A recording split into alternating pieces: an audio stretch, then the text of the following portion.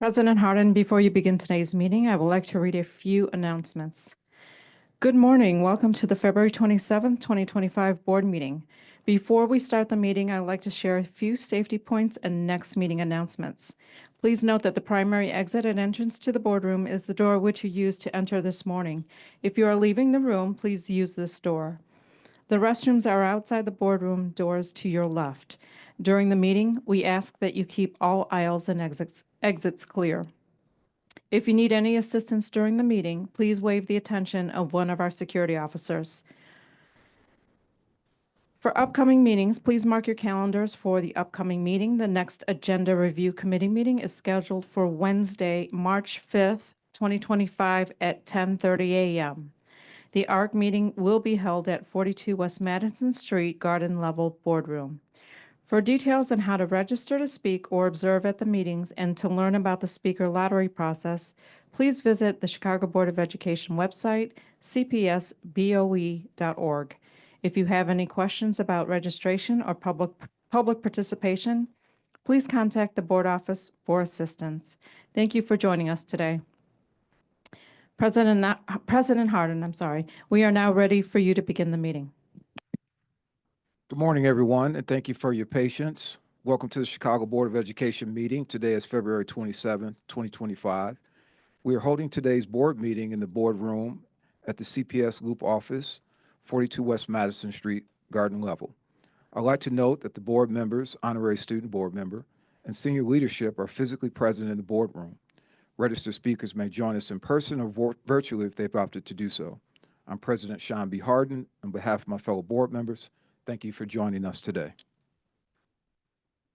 The regular meeting of Thursday, February 27, 2025 is hereby called to order. Board Secretary, please take the roll, excuse me. Thank you. Member Lozano? Okay. Member Smith? Member Lopez? Member Thomas? Member Boyle? Member Wallace? Member Custer? Member Pope? Member Rosenfeld? Member Rivas? Member Rio Sierra? Member Brown? Member Bannon? Vice President Bautista? Member Gutierrez? Member Biggs?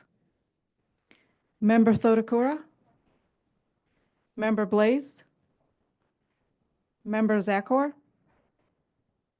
Member DeBerry? President Harden? Present. We have 20 members present. We do have a quorum. I'd also like to recognize Pedro Martinez, Chief Executive Officer, Ruchi Verma, General Counsel, Bogdana Shukumbova, Chief Education Officer, Charles Mayfield, Chief Operating Officer, Carolina Karchi, Honorary Student Board Member. Thank you. The order of the meeting will be as follows: oath of office for new board member, honoring excellence, CEO remarks, committee updates, public participation, recess, reconvene from recess, presentation, including Acero update, discussion of public agenda items, vote on public agenda items, closed session, reconvene from closed session, and then adjourn.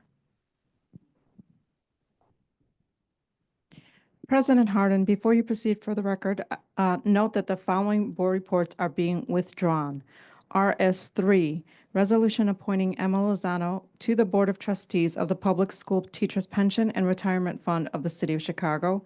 RS4, resolution appointing Carlos A. Rivas, Jr. to the Board of Trustees of the Public School Teachers Pension and Retirement Fund of the City of Chicago.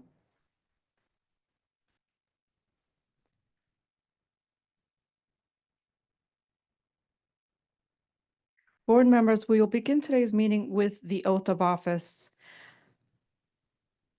I, name of board member, do solemnly swear that I will faithfully discharge the duties of the office of member of the Board of Education of the City of Chicago in accordance with the Constitution of the United States, the Constitution of the State of Illinois, and all applicable federal and state laws to the best of my ability. Where?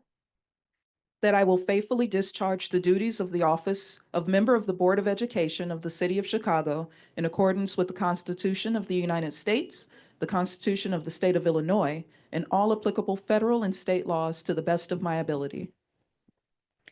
I further swear that I shall respect taxpayer interests by serving as a faithful protector of the school district's assets.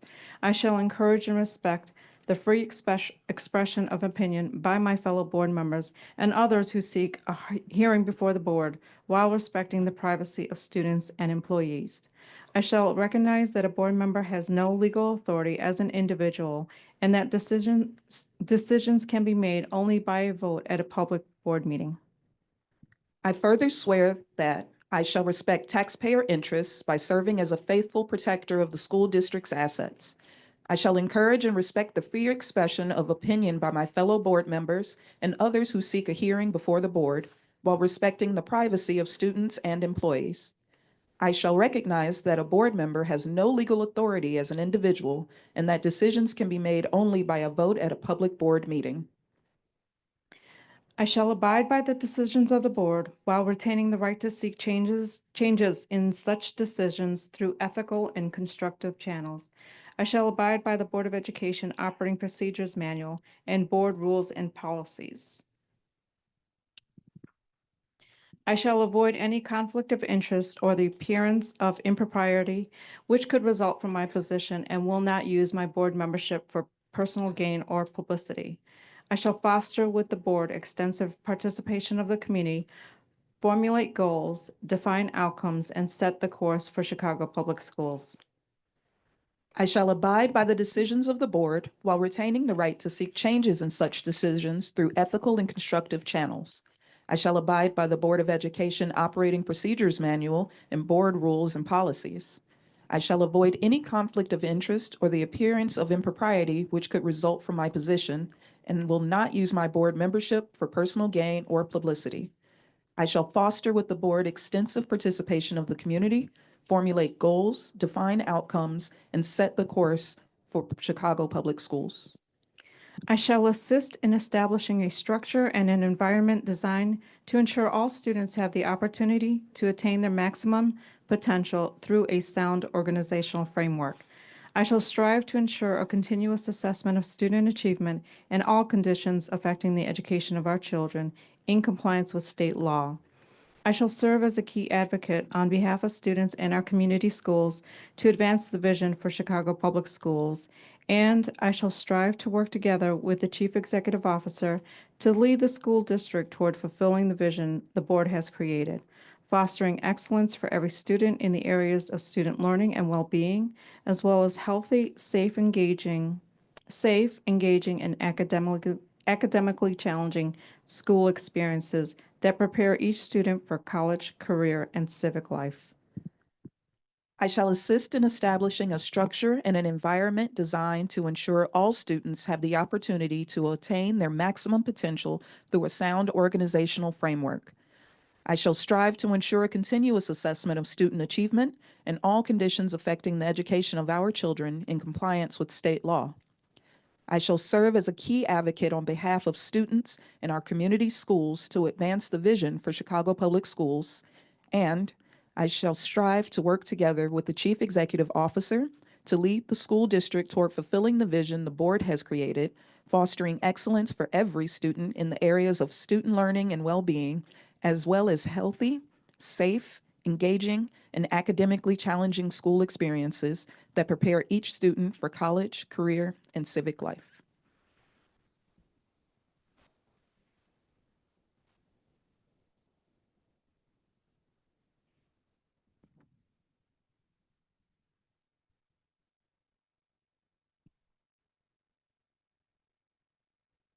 Welcome to the board, Board Member Wallace.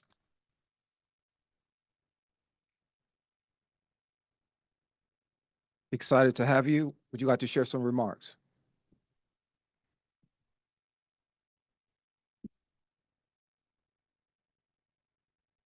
Thank you, President Harden. I am honored to join the board. I look forward to working with all of you and doing right by the students. Well said. Board members, do you have any comments?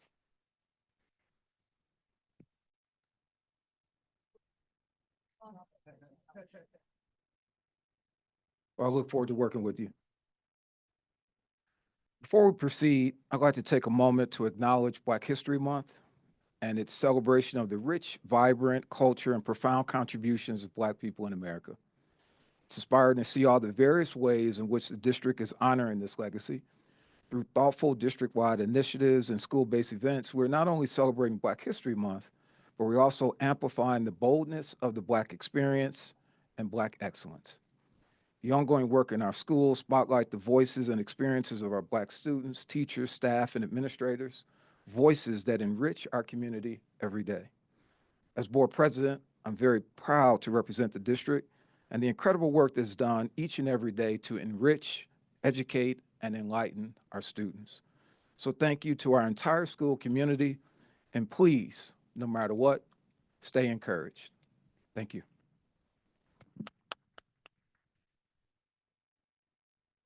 Chief Chikumbaba, please proceed with honor and excellence. Thank you, Board President Harden. Good morning, everyone. I also would like to begin by extending a warm welcome to Ms. Wallace, our newest Board of Education member. We look forward to the leadership that you will bring to our district.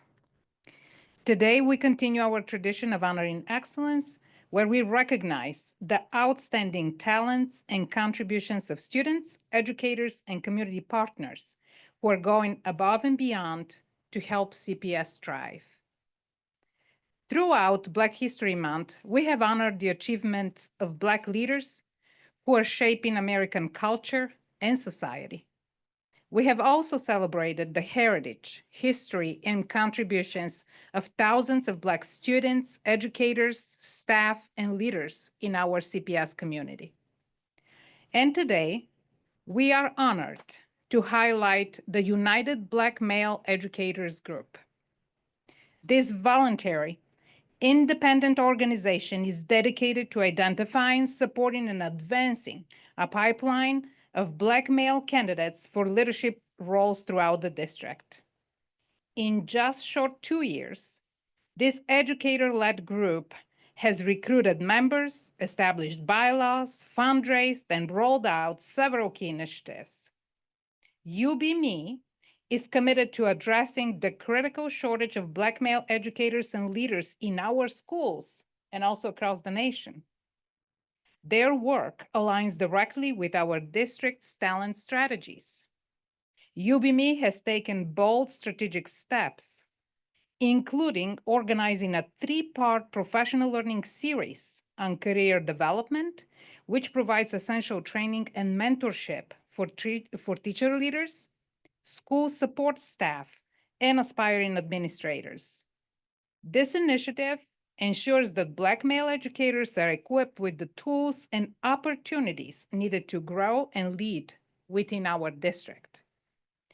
They also hosted the Educate, Elevate, Empower Summit, an event that brought together 250 Black male students from 15 CPS elementary and high schools last year for a day of fellowship, leadership development, and academic empowerment. This event was a powerful example of UBME's commitment to both educators and also students. Apart from all they contribute to the district through their day-to-day leadership roles, the members of UBME voluntarily give their time, skills, and talents to this work. We applaud them for bringing pathways for Black male educators, ensuring they have the support, resources, and opportunities needed to step into leadership roles and serve as role models for our students. And as we continue implementing our district's new 5-year strategic plan, we are deeply grateful for their unwavering commitment to advocacy and excellence. It is now my honor to invite UBME member Ali Mohammed to share more about this organization's ongoing efforts and impact. Thank you, Chief Chikumbaba. Thank you, Board President Harden, board members. We appreciate you all, appreciate the support. So the United Black Male Educators, UBME initiative, is committed to addressing I might be talking fast, so I will slow down. I'm a little nervous. Is committed to addressing the inequities of Black male representation in CPS leadership positions. Our goal is to identify, develop, and promote Black male talent within the district while maintaining a strong pipeline of qualified candidates for leadership roles. UBME is an independent organization that partners with CPS to create structured pathways for career advancement, mentorship, and professional development opportunities that empower Black male educators. Additionally, we are dedicated to supporting Black male students by fostering academic success and leadership skills. In addition to the summit that Chief Chikumba mentioned, we also host a series, a professional development series, career development in the fall, winter, and spring. These sessions provide leadership training, career advancement resources, and networking opportunities for over 125 educators across nearly 100 CPS and charter schools. Our spring event is forthcoming.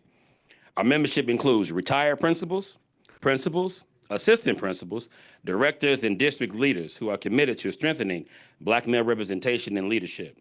By expanding our partnership and investing in leadership development, we can create sustainable change within CPS. We thank the brothers of UBME, thank you all, district leaders, community partners, stakeholders for supporting our mission. When we uplift Black male educators, we uplift the entire CPS community. Thank you for that. And again, I just want to also thank CEO Martinez for your support as well, sir. Thank you for joining us today. Board members and board president, do you have any comments or questions for our guests? Board Member Roosevelt.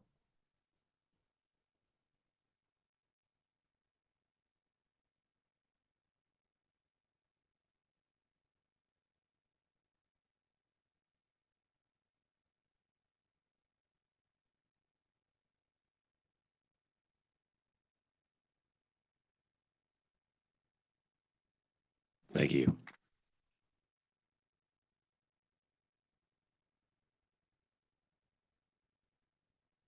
Here you go. We have a mic, please. Don't get carried away with the mic.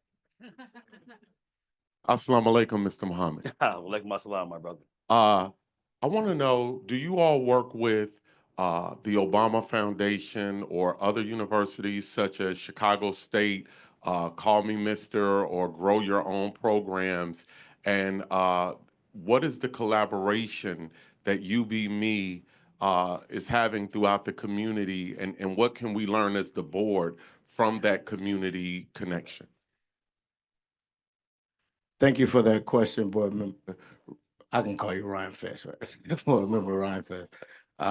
So internally, we started off building this organization, wanting to establish membership with teachers, educators, principals, and African-American male leadership within the district.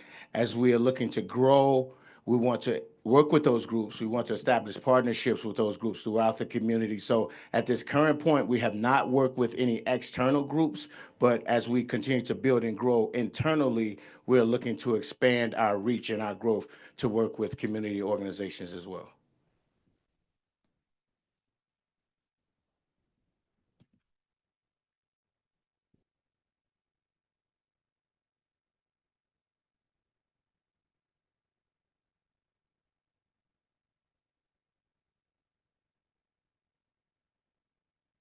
Mic check, mic check. Y'all got me? Okay. All right, brothers, I just want to salute you and just say excellent work. I want to encourage you to continue to be involved, and if you are involved, continue your involvement in the Black Student Success Committee, because I believe that your voices are going to be critical as we reimagine this thing called public education, because that's what I think you all would agree, that's what it needs. As we reimagine this thing called public education, the voices of Black men who are centered in our communities is essential. It's essential. So I invite you to be a part of that committee to do and to join us in that work. And again, salute to the work that you all are doing. Thank you. Thank you, Board Member Brown. We appreciate that. Good morning, gentlemen. Thank you so much for all your hard work. I just want to underscore what you already know. I have a freshman and sophomore in high school right now. They've only had one Black male teacher for one class in over 2 years. That's it. And aside from that, I think having more Black males in the schools leads to less of what I also noticed in terms of disciplinary action. It was always Black boys in the office.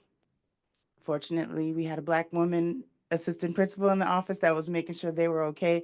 But it's no coincidence that if there's no one there who understands them, can speak to them, can relate to them, and they don't feel that they have anyone they can relate to, that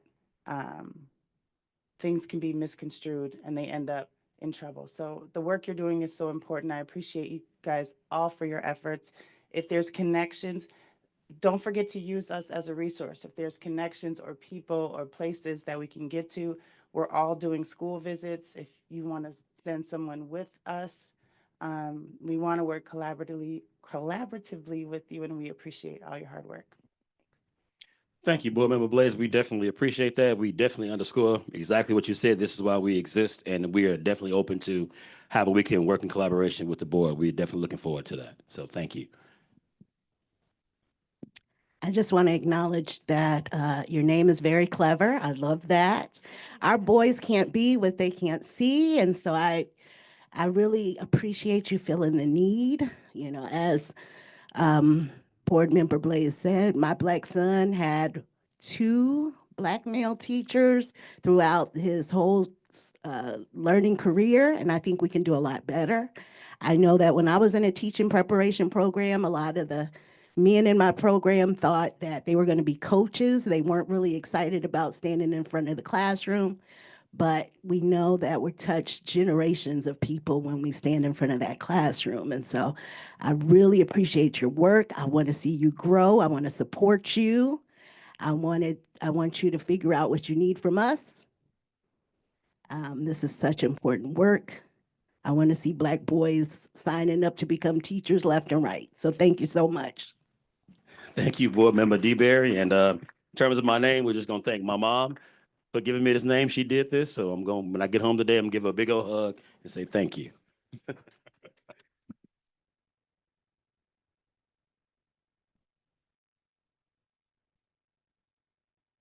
You be me, you be me. Love it. Thank you very much, gentlemen.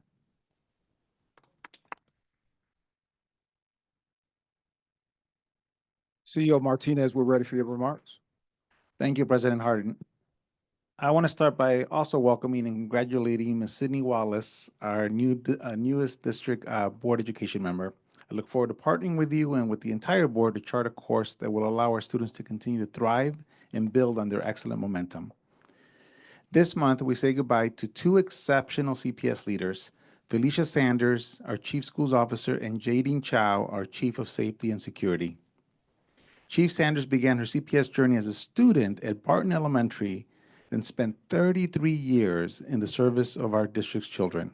Her roles included a teacher, principal, network leader, and finally, Chief Schools Officer. In this final role, she supported our network leaders in providing guidance, mentorship, and empowerment to our talented CPS principals. 14 years ago, Jadine Chow became the first woman and first person of Asian heritage to serve as the Chief of Safety and Security for our district.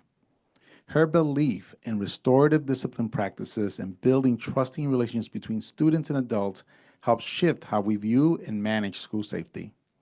Chief Chow was a key contributor to our district's whole school safety policy, which prioritizes students' emotional safety along with their physical safety at school. Both of these outstanding leaders will be deeply missed, but we're grateful that they left us with a solid foundation on which to continue their remarkable work. I now want to thank our dedicated facilities team for their outstanding work in keeping our schools safe, warm, and dry during the most recent cold snap and throughout the entire winter. As we approach the start of spring, I hope we've seen the last of the extreme winter weather. But as recently as last week, freezing temperatures and wind chills had Chicago firmly in their grasp. In addition to a high-quality education, our students rely on us for many things, including meals and overall safety. That is why CPS works diligently to keep schools open even during extreme weather days. This simply would not be possible without our diligent work of our custodians, our building engineers, and the rest of our facilities team. So I encourage everyone in our schools to offer them a word of thanks. Next, I want to discuss some of the groundbreaking gains our high schoolers are making when it comes to advanced placement work. But let me give you a little bit of context. Many districts reserve advanced placement classes for students who have been placed on gifted or accelerated tracks and don't encourage other students to participate. We have a different view at CPS. We want to expand opportunities for growth and challenge so that our students can reach new highs. 5 years ago, we started expanding advanced placement access more equally with an intentional focus on historically underserved students. At the time, critics predicted that if we expanded access, that scores would drop. I am proud to report that the opposite is true. We now have access to data from last year, which shows that our students actually set records in the following categories. The number of students taking at least one AP exam, and trustees remember, AP exams, when they pass them, are college credit.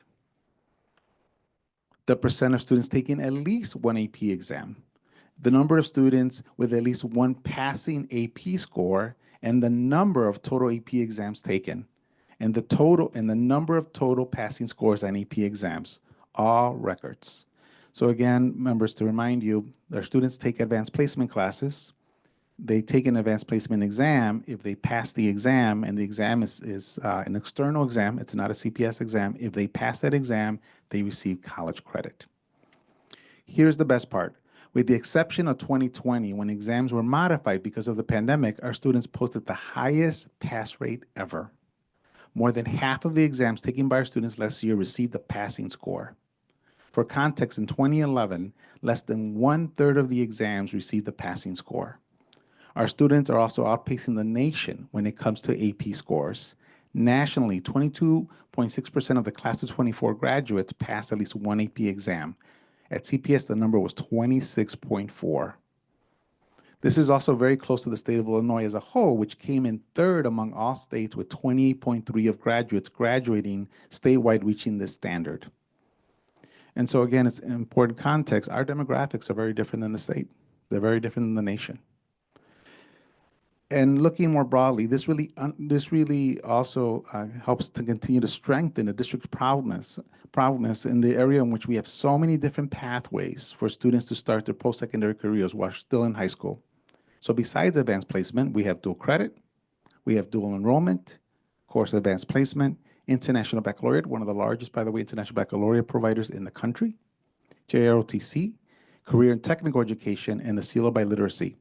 When you add all these up, more than 52.3% of our CPS class 2024 graduates earned an early college or career credential. This doesn't happen overnight and doesn't happen by accident. It happens because we have been intentional, focused on post-secondary preparation for CPS. It has led us to record graduation rates, record scholarship earnings, and record early in college credential attainment for our high schoolers.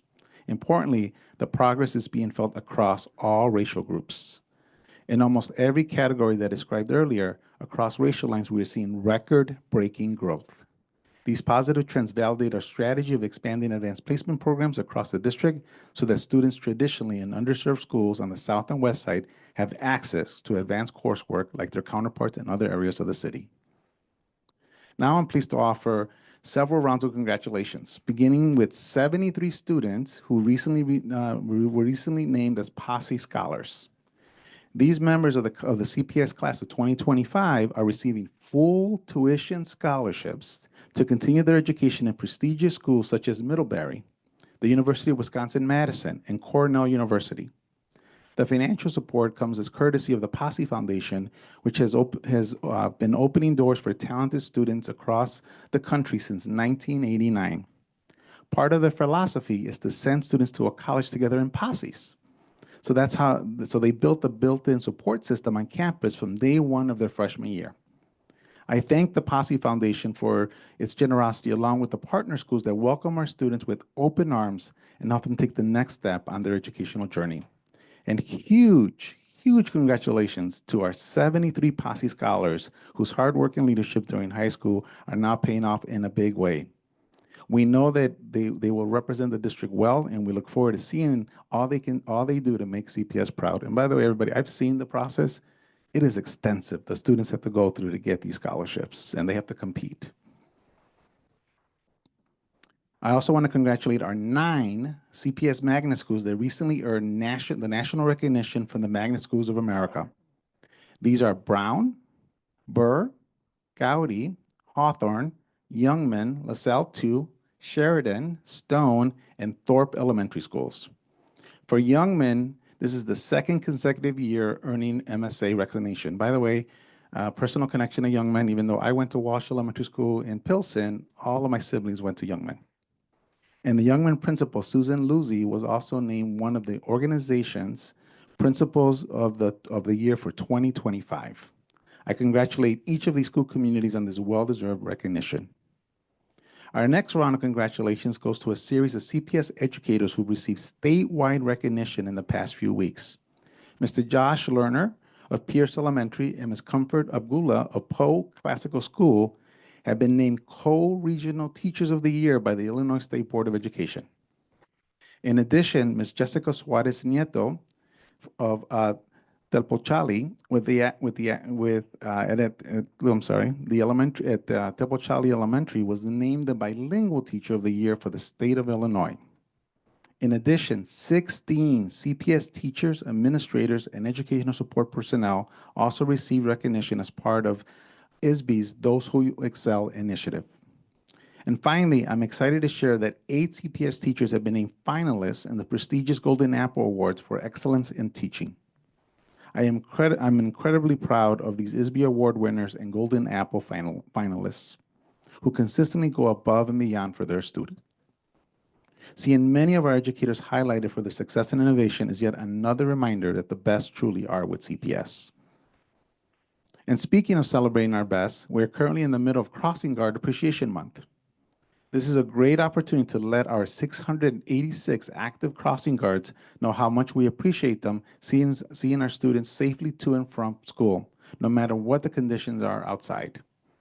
I hope that everyone will take a moment now and between now and March 14th to thank our crossing guards for their service.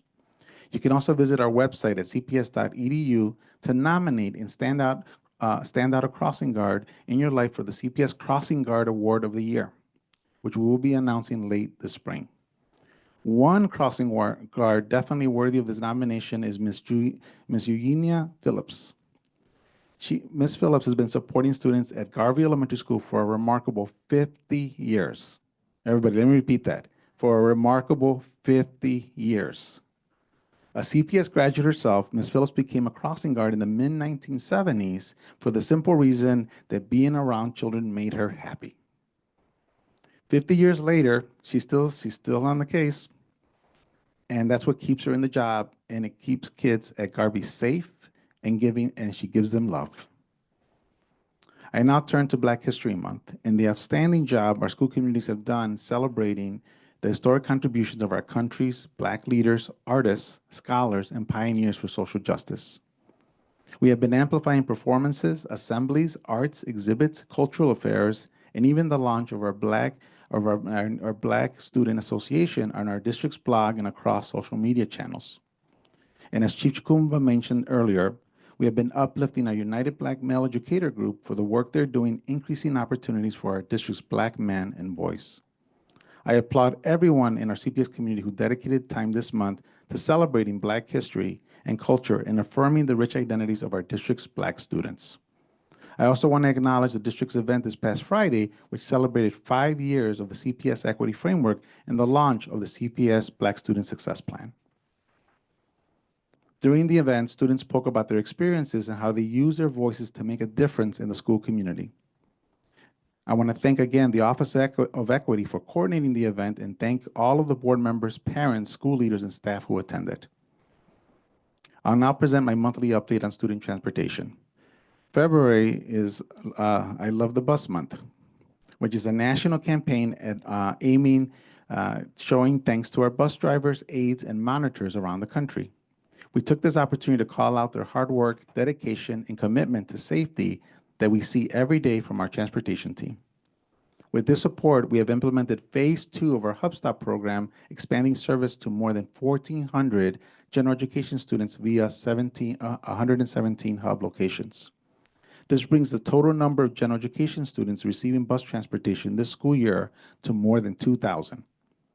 In addition to growing ridership, the expansion of our Hub Stop program has improved transportation efficiency and reduced student commute times. I'm also happy to report that the waiver for the under the hood section of the commercial driver's license test has been extended to November of 2026.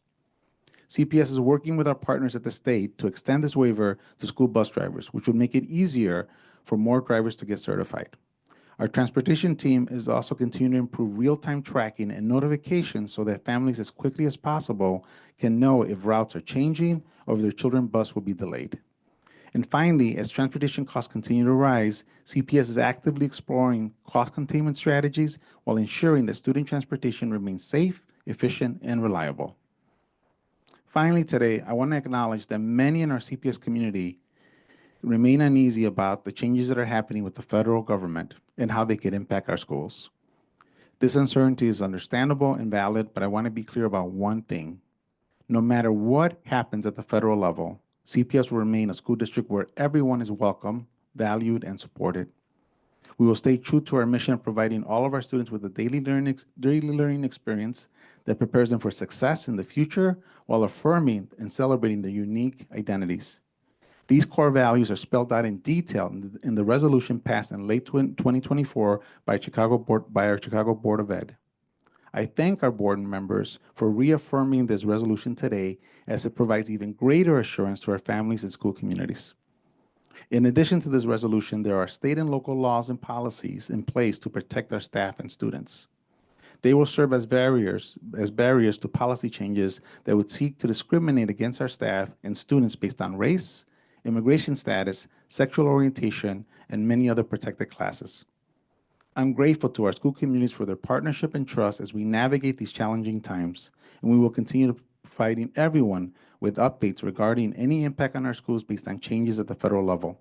I also invite everyone to visit our website at cps.edu/new admin guidance for information on the protections we have in place for our district. Thank you. This concludes my prepared remarks.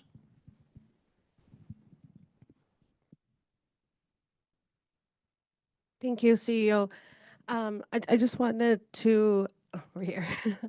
I'm glad that you brought this up because it is something that is on the mind of a lot of our families. We've been getting a lot of calls and emails about the safety issue.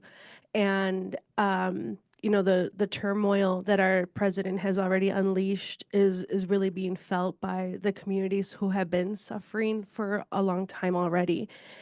And we saw this even when some aldermen attempted and failed to undo the city's sanctuary city protections. But the fact that they even tried is a warning about how we have to be ready and prepared. Next week, as you know, our mayor is going to testify in front of the Congressional Oversight Committee. He's going to be standing up for our city's values and the unwavering commitment to protect the most vulnerable immigrant populations. And I think it's really important for our district also to be reflecting those same values. So I'm really encouraged, you know, by us, you know, reaffirming our resolution. It's really important. And this brings me to also I've received a ton of emails and letters from teachers urging this district to settle the contract. And I want to say to all the folks who have been emailing that I hear you, I see your frustration, and I share your urgency. We need to get this contract settled so we can focus on the work that our students and our communities desperately need. One of the issues that struck me the most from the letters and the calls is the call for a more equitable elementary school day. Anyone who spent any time in a school knows the immense unpaid labor that our teachers take on. They spend time mentoring, preparing, supporting students far beyond the hours that they're being compensated for. This is not sustainable. If we really truly value our educators, we really need to rethink the structure of the school day and ensure that the best possible outcomes for our students and our teachers. I urge your team to take this issue very seriously and move forward with solutions that honor the work of that our educators are doing. Last thing, you know, the fear that's gripping our families right now is just unacceptable. This immigration enforcement, the looming threat of the raids, the very real possibility of families being separated. It's terrorizing our communities. We can't expect children to be able to focus on learning when they don't know if their parents are going to be home when they get back. So I want to continue to push the district to continue to figure out the best ways possible to protect our families. We're facing really significant challenges, but I think that we really need to really put our heads together to figure out how to work those things out, because every day there's like a new executive order, a new threat, and we really need to make sure that our district is up for that challenge and continues to push forward.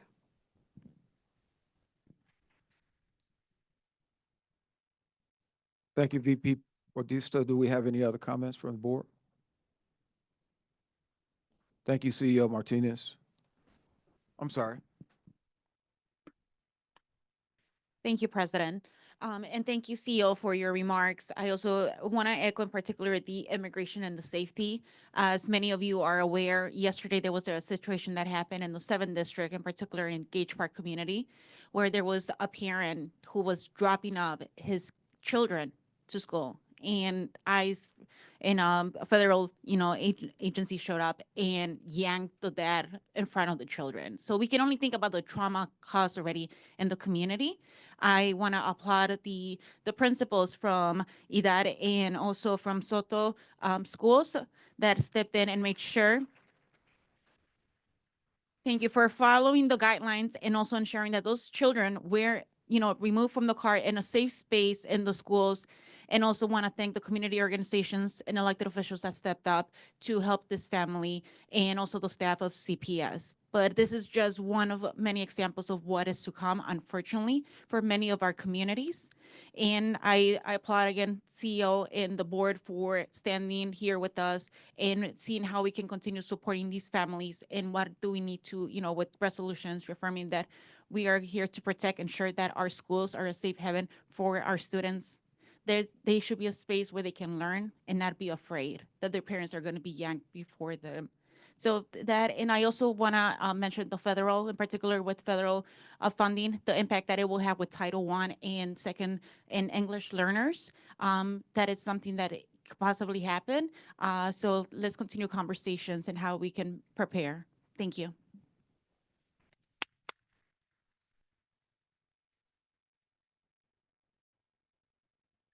I want to echo what Vice President Bautista said, but I have another issue to raise as well.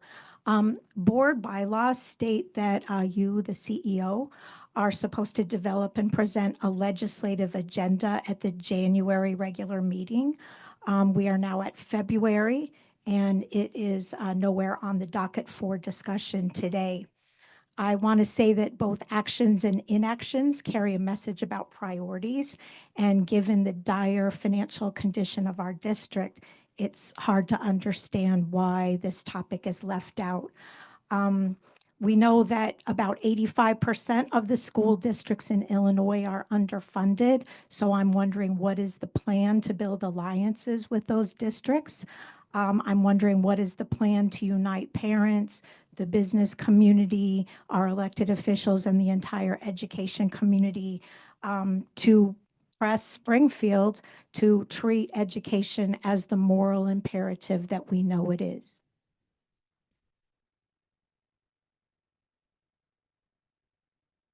To correct a few things, board members. So we have shared in briefings the agenda itself. Again, it really is we're working with the board staff. Again, if you want to formally approve it, we are actually already working with our legislators. I've already met with the leadership of the legislature. We are also, daily there, even now, where there's going to be there's a coalition that's already built, and we are actually going to be having a lobby day that I will give the board members more information as well about. And so that is in action right now. Again, we'll continue to work with the board staff if you want to formally approve the agenda itself that we've briefed you with and what changes you would like to make.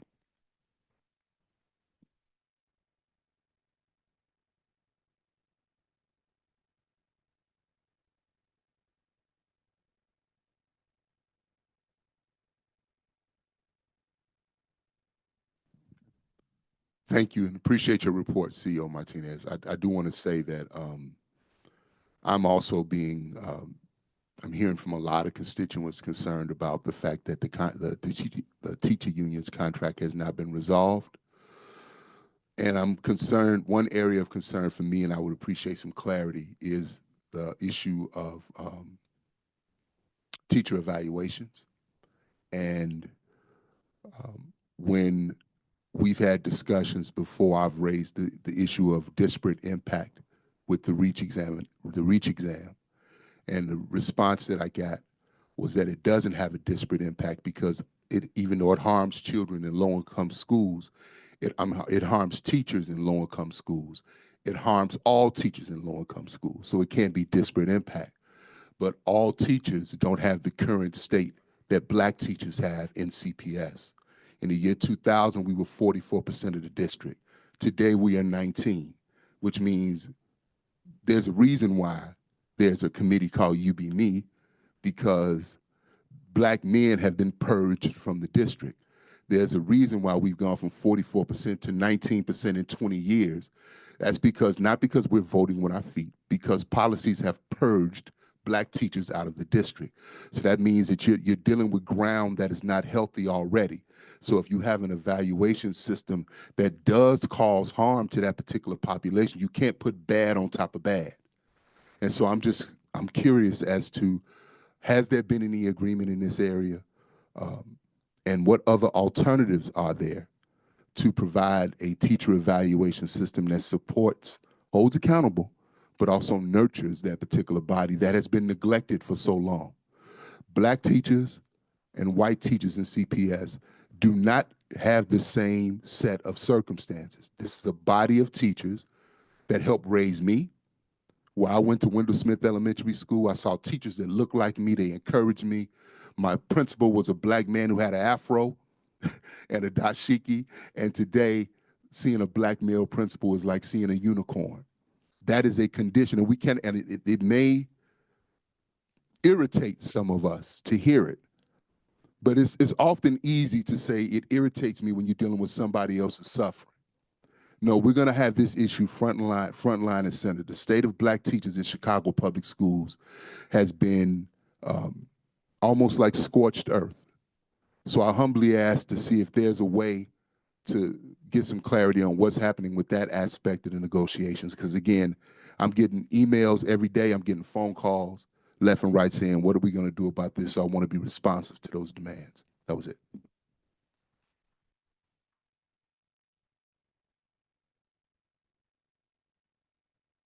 We have any other comments or questions from the board members?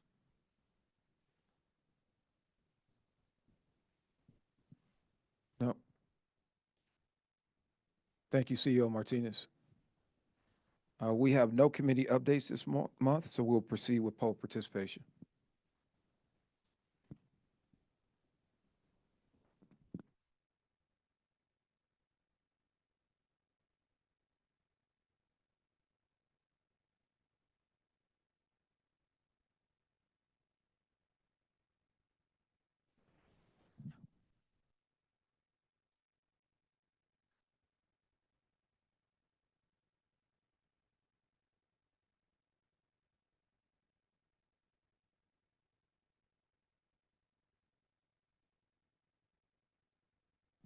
President Harden, can you read the statement on page 6? Thank you for joining us to share your comments with the board. In compliance with the Illinois Open Meetings Act, public participation, sometimes referred to as public comment, is the portion of the board meeting or hearing that grants district stakeholders the opportunity to address the board with their concerns and comments. Note that public participation is a time for board and CPS senior leadership to listen and hear from you rather than a time for dialogue with board members during or after your remarks. While we can't discuss personnel matters, public participation is a key component of transparent governance and provides us, board members, as well as senior leadership, an opportunity to listen to everyone who has signed to speak. This board takes equity of voice very seriously. While we may not address your comments directly during public participation, CPS leadership is always present at our meetings and are able to address concerns as follow-ups after the meeting. As a district and as a board, we also have many other spaces for authentic dialogue. For example, each and every one of the board members host board office hours so that we can have a conversation. Please use our website, cpsboe.org, if you want to meet with the board member during office hours. We encourage you to take advantage of the opportunity to meet with board members outside the board meeting, and thank you for your attention and consideration. As a reminder, unity representatives will be allowed 5 minutes to speak before public participation, and any elected officials will be allotted 5 minutes to speak after the conclusion of public participation. Board Secretary, please share the rules of public participation. Thank you, President Harden. Members of the public who registered to speak were given the option to attend in person or via an electronic format. For those who prefer to attend via an electronic format, they were given information to access this meeting by dialing a number and using their phone. We did this so that speakers with limited or no access to the internet or who may have weak internet connection could still participate using their phones. Also, members of the public may submit written comments for the Board of Education meetings via the written comments form on the board's website at cpsboe.org or mailed to 1 North Dearborn, Suite 950. Written comments received between the day the public agenda was posted through 5 p.m. the day after the Board of Education meeting will be submitted to the board and published within 5 business days on our website at cpsboe.org. Speakers, please listen while I provide directions for public participation. I will call your name and number when it is your turn to speak. For speakers joining us virtually, as a reminder to unmute, please enter *6. Once you hear your name, please state your name for the record. I will then start the 2-minute timer. When there are 30 seconds remaining, I'll inform you so that you can proceed to conclude your remarks to allow for the next speaker to begin. For anyone standing with the speaker, please stand along the glass partitions to keep aisles clear. Thank you. President Harden, before we begin calling speakers from the speakers list, we do have union reps who would like to address the board. We'll begin with Stacy Davis Gates, CTU president, who is here in person.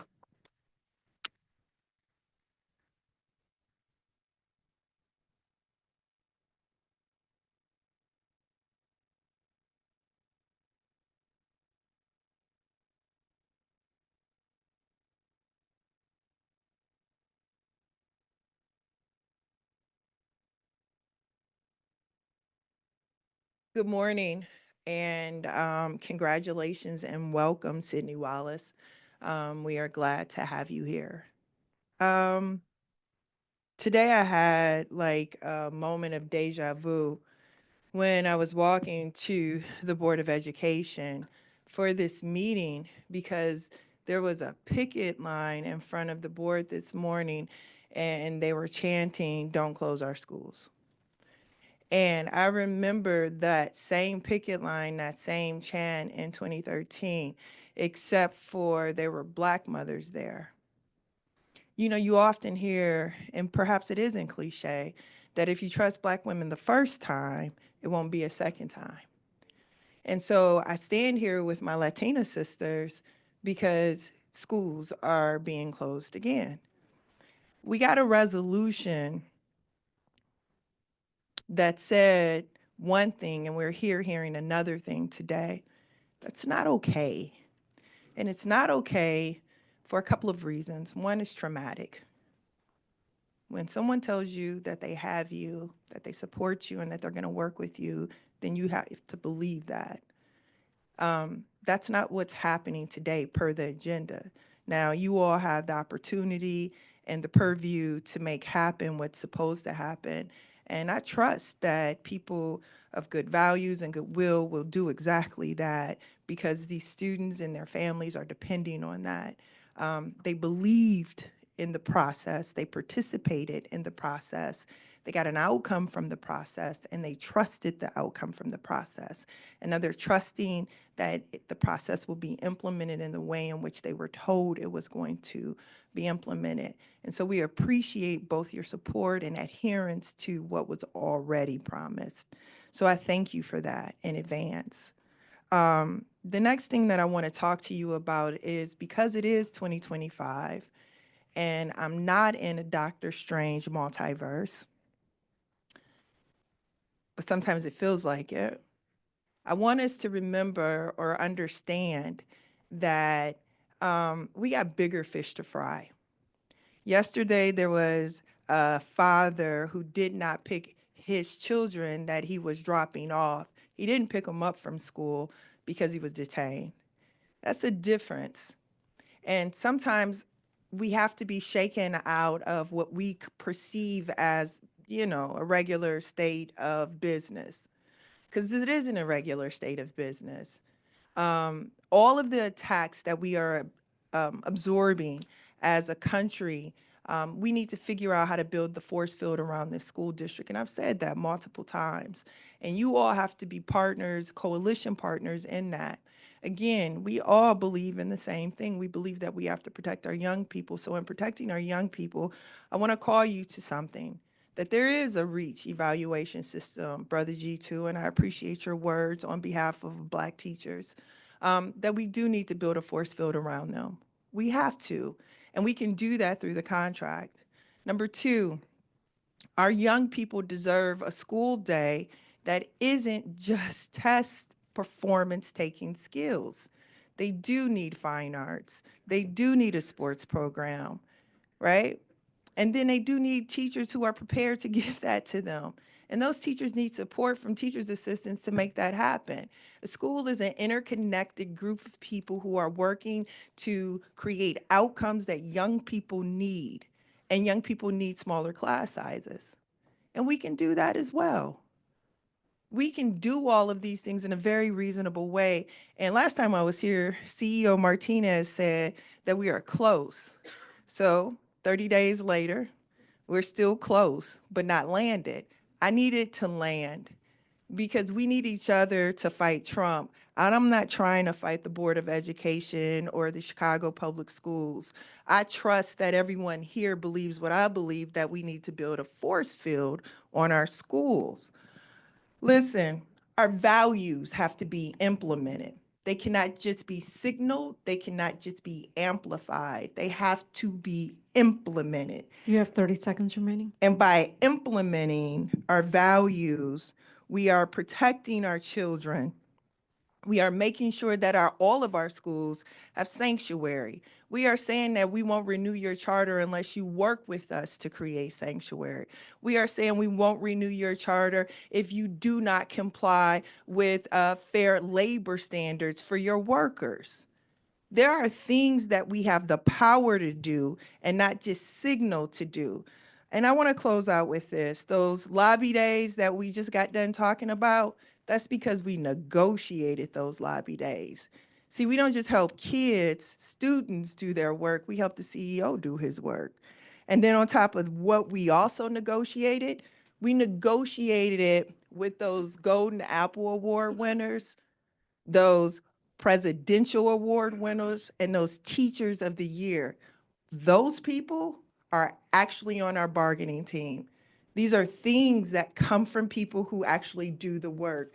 Please listen to these mothers and these children when they say that they need you to be their champion. I appreciate your patience. Thank you so much. Thank you for your comments. Our next union rep is Jen Conant, CTU Charter Division Vice Chair. I'm sorry, Charter Division Chair.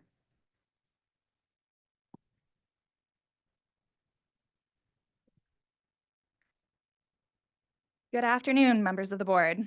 As you know, I'm Jen Conant, Chair of CTU's Charter Division on leave from teaching at CICS Northtown. It's good to see you all again. Today, I want to speak to you about the charter industry. In the coming months, you will be asked to choose to renew numerous charter schools and networks. CPS and this board have the important job of overseeing the work of charter operators and in ensuring that charter schools are living up to their promise of an excellent education. A decade ago, when it was common to believe that charters could do no wrong, the Board of Ed often voted for 10-year renewals. Since that time, however, we have seen that charter operators do not always live up to their promises, and a lot can change in 10 years. The Board of Ed last year opted for renewal terms of 1 to 4 years, and that was the right thing to do. Board members opted for shorter terms because the charter schools and networks all had compliance issues, and for some of them, intensive support from CPS's Office of Incubation and Innovation was deemed necessary.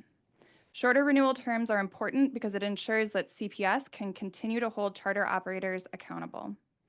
I say this as a longtime charter school teacher, someone who directly relies on you to help me improve conditions for students and schools.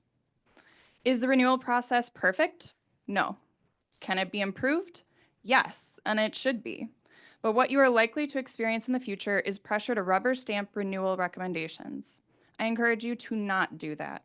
Instead, really engage in reading and considering the data about each school and network and how it is run. Ask questions. Ask where the money is going. Ask if the network has gone around this board to get charters through the state to escape accountability here at CPS. And take the time you need to understand this process. Don't let yourselves be rushed. And just as importantly, I ask you to make demands around what renewal contracts with the district should look like. As we have seen with Acero, charter contracts with the district only require charter operators to notify the district if they decide to suddenly close up shop. And the consequences for decisions like that are either non-existent or have vague language. And the right of the charter operator to act like a business is prioritized over the rights of the children that they've committed to educate. This is not acceptable. There needs to be clear consequences in every agreement, ensuring the Acero debacle never happens again. Make it clear that charter operators will owe the district money from their reserves. Make it clear that their renewal could be at risk. And make sure there are clear guidelines for how students and staff are absorbed back into the district if a charter school closes. Finally, ensure these contracts follow state law and require that charter operators must remain neutral if staff decide to unionize.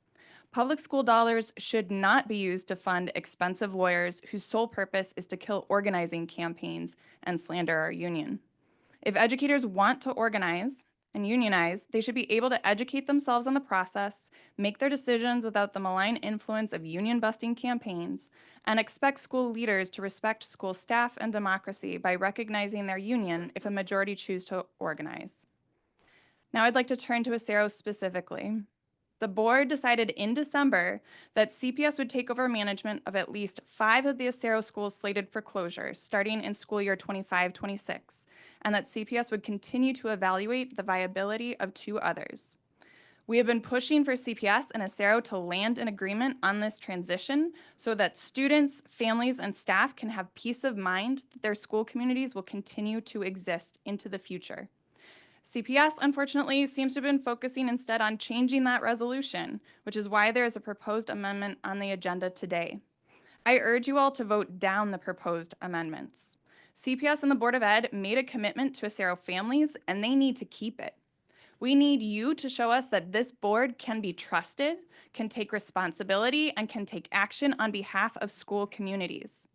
If you go back on the promise you made to these families, what trust will you have in the future?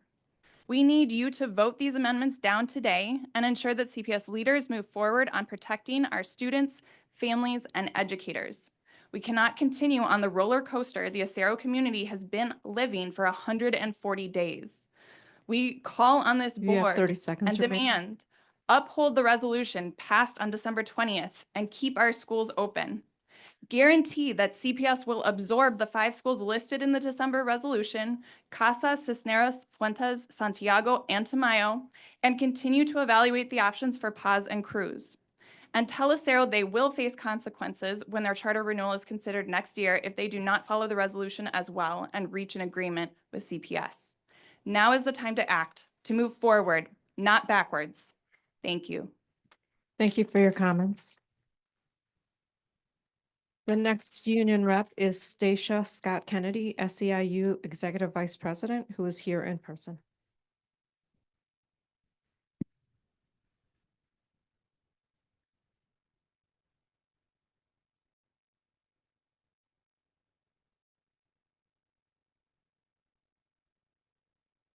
Good morning, Board President Hardin, CEO Martinez, and the rest of the board. My name is Stacia Scott Kennedy, and I'm the Executive Vice President for SEIU Local 73. We represent over 12,000 support staff in CPS, crossing guards, SECAs, security officers, bus aides, sub-SECAs, and sub-bus aides. From every aspect of a Chicago public school student's day, it is support staff who ensure that they're receiving the education that they deserve. from the bus aide who greets the special education student in the morning, the crossing guard who stands in Chicago's traffic to ensure the children make it into school safely, the security who secure the building and build really important, crucial relationships with the children, our custodians who make sure it's a clean and welcoming environment. Our support staff are the backbone of Chicago Public Schools. Their skilled labor holds it up. And yet twice historically, when this district was struggling financially, it was support staff who had to bail out this district. They had to give back their hard-earned raises twice in the past. They never really caught up economically. Last year, we submitted testimonies to the board at that time about the hardship financially our members were facing. People were foregoing necessary medication, putting groceries on their credit cards.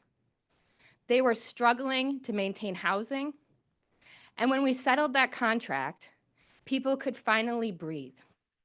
We raised the floor to $40,000 a year, and we raised the scales as well.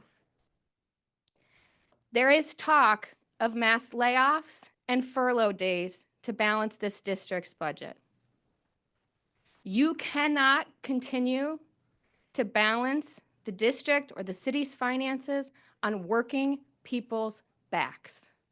Please be cognizant of the real human costs of the decisions that you all will be forced to make in the upcoming weeks. And please do not take it out on some of your lowest paid employees. Thank you. Thank you for your comments. Our next union rep is Kia Banks, CPAA Chief of Staff.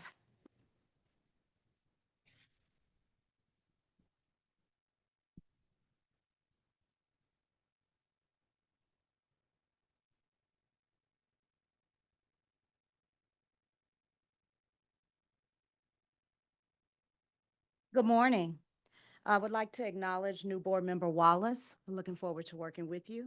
And today we were going to begin a little bit differently than we have in the past. We want to start by saying thank you to our Board of Education members. Over the past few weeks, each of you have taken the time to meet with us and have conversations with CPAA leadership, and we want to sincerely thank you for that. Regular conversations like these are essential to make sure that we're building real understanding. There can never be a downside when there's consistent dialogue. Communication is always the core of establishing a foundation of a good relationship. But too often we are seeing people react to situations without a solid foundation of understanding. And so when communication breaks down, misunderstandings, confusion, unintended or detrimental outcomes can sometimes happen. See, we've all experienced that frustration when there are decisions that are made without a clear grasp on the impact, leaving others to pick up those pieces. But see, misunderstandings don't have to be the norm in our district. They can always be avoided when we take the time to listen, to ask questions, and get to the root of the issue. See, when we take a moment to ask why, we often uncover a deeper story. The solutions we seek might be a compromise or just agreeing to see things from a different perspective, but we never get there when we're doing that alone. When we approach situations with curiosity instead of assumptions, we open the door to better solutions and stronger outcomes. And oftentimes, those solutions help us to emerge when there's a misunderstanding. So that brings me to another opportunity. This opportunity is to acknowledge the CPS leadership. We want to say thank you for the improved communication that we've experienced recently. We appreciate this new direction. We especially recognize the effort that it took to acknowledge when communication has fallen short.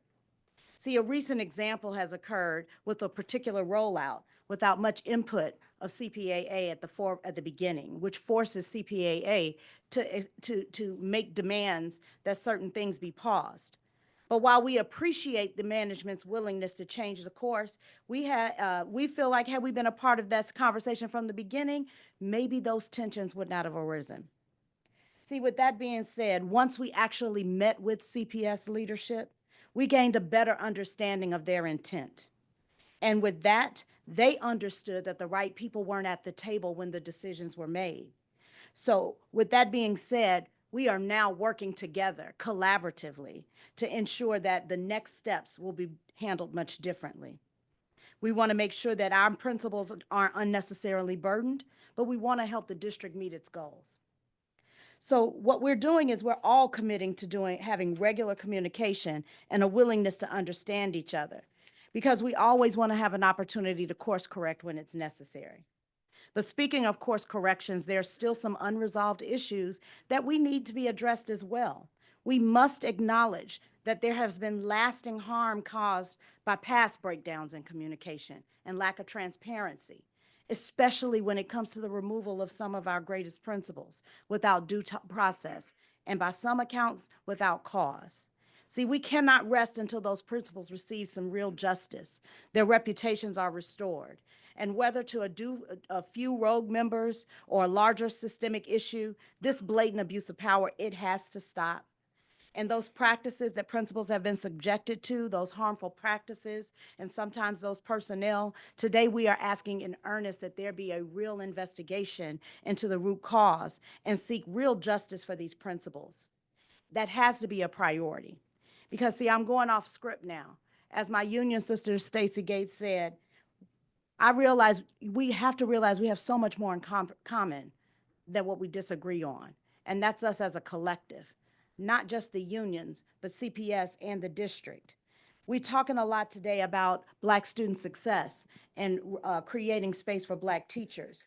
But we have to also remember that we want to make sure that our leaders are protected. You have and 30 that our seconds remaining. and that our Black students see a pathway for success, not only through teaching, but through advancement in education and rising to those higher positions. What we need to make sure we are saying is that at the heart of it all, we have the same goal, doing what's best for children. And there's no better reason to keep open and honest dialogue going than to support our most vulnerable stakeholders, our students. When we communicate, we want to communicate with all of you. We want to partner with all of you proactively, solution-oriented, to instill the respect and the trust in this district that my parents had in it when I came through it, and that I have as a parent for my daughter coming through it. So we see you. We see our charter school colleagues. Those children are our children. And we all want to make sure that we're working towards a positive outcome for all of our students. So thank you. Thank you for your remarks.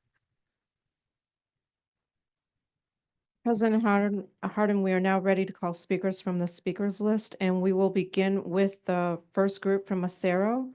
Angelica Juarez, speaker number 1. Andrea Ayala, speaker number 3. Lucy Salgado, speaker number 4. Melina Pereira, speaker number 5. Luis Delgado, speaker number 6. Christine Binder, speaker number 8.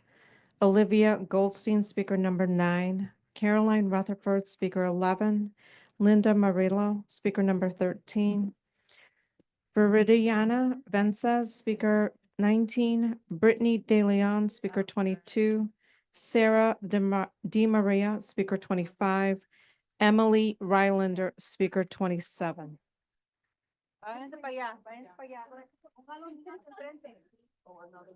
If those standing with the speakers can stand along the glass partitions along and as well as along the sidewalls to keep the aisles clear. Please move down.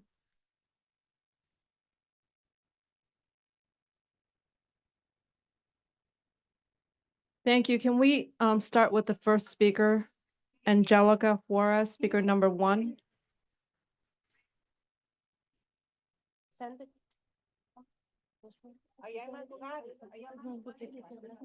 Okay.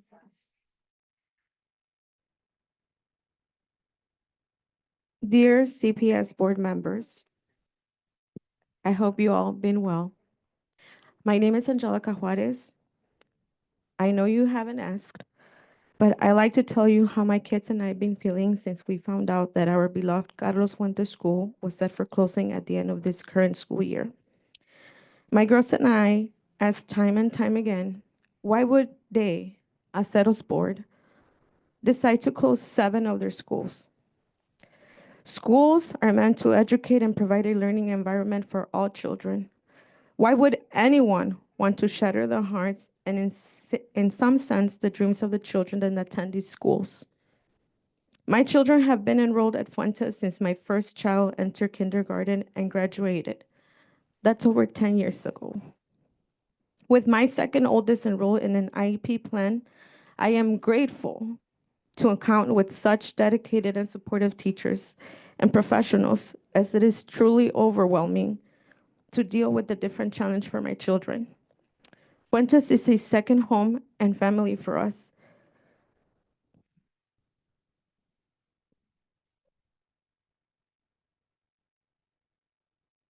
We can only express our current feeling as heartbroken due to this situation.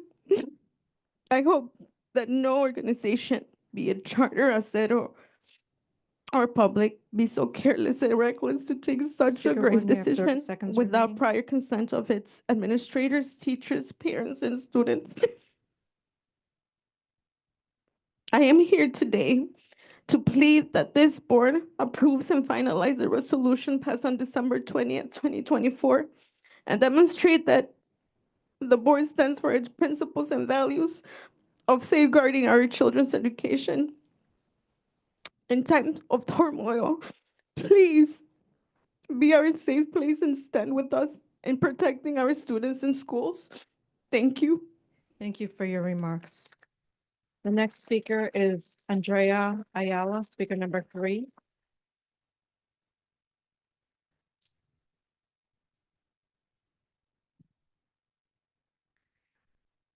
Good morning. My name is Andrea and I'm a 7th grade student at Cisneros. Before I start, I want to let you know that being here today in front of you was hard. I'm afraid that I will suffer retaliation just for giving my opinion. I have been at Cisneros since kindergarten. That's 8 years. My sister graduated. My brother goes to 1st grade. This is a community that has supported my family far longer than I have gone here, and I hope I will continue to even after I hopefully graduate from Cisneros. You have the power to help me make this happen. This school is home to me because it is all I have known. I would like to graduate by the people that have made me who I am today. Not only my teachers, but also my peers. This has been and continues to be a school community that has a never-ending supply of love from our teachers, our parents, our friends that we hope will be by our sides forever. It has been proven time and time again that community is a key to learning. This is a school community that has gone through so much. Despite the hardships, it is a school community that is always lighting up even on the darkest days. Speaker number 3, you have 30 seconds remaining. Take away my community, you are not only putting me at disadvantage, but 300 other students at a disadvantage. Send me to a new school where I do not know a soul and I will not learn the same. I will not grow the same because I will not have the light that has allowed me to grow for the past 8 years. You may say we can learn at any school, but tell this to the students that receive diverse learning support. Tell this to my brother. He's a DL student that struggles to concentrate, struggles to verbalize, and struggles to advocate for himself. This year, Miguel has had significant growth because of the teachers Speaker that number 3, work please conclude your tirelessly remarks. to make accommodations and advocate for him. You don't find that everywhere. Tell this to multilingual students that are just now grasping English. Thanks to the way our community has prioritized language diversity. And school that hires bilingual teachers and specialists that provides all the material possible in their native language. Schools like Speaker ours number are 3, please few conclude your and far remarks. between, do not make them even harder to find by shutting them down. So Chicago Board of Education, I am here to implore that you not only save our schools, but save our communities, save our education. Thank you for your comments. Our next speaker is Lucy Salgado, speaker number 4. I didn't write a speech today. I'm really mad at what's happening with our schools, with immigration, and even the racism that it just happened here. And this is supposed to be a safe place, and it's not. It's not. A man upstairs was screaming, "Go back to your country. You wetback, you immigrant," in front of all these children, in front of my children. And I had to stand there to block him because he's trying to put my kids on social media on their faces. Where is there a safe place for these children? Are you not seeing that this administration is coming after us? Parents are not even safe to drop off their children. We're begging you, help us, help these children. Stop the racism. Especially here, this is supposed to be a safe building, and you have a man screaming at our children. No, you need to set some protocols for that, and then you go and sit them next door with all those children trying to video their faces so you can show it to Mega, to all these racist people. Where are our children going to be safe if they can't even come here to express how they feel? This is not right in many ways. Speaker 4, you have 30 seconds It is remaining. not. And I have to shield my kids. No. So as a mother, I am begging you. I am begging you, hear me. Te voy a rogar, me voy a hincar que no cierren las escuelas y que ayuden a estos niños. I'm gonna kneel, I'm gonna beg you. Don't do this. Help these children now. They deserve a future. Don't take their education away. Everybody deserves an education. Thank you for your comments. Our next speaker is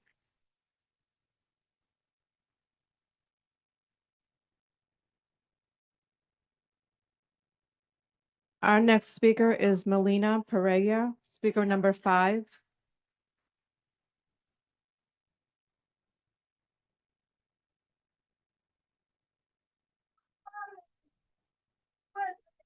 Melina Pereira, speaker number 5.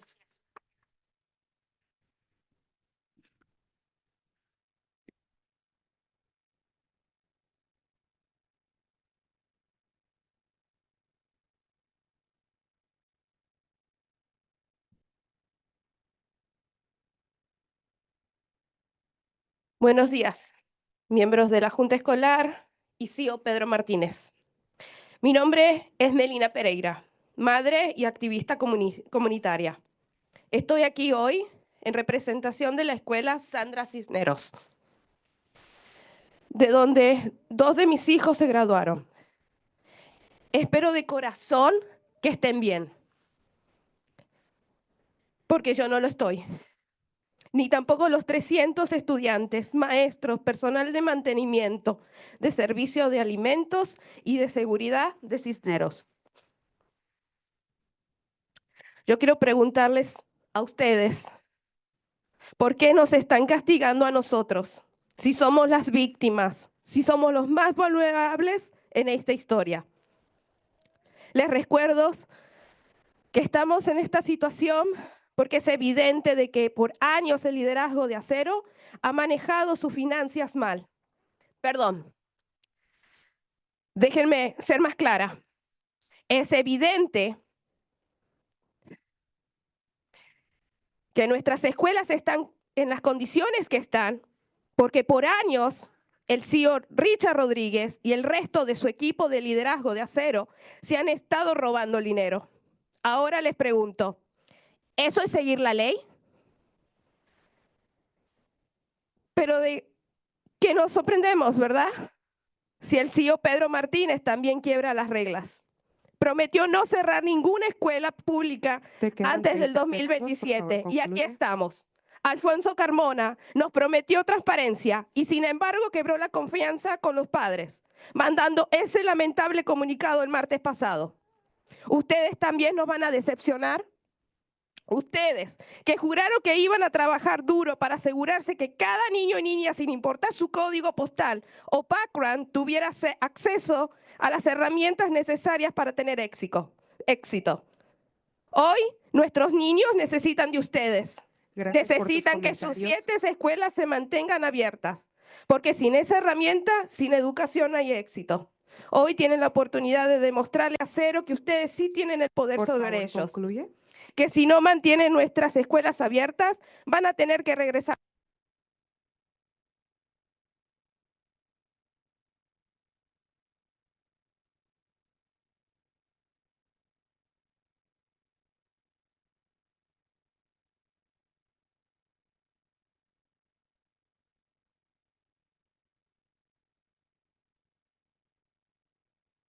Somos Cisneros. Gracias. We'll have our Spanish translators translate the statement.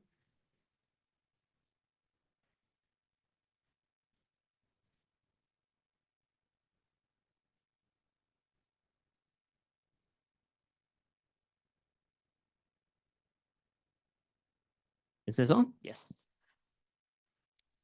Good morning, board members, CEO Pedro Martinez.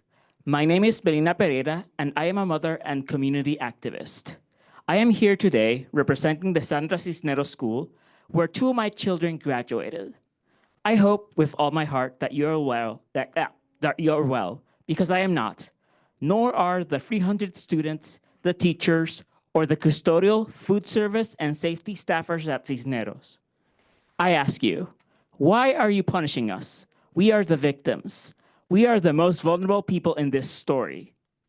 I remind you that we are in this situation because it's evident that for years, the Acero leadership has been mismanaging its resources. Actually, let me be more clear. It is evident that the schools are in the conditions that they are because for years, Acero CEO Richard Rodriguez and the rest of his leadership team has been stealing the money. Now I ask, is this what following the law means? Seriously though, why are we surprised? CPS CEO Pedro Martinez also breaks the rules. He promised not to close any public school before 2027, and yet here we are. Alfonso Carmona promised us transparency, and he still broke parents' trust, sending last Tuesday's regrettable statement. Will you disappoint us as well? You, who promised that you would work hard to ensure that every boy and girl, no matter their zip code or background, would have access to the tools necessary for success. Today, our children need you. They need their 7 schools to remain open. Because without this tool, without education, there can be no success. Today, you have the opportunity to show Acero that you do have leverage over them. That if you don't keep our schools open, they will have to return funds, will lose their charter contract, and that an investigation into Acero will be opened by federal investigators. Show us that at least you are listening to us and that all of our struggling has been worth it. Students, teachers, the entire Cisneros community know that you are worth it because we are Cisneros. Our next speaker is Luis Delgado, speaker number 6.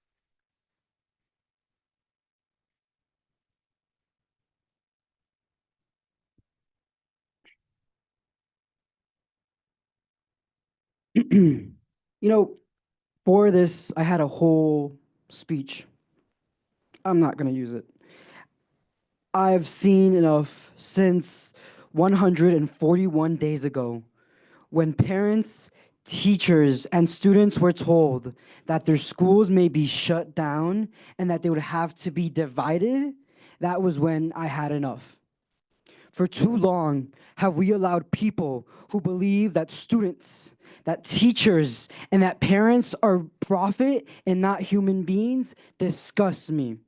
Richard Rodriguez and his board of whatever believe that they have every right to shut down our schools. My name is Luis Delgado.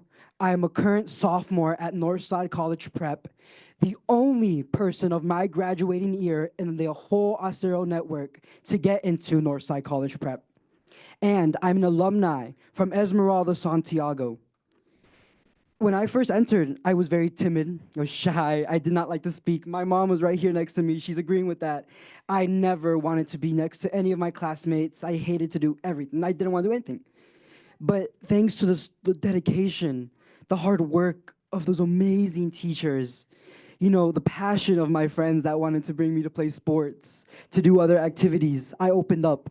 I joined flag football. I joined volleyball. I even was a founder of my school's student council. Speaker number 6, you have 30 seconds remaining.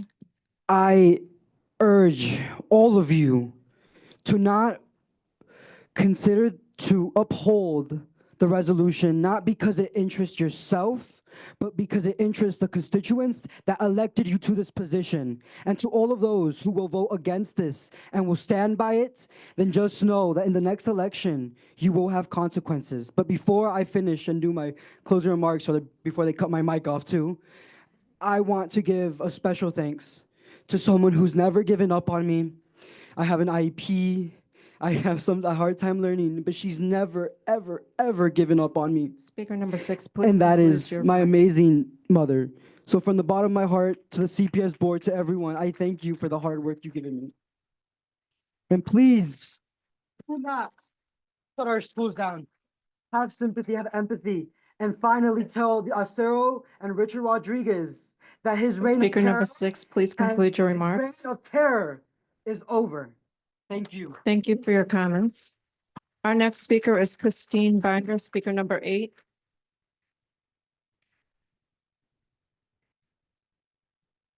Here, baby. I'm here because of you. Good morning. My name is Christine Binder. I am an educator with over 30 years of experience, 7 of which have been at Acero Cisneros. I'm here before you again because I've come before. I'm here because I can't stay silent when our schools are under attack. I'm here today not just with my own words, but with the voices of multiple staff members. These should have been delivered to you. Why? Because they couldn't come. They are in a building educating students, but they wanted their voices heard. Their voices matter. The voices of my students matter. This is the first major decision for this new school board, and it will send a clear message that you stand firm in protecting our schools, or will you allow yourselves to be pushed around? We need action, not lip service. At every meeting we have heard, we hear you, we're going to look into this. But with words, those words are empty. Worse, they're insulting to educators, families, and students who have been fighting for answers while CPS and Acero staff talk to no one but each other. I take this fight personally because my students, my colleagues, and my community Speaker number 8, matters. you have 30 seconds remaining. I know some of you on this board care as deeply as I do and have shown up to Acero board meetings, and you stand with us at rallies. Acero made promises to these families that they enrolled when they enrolled their children. The December 20th resolution was a historic step in protecting our students. You demanded that CPS create a transition plan to keep all the Acero schools open. Now CPS is pushing you to weaken your own resolution. You cannot let that happen. If Acero is allowed to close 3 schools with no repercussions, what is stopping them from closing more? What is stopping other charter operators from doing the same? This is not just about Acero. This is about whether the board has the power to hold CPS and other charter operators accountable. You made the right decision on December 20th. Now you have to stand by it. You have to stand by these families and these children and these educators. The people of Chicago are watching you. They are watching you vote. Will you protect our children? Will you keep them safe? Or will you add to their trauma? Thank you. Thank you for your comments. Our next speaker is Olivia Goldstein, speaker number 9.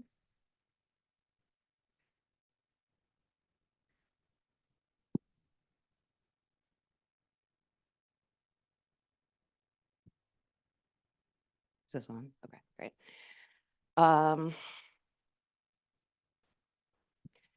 Good morning, members of the board.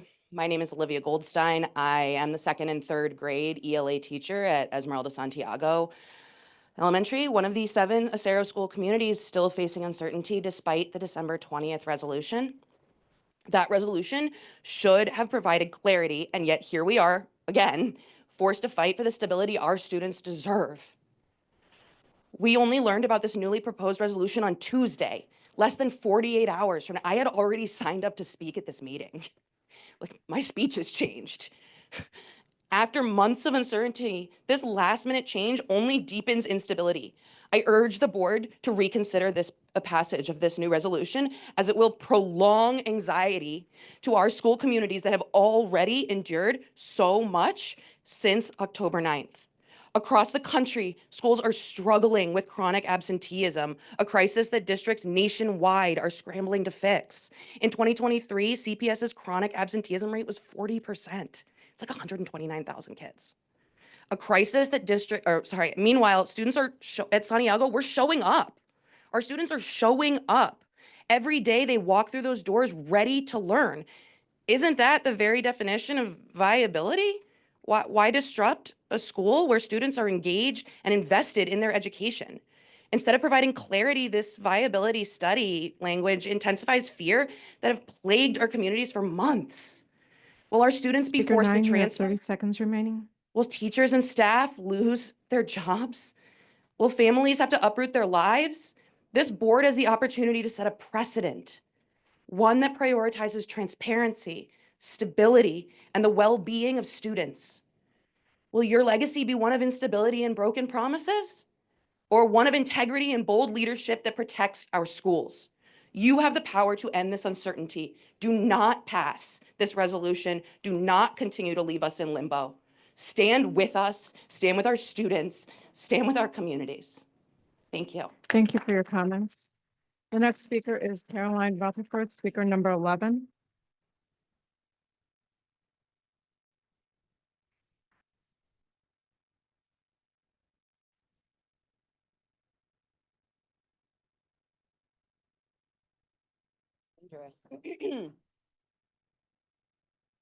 Hi, my name is Caroline Rutherford. We've met before.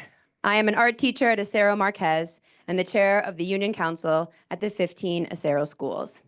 And this is the 10th, I'll say that again, this is the 10th CPS board meeting we have been to since October 9th, when Acero announced they plan to devastate our communities and close our schools. On December 20th, the Board of Education resolution to save our schools was passed unanimously. Thank you all for hearing the parents, students, and educators and putting your values first. As Board Member Brown stated at the last meeting, not in this board's name are we going to sit there and allow any school to underserve families and leave them out in the cold. Thank you, Board Member Brown. You can see that we clearly stand before you today heartbroken, disappointed, and confused how anyone would consider an amendment to the resolution that would reopen the question of closing our schools. CEO Martinez and Dr. Carmona, you were specifically directed by the December 20th resolution to protect 2,000 students at our schools by creating a detailed plan to transition the schools into CPS and reach an agreement with Acero to facilitate that process. You had 69 days to develop that plan and bring it here today for the board members to vote on. Instead, everyone's time seems to have been wasted, and CPS is bringing forth 11, you have an 30 amendment that seconds would break the remaining. promise the board made to these families in our schools. CEO Martinez and Dr. Carmona, if CPS allows you to go forward with letting these schools close, you are no better. You are no better than CEO of Acero, Rich Rodriguez. Our communities are under attack every day by the Trump administration, as evident yesterday when federal agents detained a father dropping off his students at one of our schools. CEO Martinez, These amendments to the resolution are continuing the attacks on our communities and tearing our schools away from our students. How much more trauma are you going to allow these students and families to go through? Board members. Speaker 11, please conclude your remarks. Board members, please do the right thing. Save our schools. Give us answers. Do not continue to tear our communities apart. Our students matter. Thank you. Thank you for your comments. The next speaker is Linda Murillo, speaker number 13.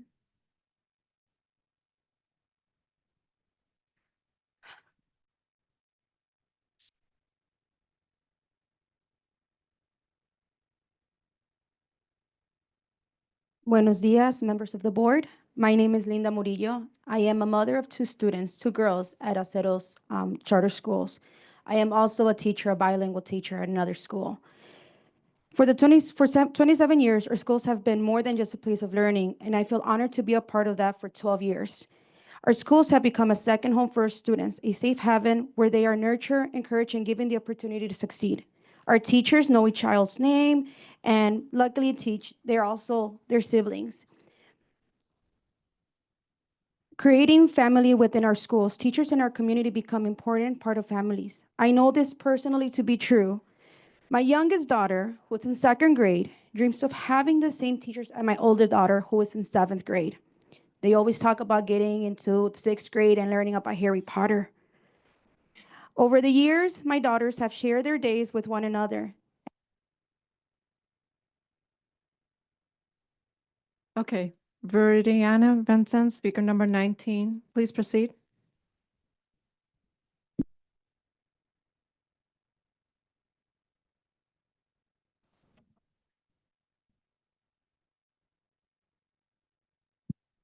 Check.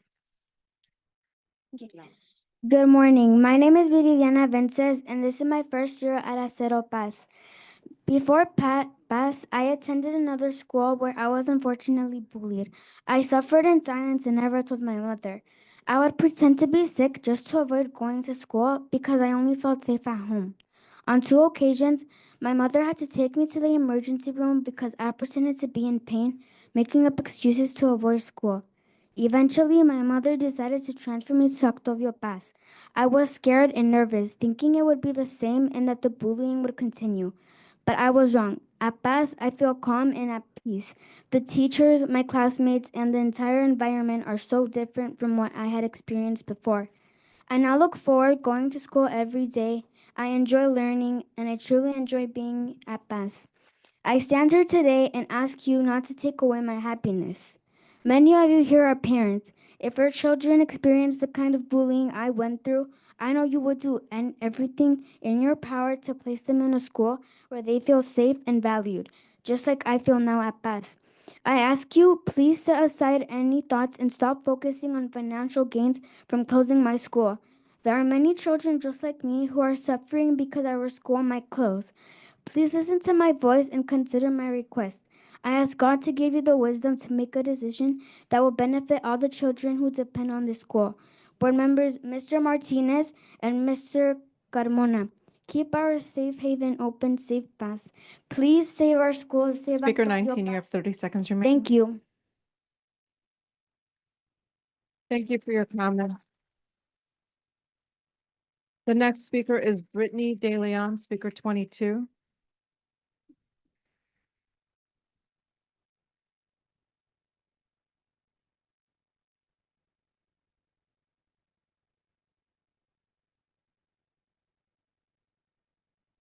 And after Brittany De Leon, it will be Sarah De Maria, speaker 25.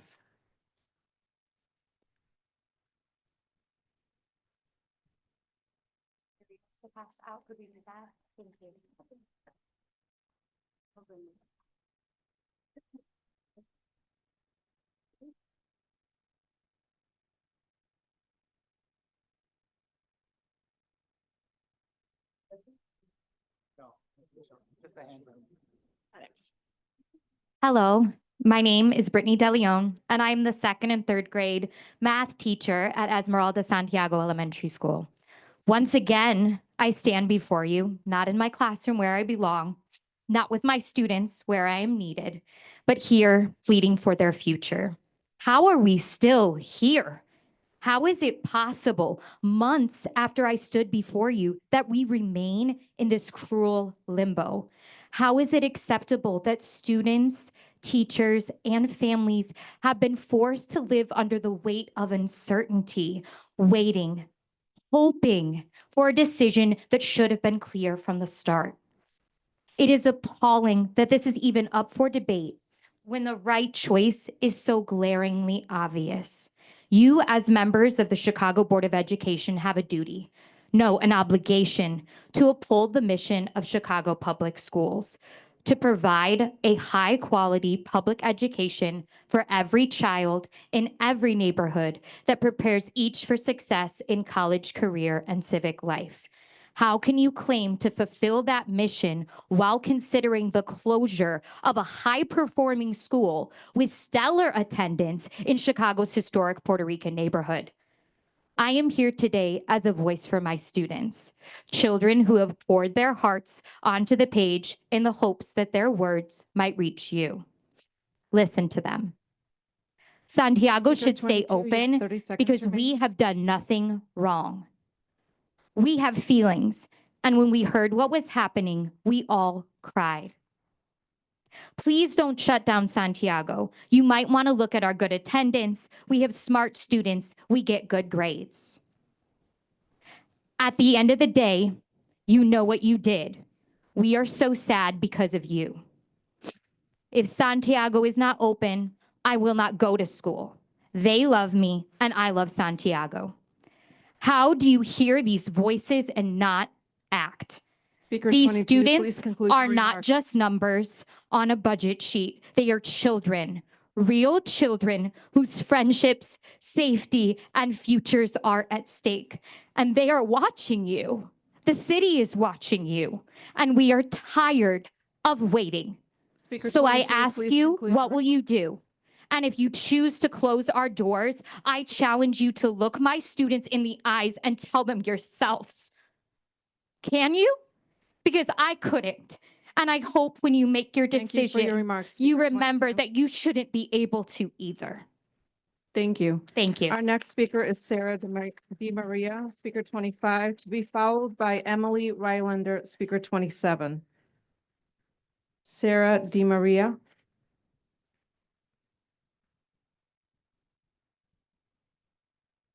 Good afternoon, CPS board members and CEO Martinez. My name is Sarah DiMaria. I have been the academic interventionist at Acero Carlos Fuentes for the past 4 years, and prior to that, I was a 5th and 6th grade teacher at Acero Zazumbo for 9 years. According to the current resolution being voted on today, Fuentes will stay open for another year, while 3 other campuses will be forced to shut their doors. This resolution is unacceptable and leaves many students and staff members without schools or jobs. I have had the pleasure of serving many of our Tier 3 students at Fuentes over the past 4 years. These students struggle the most when it comes to reading, and they require teachers who know them personally and academically. In my current role, I have been able to ensure that the students on my caseload receive proper interventions and progress monitoring. What would happen to my students if our doors were to close? Would their new teachers know what reading strategies work best for each of them? Or what topics grab their interest enough to get them to want to pick up a book? Would they continue to receive proper interventions at their new schools? Maybe, maybe not.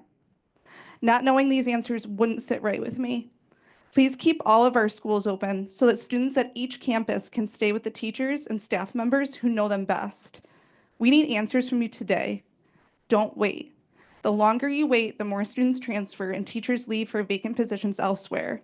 Prioritize keeping our school communities together over Acero's inability to budget properly. The board has the power to act Speaker today. 25, you have 30 seconds remaining. Do what is best for all of our students and teachers. Hold CPS accountable to making a plan to save all our schools and hold Acero to the resolution. Thank you. Thank you for your comments. And the last speaker from the Acero group is Emily Rylander, Speaker 27.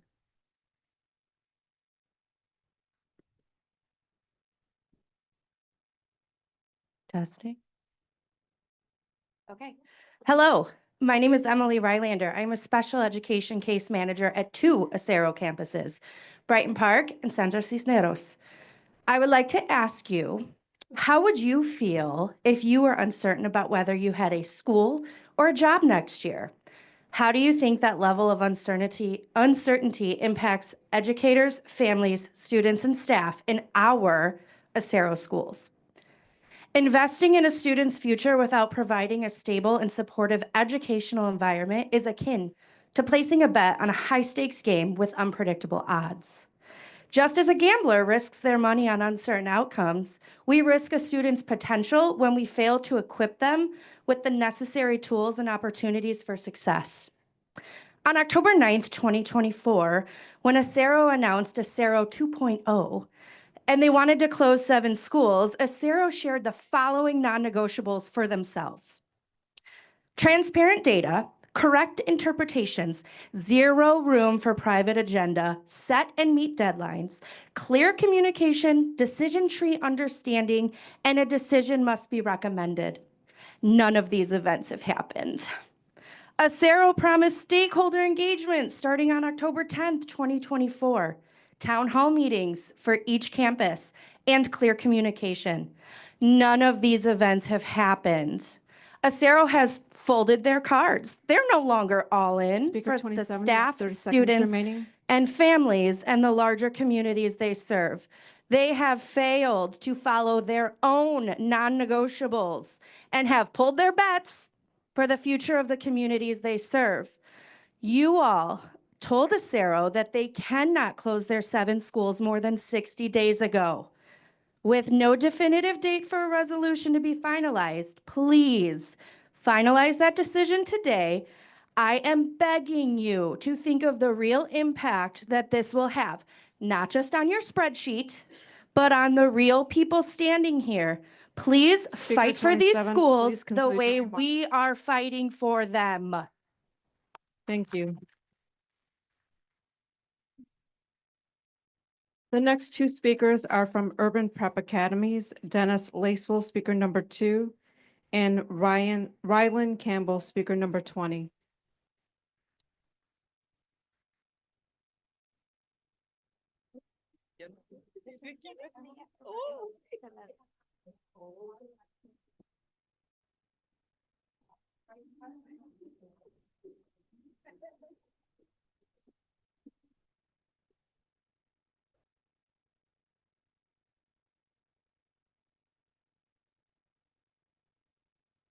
Our 2 speakers from Urban Prep Academies, Dennis Lacewell, speaker number 2, and Rylan Campbell, speaker number 20.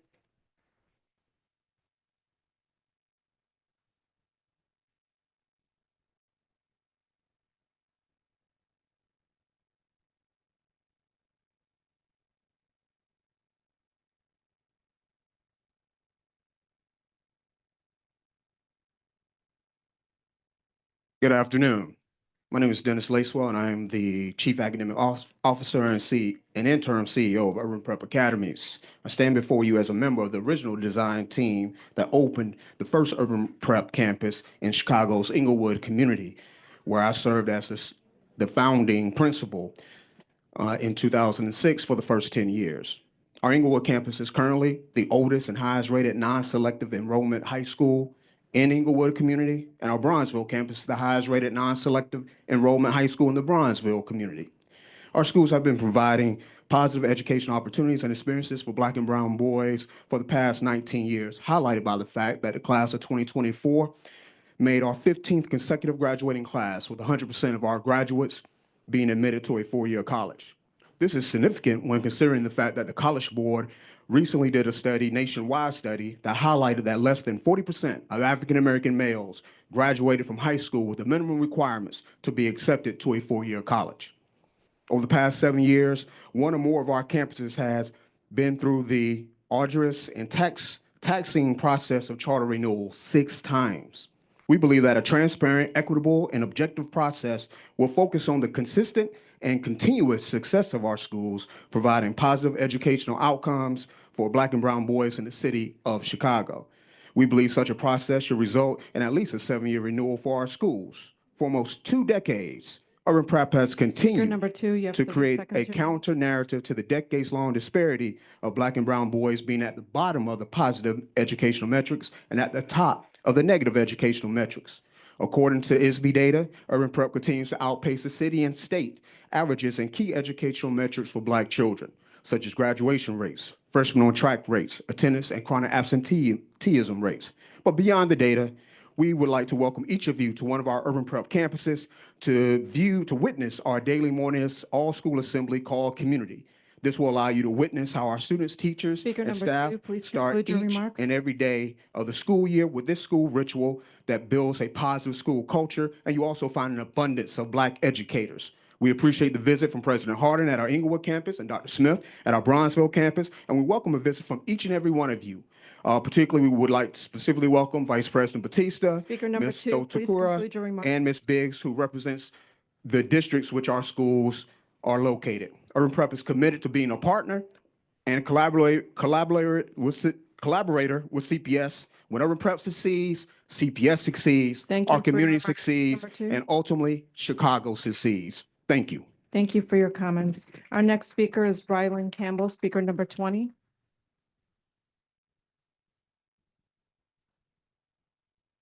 Mr. Campbell, Pride Substance Class 2028, and I attend the Inglewood campus of Urban Prep. My time at Urban Prep has been a fascinating and valuable part of my high school career. Although I am only a freshman, I see what this school values. I gained many valuable lessons and apply them to the real world. First, I will start with our ritual, which is called community. It is our first period. This is how we begin every morning. We take the time to honor our ancestors, the ones who came before us, and acknowledge their accomplishments and how they changed society. This part of our custom is called Know Your Shy, which stands for culture, history, and identity. While other people may know MLK, Malcolm X, and Rosa Parks, there are many other significant figures in our history who shaped our country. Urban Prep disciplines you to be a better man. For instance, if you are late to the first period, you must say a poem called To Be on Time. This poem teaches you to succeed, to be on time, and to be ready. Urban Prep teaches us of our origins and what our people did for us so we don't have to experience the same injustices. One of our 8 core values is solidarity. My classmates and upperclassmen are very hopeful. I can depend on them during controversial times. They make sure I feel welcomed and appreciated. They make sure to never leave out others and always show respect towards one another. This is what creates unity and togetherness. For example, a fellow freshman helped me understand a lesson I had trouble with. Even though the teacher could have helped me, my classmate decided to assist me so I could succeed. In addition, the 8 core values are a powerful acronym that stands for Rise as Far. Each word is something that can be useful in real life. They are resilience, integrity, Speaker 20, you have 30 seconds remaining. selflessness, exceptionality, solidarity, faith, accountability, and relentlessness. Next, the staff are attentive to their class and teach us effectively. They also do their best to have a positive relationship with us, even if it's not regarding school. If we are having problems such as personal issues, it lets us become more open, which makes us feel heard and seen.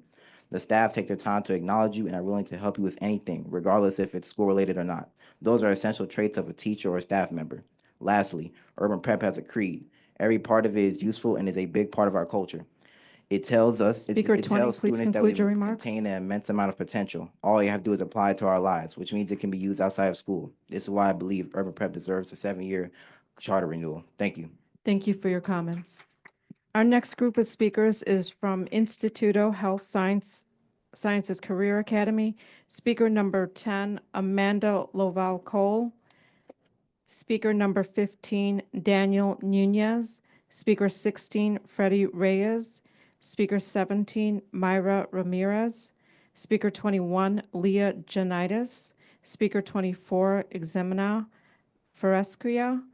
Speaker 28, Delta Cervantes, and Speaker 30, Luis Barrera. Before our first speaker begins from this group, I would like to note for the record that Member Lozano has joined the meeting at approximately 1:22 p.m.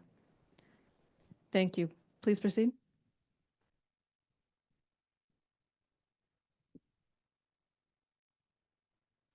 Good afternoon. My name is Amanda Lovell Cole, and I'm a founding teacher at Instituto Health Sciences Career Academy.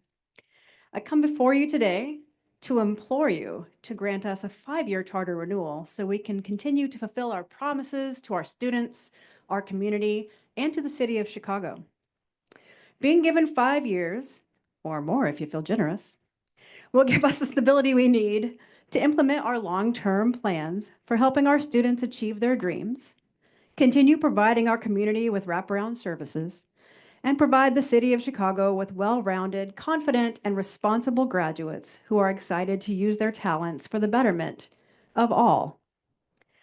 As a teacher who teaches freshmen and seniors, I get the joy and satisfaction of seeing our youngsters grow from insecure kids who have no idea what they want to do in life to being proud, passionate adults ready to take on the world and make it a better place. I get to see the delight and excitement and the aha moments when students finally connect rigorous and relevant academics to their real-world experiences. But I think that probably the best part, and maybe the best measurement of a school, is that I also see countless numbers of students that come back to me or reach out to me to tell me about their successes that they have enjoyed after leaving our high school. And they all credit ISHCA with helping them get there.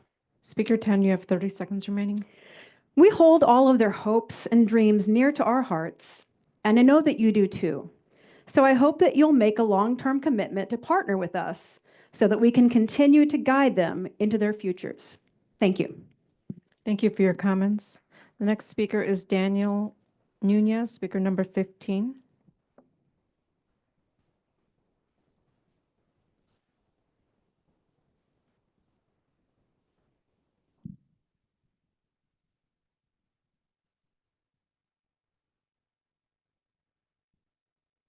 Good morning, esteemed board members and CEO Martinez. My name is Daniel Nunez, and I am a paraprofessional at Instituto Health Sciences Career Academy, who services students with diverse learning needs. I would also like to note that I am myself a product of Instituto, and now have come back to contribute to the community that saw me grow throughout 4 years I extended as a student. Truth be told, while I may not have been the best student, I fostered very strong relationships with many staff members who provided me with the guidance I needed to never give up and keep pushing towards my goals. Now, I am proud to say I am now able to do the same for the upcoming generations of students. My love and passion for helping others is something I feel is shared among all my colleagues, many of whom still remain from my time as a student, which also shows the amount of commitment we have to nurture our students and help them grow into whichever career they choose. While this may not be the path I had originally chosen, I ultimately decided this is what I wanted for my life because of that support I received. After I graduated from Instituto, I entered a stage of my life where I felt lost and unsure of where I belong, but remembered my support system from high school and realized my calling. Fresh out of community college with an associate's degree, I struggled to find my footing in the world of education. That is, of course, until I applied to Instituto and Principal Mendez took a chance on a former alumni like myself. These are the same aspirations we would like to keep offering to our students, but we cannot do that without the board providing our school with a minimum Speaker 15, you have 30 5-year seconds remaining. charter renewal. That way we can keep providing our students with the tools they will need in life, but also the consistency and stability that they deserve as students. That being said, I truly believe in our school's leadership and the direction that they are heading in, and hope that as members of the board, you will too. Thank you for your time. Thank you for your comments. The next speaker is Freddie Reyes, speaker number 16.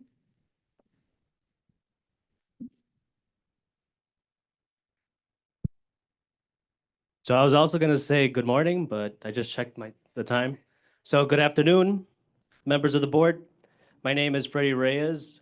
I am honored to stand before you today as both the dean and volleyball coach of Instituto Health Science Academy to formally request the renewal of our charter for an additional 5 years. I'm a little concerned about the delay in the decision. Our journey has been one of dedication, perseverance, and excellence in education and athletics, and we are excited about the opportunity to continue serving our students and our community. Over the past several years, Instituto has consistently demonstrated commitment to academic achievement, student growth, and community engagement. Our students continue to grow in their learning, life skills, and overall academic progress. We take pride in the development of well-rounded individuals who are not only prepared for higher education and careers, but also becoming responsible citizens. Beyond academics, we have cultivated a culture of teamwork, discipline, and perseverance through our athletic programs. As a volleyball coach, I've witnessed firsthand and transformative power of sports in shaping character, instilling leadership, skills, and building a sense of camaraderie among our students. Our athletic programs, extracurricular activities, and community partnerships have played an essential role in enrichment on our students' experience and promoting personal growth. We are committed to continuous improvement, ensuring that our curriculum remains challenging, our faculty remains exceptional, and our students continue 16, to you have 30 achieve seconds or and so. strive for more. We deeply appreciate the trust and support of the board, and we look forward to the opportunity to build upon our successes. I ask you to give our school a minimum 5-year charter renewal. Thank you. Thank you for your comments. The next speaker is Myra Ramirez, speaker 17.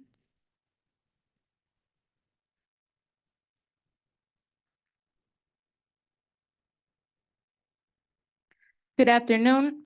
My name is Mayra Ramirez. I'm an English language teacher of Instituto Health Sciences Career Academy. I have been teaching for 8 years, 6 out of those at ISHCA. I am also a monitor of the Association of Latin American Students, a student organization. Today, I am here to speak on behalf of my colleagues, our students, but especially for our 314 emerging bilingual students and my 32 newly arrival immigrant students. Instituto Health is not just a high school dedicated to thrive in academics, but also students are encouraged to be involved, engage, and be of service to their community and school. This has been possible thanks to the different partnerships with Frida Community Organization, Lewis University, and Raíces Chicago Story Coalition, and of course, our staff members that host after-school programs. The programs aim to extend the learning environment of our students by supporting their well-being, enhancing their academics, artistic, and critical thinking skills, as well as their personal development. We also motivate our students to raise their voices and speak their truth and fight for justice to make a positive impact. For example, this week, in partnership with Green Card Youth Voices, 7 of my emerging bilingual students had the opportunity to tell their immigration story and become official authors. Their stories will be published in a book this year in May, and this book will be available for teachers Speaker to 17, use in 30 their seconds classrooms to remaining. teach about immigration. The stories of my students will be read by many with the hope to inspire other students to raise their voices as well. Amazing things happen in our classroom and in our building in general. I would tell you all about them, but I have less time. However, I do invite you all to visit our school, especially classrooms, and see for yourself all the amazing things that happen. As a school, we want to continue to offer great opportunities for our students' continuous growth, which is why I asked Chicago Board members of Education for at least a minimal year renewal for our school or more. Thank you all. Thank you for your comments. The next speaker is Leah Janitas, speaker 21.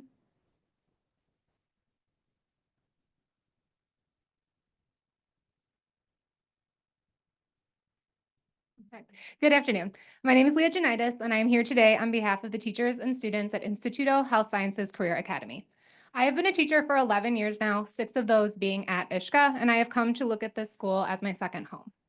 Instituto is more than a high school. We are a community hub, working not only to provide rigorous curriculum to our students, which include AP classes, dual credit, some of the things we heard our CEO talk about this morning, but also pathways to citizenship for our parents and other adult education for families. We offer BNA and RNA certification for our students, social justice groups such as Teens on Wings, growing athletics, and more. I personally am the advisor for both our student council and youth and government at ISHCA. And next year, we hope that the Youth Secretary of State in Illinois will be our very own Jackson Birkes, an opportunity available because our doors are open. This year, ISHCA did see some turnover in our administration, which has turned into increased collaboration, greater respect amongst admin and staff, amplified student voice, and in general, the school has risen in quality across the board. We are asking for a 5-year charter renewal as we continue to grow as a place of excellence. A typical high school experience spans 4 years. To award our campus anything less would be a disservice to the families that look at us as a beacon that will help them set up for a successful future during their tenure with us. I want to be at a school where younger siblings, neighbors, family members look forward to coming to ISHCA to have Ms. Janitas for history. This legacy is not possible without your help here. We've heard a lot this morning from other charter schools. We've heard from Speaker Acero. 21, you have 30 Honestly, seconds listening remaining. to Acero broke my heart. I hope it did yours too. The power is in your hands. If you're going to make a promise to Acero and walk it back now, if you're not going to allow us continuity within our own schools, charters are important. Charters are part of your district. They are not numbers. They are not dollars. They are a part of your district. They are part of your family. All of us are a part of that. Please keep your word. Be a board that we can trust. Thank you for your comments. The next speaker is Zemena Peretskoya, speaker 24. Good afternoon. My name is Jimena Ferrusquia. I'm a proud student of Instituto Health Science Career Academy. I'm standing here today because I'm worried about the delay of our school's charter renewal, and I want to advocate for our school. This school gives us opportunity for the future and great after-school activities. Me as a student athlete at Instituto can say sports have been a big part of my high school experience. My sport is volleyball, and being able to create awesome memories with my teammates will stick with me forever. Yes, it was difficult, but my awesome coach, who is also our dean, never let us give up so easily. He pushed us every day, always reminding us that all this hard work would pay off, and it sure did. Not only did our dean help us get there, but also did our wonderful principal, who also would award us for our accomplishments, and the teachers who would always support us. Every other sport that we have is ran by one of the staff members who take time out of their days to make sure students have great after-school activities. I'm also excited that our school has a nursing program, which includes pre-BNA, BNA, and EMR. I look forward to joining one of these programs in the future. We always have people to go to talk to for motivation, and what I mean by this is our staff members. Some of these staff members have been a huge part of my life, and I can also say this in part of the other students in the school. Either it be a security, a teacher, or a dean, we all have at least one staff member who we really look up to and who we feel comfortable with and have great connections with. I stand Speaker here 24, today you have 30 proudly seconds so you remaining. could recognize all the effort and success Instituto has done for us students and why we should get a minimum 5-year renewal contract. I thank my principal Mendez for letting me attend today because this is very important to me and to our school. Thank you. Thank you for your comments. The next speaker is Delta Cervantes, speaker 28. Good afternoon, board members, CEO Martinez. My name is Delta Cervantes. I'm the assistant principal at ISHCA. I come before you as someone who has been in education for many years, serving as a teacher, a district representative, and now as an administrator at ISHCA. Today, I urge you to grant us at least a 5-year charter renewal. Anything less diverts our focus away from our students and onto renewal efforts, which does not serve our students' best interests, especially in times like this. We cannot overlook the uncertainty brought on by our country's political landscape, which deeply affects many, particularly our Latinx community. Here at ISHCA, we are firm in our commitment to uplifting all our students. We take pride in providing a stable atmosphere where students can feel wanted and safe. In our current world, where our students feel targeted because of their last names, their legal status, and the color of their skin, we at ISHCA strive to empower them by instilling pride in who they are and in the rich cultures that they embody. I speak from personal experience as a first-generation Latinx person. My mother, who passed away last year, lived without documentation until her final day. The anguish accompanying the uncertainty of a loved one's potential deportation is indescribable. At ISHCA, over 90% of our population identifies as Latinx, and over 60% are EL students. Speaker 28, you have 30 seconds Many of remaining. whom live with the same fear I once did. At ISHCA, we take pride in providing unwavering support for our students and their families, thanks to the wraparound services from Instituto. Through our hallways, you can see the integration of cultures, the celebration of identity, and a welcoming atmosphere for everyone, regardless of their background. We are reaching out with a heartfelt request for a 5-year renewal minimum. We are committed to being a compassionate resource and support system for our students and the wider community, providing comfort and inspiration to everyone that we serve. Thank you. Thank you for your comments. And the last speaker from the Institute of Health Sciences Career Academy is Luis Barrera, speaker number 30. Good afternoon, everyone. My name is Luis Barrera. I'm a senior student athlete at Instituto Science Career Academy. The delay in the decision for renewal concerns me, and I advocate to miss class today. Sorry, a little nervous today because I feel it necessary to have my voice and my school heard. I would like to share some experiences in my 4 years I've been attending this school. During these 4 years, I was granted the opportunity to participate in sport activities, events, committees, and community service projects. Istra has become like a second home where staff encourages you and guides you through the right path. Not only that, but they are committed to serving the community. Playing volleyball for Ishka has helped me open many doors, opportunities while developing character, a sense of responsibility, leadership, which has ultimately allowed me to serve as an intern coach for the girls volleyball team. During this time, I was able to lead and empower my fellow classmates through my own knowledge, experiences that landed the team to win the regional championship. This all would not have been possible without the support, encouragement of the staff. Not only is staff encouraging, but they are also attentive to individual student needs and committed to helping those in need. For example, during the massive deportation threats, Ishka hosted a Know Your Rights workshop for students, their families, and members of the community. On behalf of the student body at Speaker Ishka, number 30, you have 30 seconds Ishka, I remaining. would like to publicly recognize the effort and commitment that Ishka has made to not only their students, but their families and extended members of the community. During this time, during this time of uncertainty, we invite you to consider a 5-year charter renewal, as this would allow a breath of a fresh air for us all. I thank our Principal Mendes for giving us this opportunity to speak to you all today. Thank you. Thank you for your comments. Our next two speakers, Jasmine Brown, number 12, and Roy Balden, speaker number 23.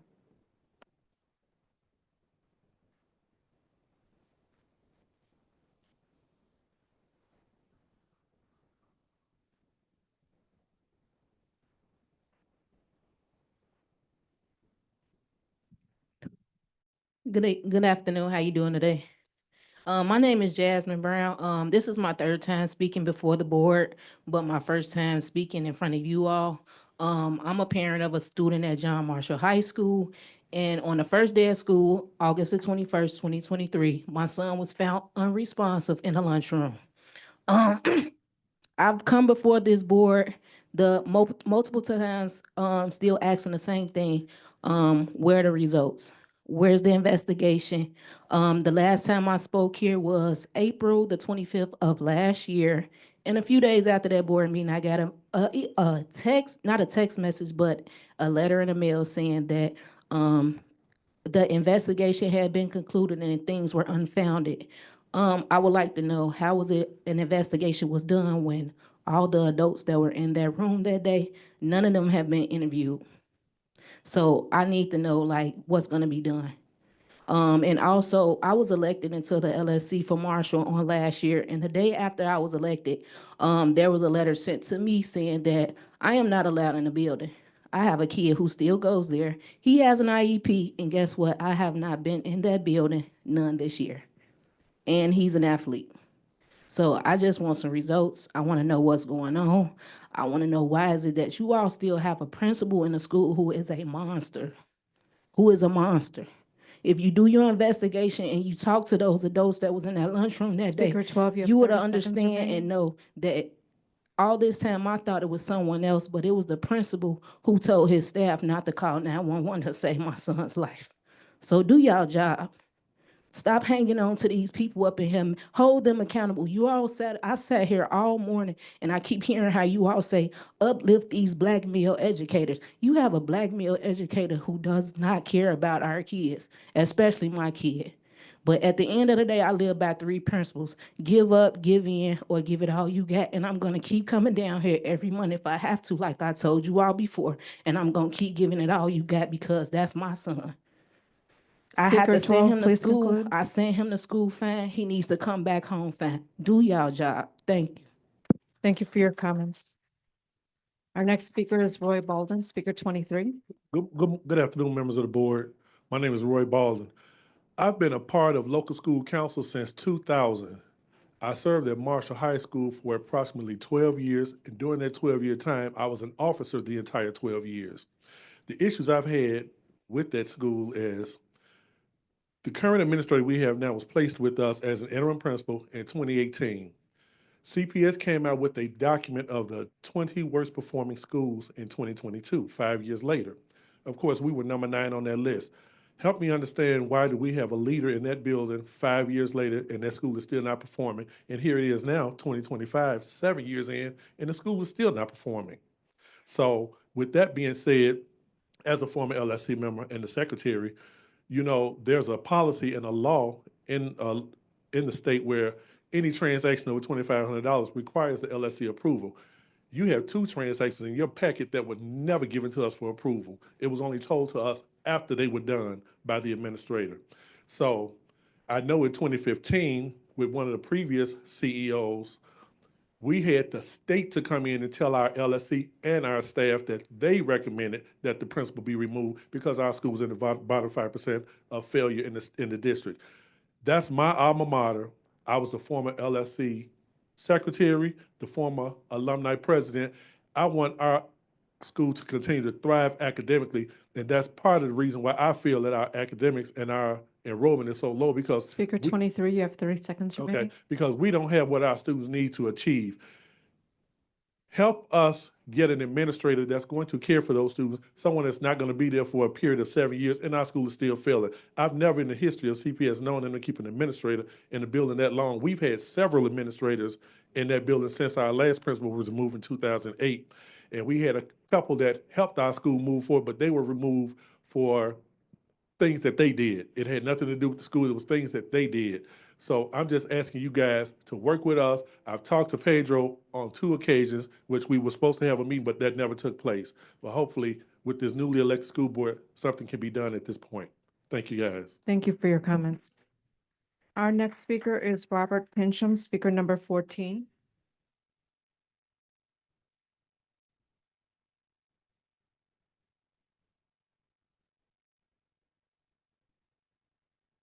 Good afternoon.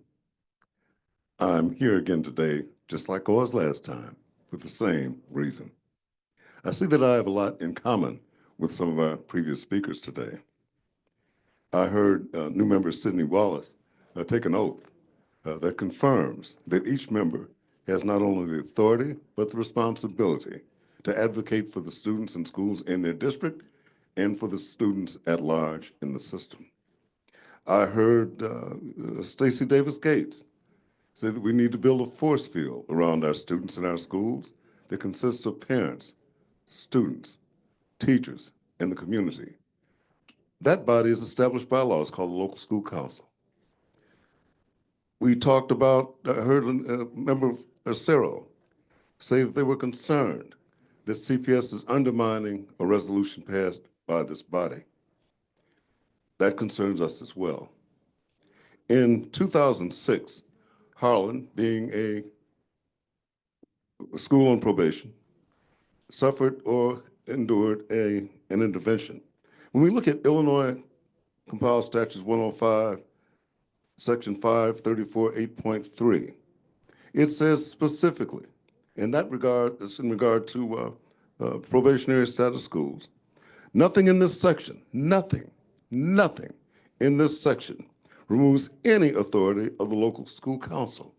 And it goes on to specify Speaker 14, you have 30 seconds remaining. Thank you so much. I'm glad you pointed that out.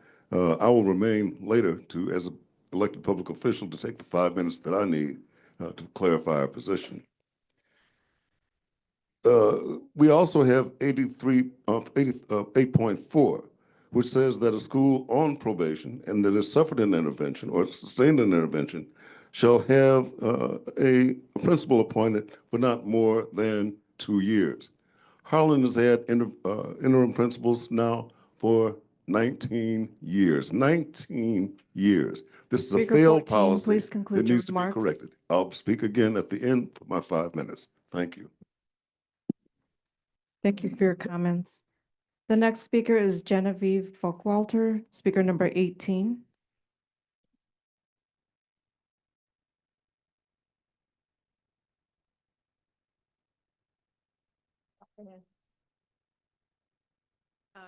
Use this mic.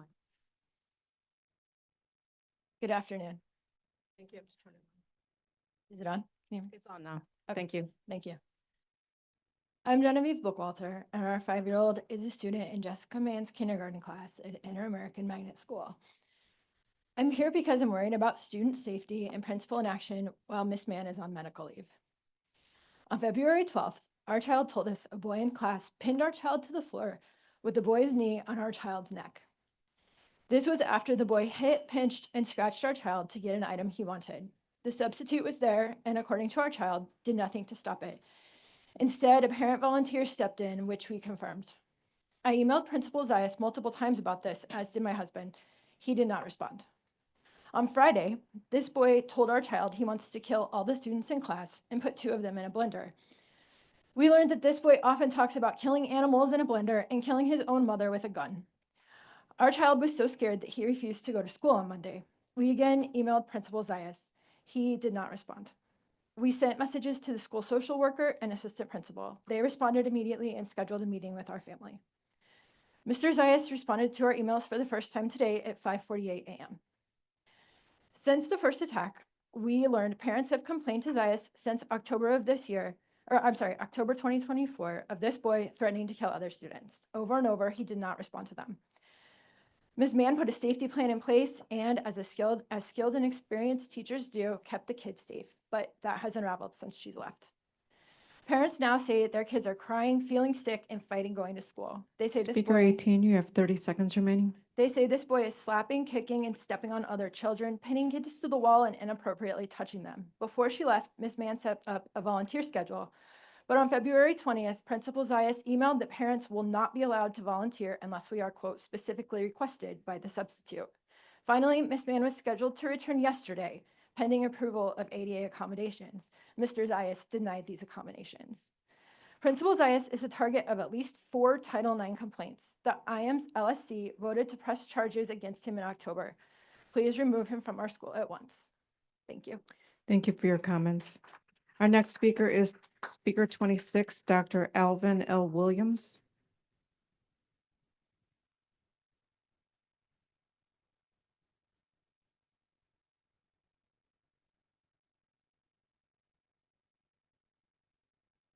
Good afternoon, President Hardin, CEO Martinez, members of the board, staff, and all attending.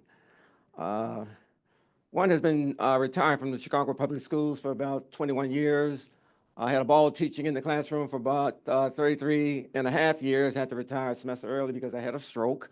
I've been at San, Tully, Spalding, Clementi, Amundsen, and Whitney Young. Even though one is representing, I had signed up with the retired teachers functional group. So I wanted to just kind of make some comments. I think I do have a handout. I don't have time to go over it, dealing with perhaps the Chicago Public Schools can maybe reintroduce a program, TQS, that we used at Whitney Young at one time. It kind of catapulted the program a bit. In terms of the students, I think we should probably try to get back to doing character education and motivated. We got to really keep the teachers motivated. Have the students understand that if they conceive it, believe it, that they can achieve it. They should have mutual respect towards each other. There should be no bullying.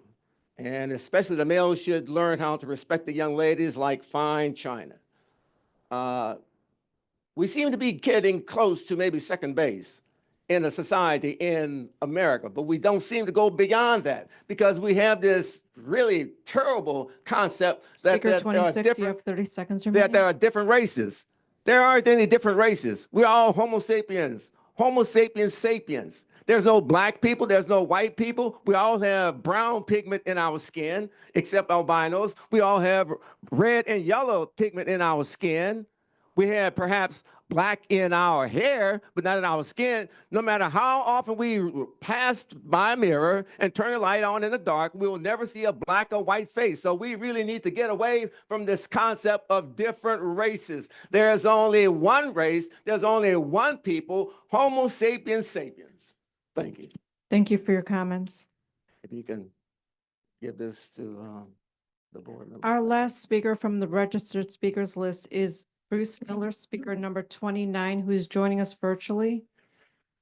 With our mic issues, I'm not sure if the audio will come through, but please Hello, enter *6 to unmute. can you hear me? Can you hear me?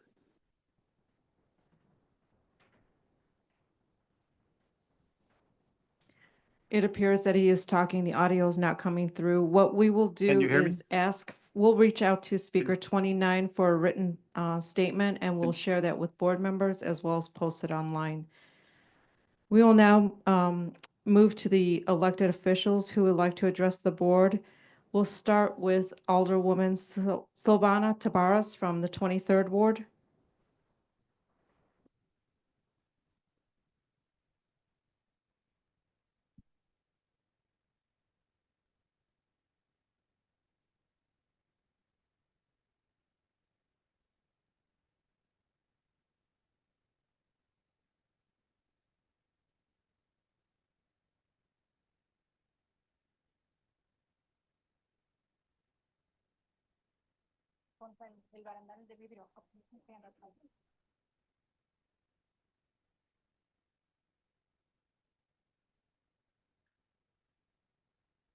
Good afternoon. Good afternoon, President Hardin and members of the school board and CEO Pedro Martinez. I'm Alderman Tabares of the 23rd Ward, and joining me today is Team Hubbard. Standing with me here is Hubbard High School Principal Altamirano. We also have teachers that are joining us here, Fabiola Serrano, Franco Ocampo, Neil Sabajic, and we also have staff members, Maria Ruiz, Sandra Martinez. Parents, we have parents joining us here, Leticia Herrera, Margarita Madrigal, Maria Serrano, and students, Laisha, who's a senior at Hubbard, Mariana, who's a junior, Michelle, who's also a junior, and Salvador, who is a senior. Salvador was selected, he's a 2025 Posse winner, and he was selected by Cornell. So we're very proud of him here at Hubbard. We are also joined and supported by Tina James, who is the Director of Real Estate and Community Development with the Greater Southwest Development Corporation.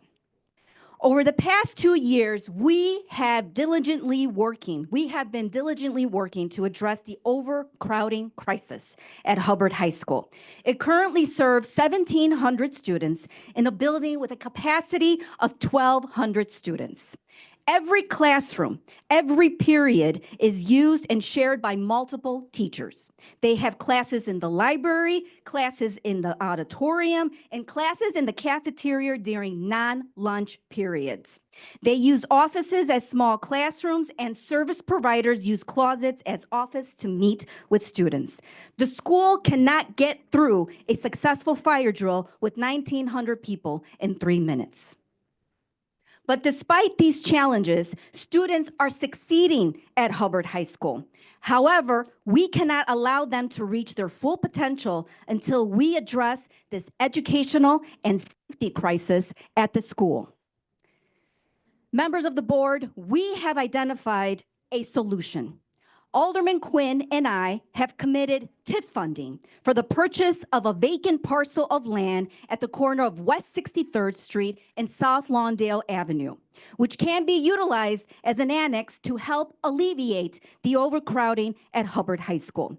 This annex will focus on a career and technical education curriculum for high school seniors, as well as resources for the community. Additionally, our Illinois State Representative and Illinois State Senator have secured state funding for this project. We have engaged with CPS, who have estimated the cost of purchasing the land and are drafting designs for the annex. This addition will not only address our overcrowding crisis, but also provide a vital resources for our students preparing to enter the workforce with skills for well-paying jobs. We have the plans and we have the resources to implement this project. However, we require the board's support to ensure its successful completion. I want to express my gratitude to President Hardin for agreeing to visit Hubbard High School on March 7th and to witness the challenges we face and the progress Hubbard High School has made despite these obstacles. We want to extend an invitation to all board members to join us next Friday morning and to provide their assistance. In today's era, when political divisions are frequently highlighted, it is imperative that we demonstrate that state and local leaders can still collaborate effectively to address significant challenges and improve the lives of communities in need. By doing so, we can foster a more hopeful and prosperous future for working families and students. We thank you for your consideration. Thank you from Team Hubbard. Thank you. Thank you for your comments. Our next elected official is Alderwoman Julia Ramirez from the 12th Ward, who is joining us virtually. Due to the audio issues that we're having in the boardroom, we cannot hear those calling in virtually. We'll reach out to Alderwoman Ramirez for her statement and share that with board members, as well as post on the cpsboe.org website. Our next elected official is Alderman Byron Sigcho Lopez from the 25th Ward, joining us in person.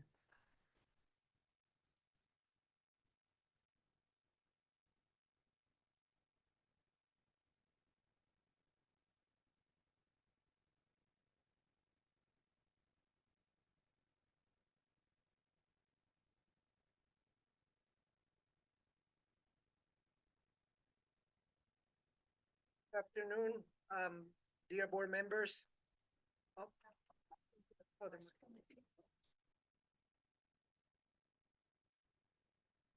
Good afternoon, dear board members. I am grateful to be here supporting the parents, students, teachers, and my community. I am speaking not only here as an elected official, I'm speaking here as a father, as an immigrant living in the city of Chicago. I'm proud to do so. I'm glad to see a Board of Education elected by the people in Chicago. Many of us immigrants actually collected petitions to have this day today. It is a good day, and many of us actually, and I'm glad to see members like G2 Brown now being members democratically elected in the Board of Education. Today, we cannot be facing much dire and tragic times of tyranny, when our parents are being harassed and grabbed at school, in our sacred spaces. It should be a wake-up call. Fred Hampton, remembering Black History Month, said that we must stop fascism because fascism will stop all of us. Our immigrant community is just the beginning. And we gotta make sure that here in Chicago, we are a place of integrity, a place where we all believe on the right of every child, like James Baldwin said, all children are all ours, to have quality public education. That is why I'm here, ironically, because these experiments that have been done to our people, the privatization schemes, where a private network, Acero, a management network, think that those are their schools. These schools belong to the city of Chicago, to the taxpayers, and to the people who have built those spaces. When they have $40 million in reserves, where is that money if it's not helping those parents to be protected? Where are those funds? But if it's not to make sure that those schools are open. In Little Village and Pilsen, we have tragic violence. I represent Paz and Casas as an alderman. And we need you to step up because we know that others won't step up. We know that. They will be expedient to go to the courts if they need to silence you. But where is the expediency to go to the courts if it's to advocate for families, to make sure that those funds are helping those 2,000 children at risk? I'm here to urge you to execute the resolution that was already voted by the Board of Education. I am here to ask you as a father, as an immigrant, as a resident of the city of Chicago, to don't listen to the voices of division. Those voices that want to take us back to the civil wars and worse, to close down the schools. Yesterday, I saw a former mayor being celebrated with a billionaire. Celebrate what? They closed the schools. Ask every neighborhood what they saw at school closings in a black community. What happened? The bloodshed that was there. We do not want that. We do not want to repeat this story. We are here, and as you see, we are concerned parents, teachers, and people from our community. We are united to protect our community, but we cannot do it alone. Mayor Harold Washington, that's what I'm wearing his button, because some people like to quote him when it's convenient. He was the mayor who gave us the sanctuary city. Right here we have Pastor Lozano that was harassed by white supremacists in her church. Her brother paid with his life that coalition. Here we are to protect our people, but we need to protect our schools first. Those are sacred grounds, and those schools belong to us. If Acero does not want to comply, I'm not waiting for the CEO, because I've been here for those same 10 meetings, waiting for an action. I urge you to take the action to protect our communities. Let's work with the state. I demand also, if we want to protect immigrants, it's not enough to talk about Nazi salutes. We know what they're doing. Invest in education. This is a call also on the governor to fully fund our schools. We cannot wait. Our families are being terrorized. Our school attendance have been in all-time lows. They're terrorizing our families. They're terrorizing our communities. And in Black History Month, we know what that means. That means that we need to organize. And we need to organize in this space. I urge you to please work with us. Alderman, you have 30 seconds remaining. I urge you to please work with us to act on this resolution, to stop the privatization and the experimentation on our children. We need and demand access to quality public education. Other states are banning books, banning our communities to even have access to public education. Chicago is better off because of people like you. Chicago is better off because we organize and we care for our neighbors. Let's not fall for those deaf ears of those who said that they represent us, but that have failed to take action. Today, it is in your hands. Act, protecting our communities. We do not want to be terrorized. We need sacred grounds in our schools, in our churches, in our clinics, and in our city. We say no to fascism. We said no to the kind of grabbing of our parents when they're dropping off at schools to create terror. We say yes to democracy. And that's what you were elected to do. We say yes to a city that invests in children and give us a better future. We say yes, that you can do it today. And as our community said, si se puede, you can do it. Si se puede, si se puede, si se puede. Thank you for your remarks. President Harden, this concludes public participation.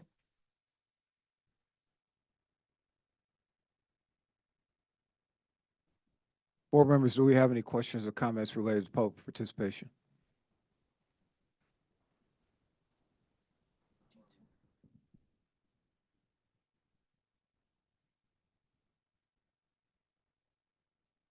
I'm afraid I can't provide that today. I'm sorry. Board Member Thomas.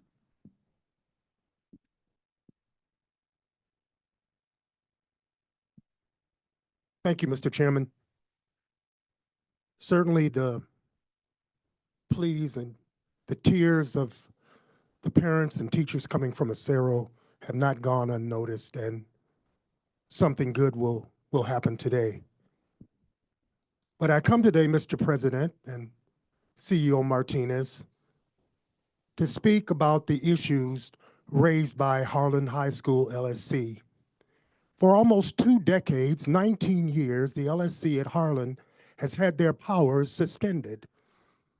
This tale shows that Harlan LSC has raised questions continuously about the action taken in 2006.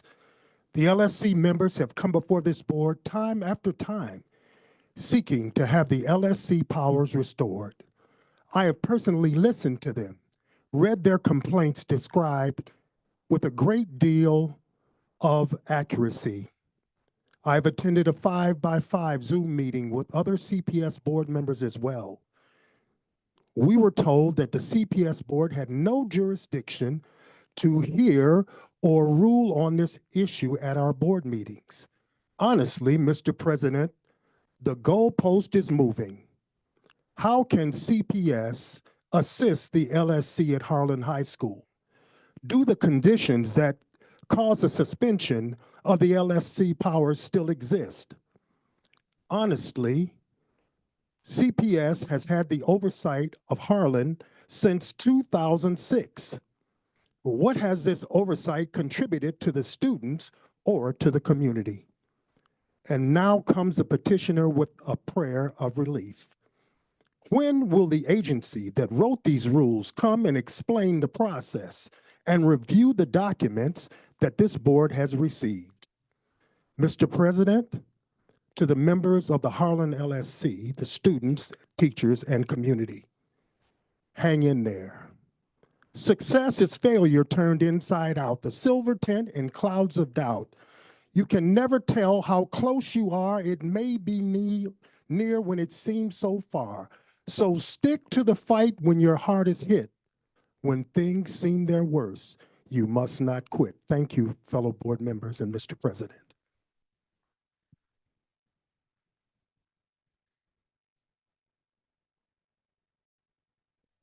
Oh, you snuck up on me. Okay. I just want to make a statement in support of Board Member Thomas and also the family at the parents and the local school council at Harlan High School. Just again to share a piece, I coached football at Harlan High School from my ex-high school coach, Sidney Moffitt, but also more importantly, I served on the local school council at Dyett High School for 10 years. Dyett was mired on academic probation since Dyett was made a high school with no process in the year 1999. When I joined the local school council in 2003, by 2006, it was very clear that we had an activated local school council and a highly involved community. And Chicago Public Schools honored our right to elect our principal, to hire our principal. Even though we were on probation, it honored Dyett High School being able to review the school improvement plan, approve the school improvement plan. So to say that there's nothing that we can do, I believe is disingenuous. And I think that I support communities that have long been neglected, having the right to self-determination. Local school councils are an instrument of self-determination. When someone controls the institutions in your community, what you have is colonialism.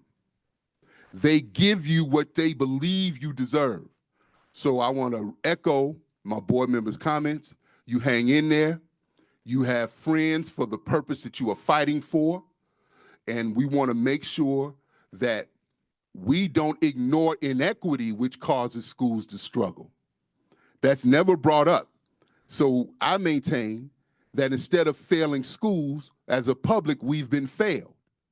So it's very important that these local school council members stay the grind, but it's also very important that this board understands what's at stake.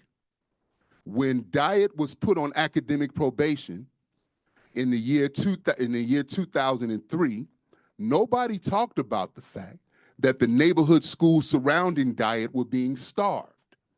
No one talked about the fact that when I joined the local school council at Dyett High School, there were no honors and no AP classes, and we had 7 books in the library.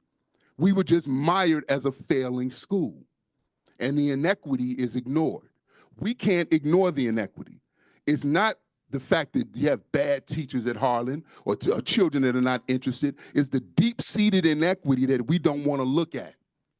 And so it's very important that the right to self-determination is given back to our communities. No one will love us better than ourselves. No one will love us better than ourselves. Ashe.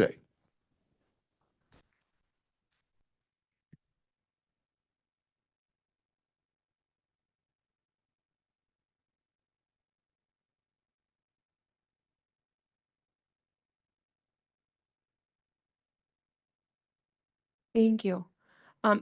just 3 points I wanted to say. First of all, I wanted to thank every student, every parent, every community member at Acero for being here today and courageously speaking out about your experiences and what is at stake. I believe that our job as board members is not only to do everything within our power to minimize the disruption that you're experiencing and to do what we can to keep all the schools open, but also to prevent this kind of crisis from ever happening again to any other community within our city. I believe that schools are institutions, they are centers of our community, they are not businesses. And when for-profit charters enter our communities with the promise of serving our communities, but they have no accountability to deliver on that promise, that is how we end up in this crisis. And so as we consider renewing other charters at upcoming board meetings, we have to keep in mind the lessons that we are learning from this current crisis, that our bottom line of educating students and providing them with high quality education, no matter where they live, may not align with charter operators' bottom line of churning a profit. And this is not to say, I'm just talking about operators, not the hardworking educators and staff that share our mission of delivering on high quality education for our children. So thinking about what kind of information we're going to ask from charters and upcoming renewals, what kind of information we're going to include in contracts to assess financial viability so that no other community is left in the situation that our Acero parents and students are facing at this time. The next thing I wanted to talk about was a legislative agenda comment that we had earlier, just to bring up the board bylaws. The bylaws state under CEO responsibilities that the CEO must develop and present to the board annually, no later than the January regular meeting, a legislative agenda for upcoming legislative sessions that is consistent with the furtherance of the district strategic plan, goals, and priorities. It also says, upon approval of majority of the board at a regular meeting, these positions will become the official position of the district in the legislative process. During the January 5x5 briefings, we were presented what we considered to say a draft agenda. The slides also say 2024 on them, and there is feedback that was given from board members, at least during my 5x5 briefing, about changes that should be made before we adopt the draft legislative agenda as our 2025 legislative agenda. Some of the things that I felt were missing were a plan for revenue. There were a lot of funding requests in the legislative agenda that was drafted, but I think that it's also important, as we lack revenue to fund all the funding proposals, that should be a part of the legislative agenda. And I was told that could be considered as something that could be added, and it would be great if all the feedback that board members have could be added, or at least discussed to be added to the legislative agenda. So if there has been any work to advance a legislative agenda at this time that is different from the previous legislative agenda of last year, those are currently under our bylaws, not the official position of the district in the legislative process, because we haven't approved them at a board meeting. So we need to approve the legislative agenda under our current bylaws, and we're looking forward, at least I'm looking forward to doing so at an upcoming board meeting as legislative session is well underway in Springfield. And I also wanted to ask, the final thing is I want to thank the board office staff for their hard work in doing follow-ups on the public comment that's been presented at the ARC meetings, the regular board meetings. From the last board meeting, there were 2 comments or 2 questions from public participation that I had. And so I want to say thank you to everyone that actually shows up to these meetings and says something, because we are following up with questions and the board office staff is working really hard to get us responses. So specifically, I want to say thank you to the student from Senn High School that talked about the requirements for arts education not counting as exemptions for physical education in the same way that other classes like AP classes do. My understanding is that moving forward, the CEDO sent out a response saying, going forward, the Senn High School Arts Program will be classified as a program of study, allowing students to request a PE exemption for 11th and 12th grade. And also there is a follow-up shared out from last meeting to the board about the timeline for state funds to be for the Southwest Side School, Hubbard High School, to receive an update about the plans for the annex, including a timeline for state funds and how we're working on getting that timeline. And how the city's TIF committees are currently being halted indefinitely, and how that is causing some issues as we try to move forward. So we really appreciate the public comments that are being given, and really appreciate the board staff with their level of responsiveness and looking into the questions that come up at these meetings. Thank you.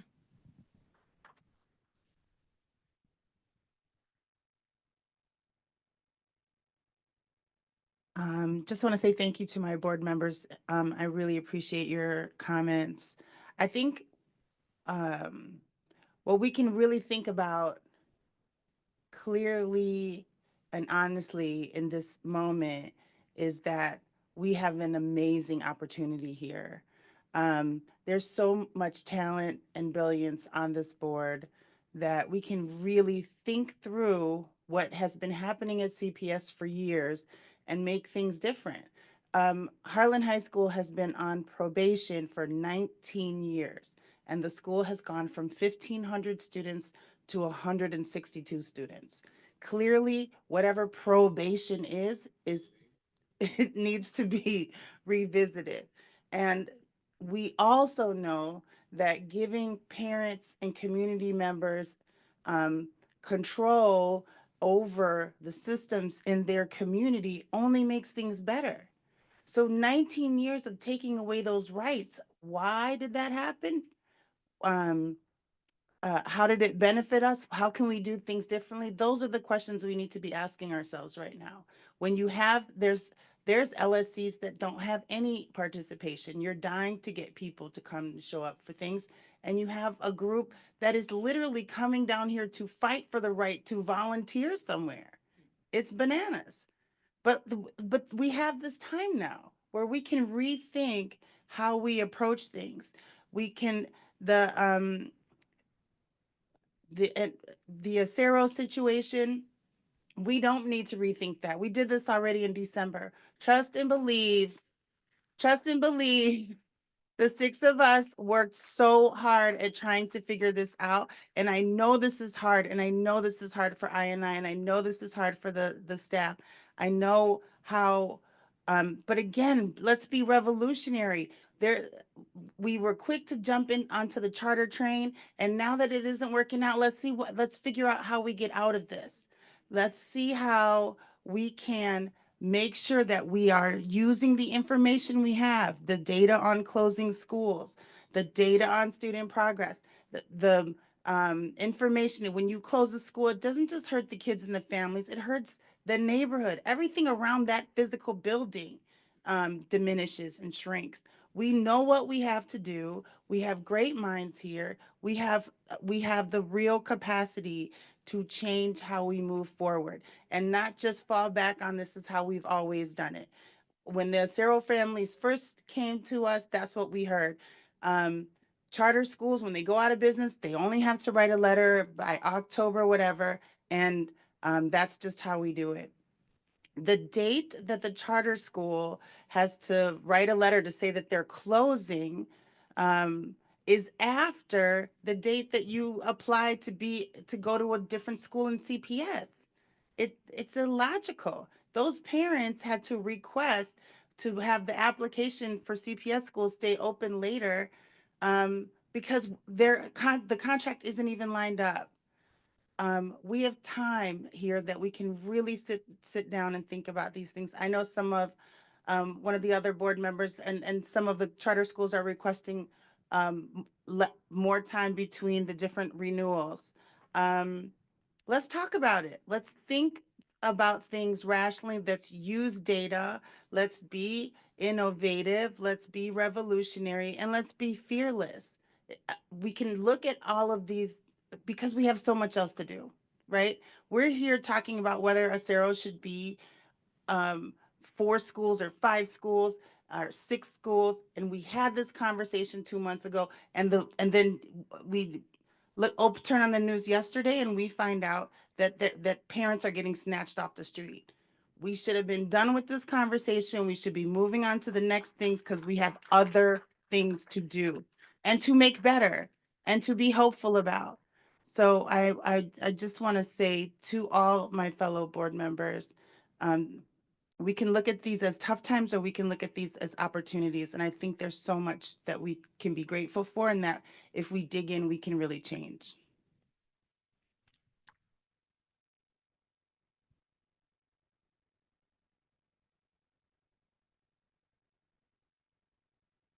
Can you hear me? Okay, I want to say a lot of what other people said, and I'll try to be brief so that I don't repeat things. Thank you to everyone who is invested in their own education, the education of their children and their communities, who has come before us today. It's a really important thing to do, and we cannot disrespect what you did by ignoring what you say. We are here to listen to you, and we're here to take action on your concerns.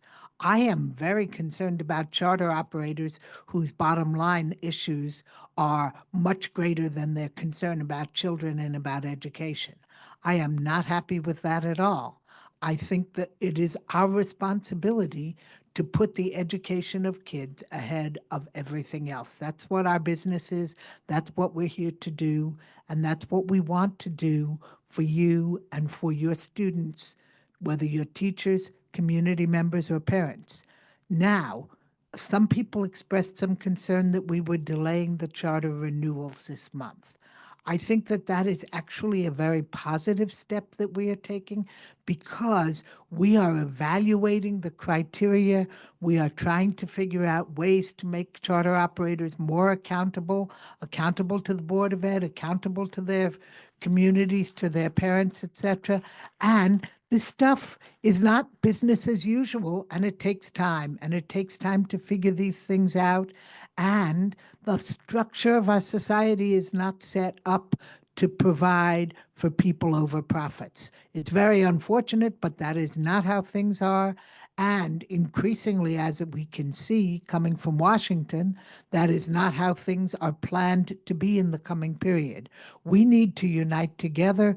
We need to work together as a board with parents, community members, educators, so that we can do the very best under the difficult conditions we are very likely to be facing for all of our students, whether they are first-generation immigrants, whether they are documented or undocumented, whether they are Black, brown, white, or any other color, whether they speak the language of this country or the language of 51 other countries, as one of the elementary schools I visited does. This is our mission and our charge, and we are going to work with you to do it. I know it's slower than you'd like. Bureaucracy is slower. The decisions about spending large amounts of money are difficult ones, because when you choose to, and you all know this from your personal budgets, if you need to spend money on car repairs, that means you may not have money to buy new gym shoes. These are the realities of life, and everything that we are doing now is predicated on money. I wish it wasn't that way, but we are trying to do the very best for you and for the communities, despite the fact that education is woefully undervalued and underfunded in our country. Thank you for all you've done.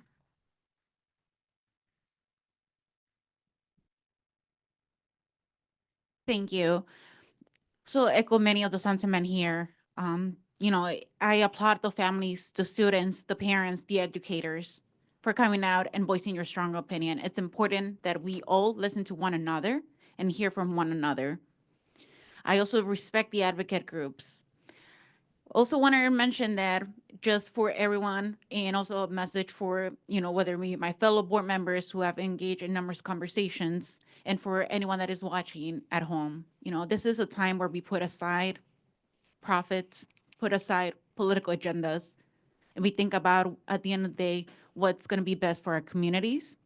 Knowing what board member Pope mentioned, this is about knowing, what is the best that we can do moving forward with the resources we have at hand. Our public education is not out for sale, not at the local level, not at the federal level, and I've seen that firsthand coming from the community. Hola, nada más quiero decir gracias a la comunidad, a los padres, a los estudiantes, a los maestros que han estado aquí abogando por su escuela. Gracias, porque es importante escuchar de ustedes. He estado también en pláticas con los demás que están en esta junta. Sabemos que son decisiones difíciles, pero tenemos que escuchar a la comunidad.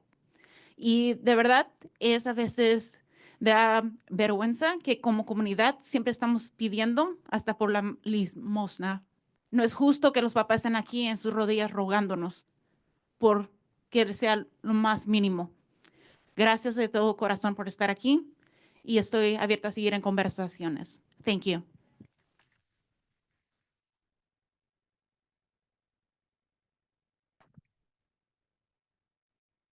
Yes, I want to thank Miss Lucy Delgado, who came to see me with her children that attend Acero schools.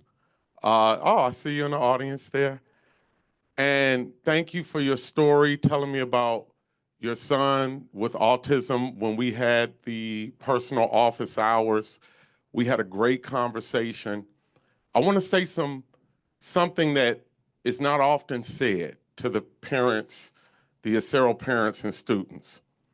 You all had wonderful recommendations for how to hold Acero accountable on the other end of what's happening.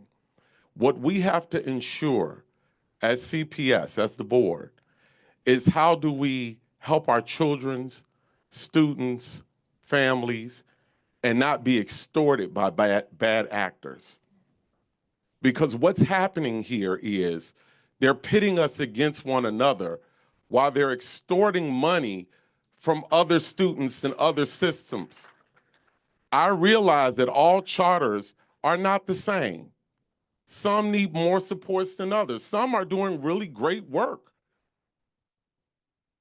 So we can't lump everybody in one group or every entity in one group. However, we must be vigilant against the bad actors. And as you can see, you have much support from members on this board. However, we are in, and everyone knows it, CPS is in dire financial straits.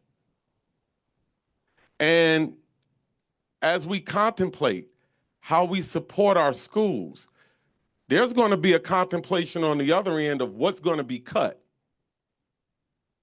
And we want to ensure that we do the prudent thing that helps all families and all students so that on the other end, there's still a high quality education. Thank you.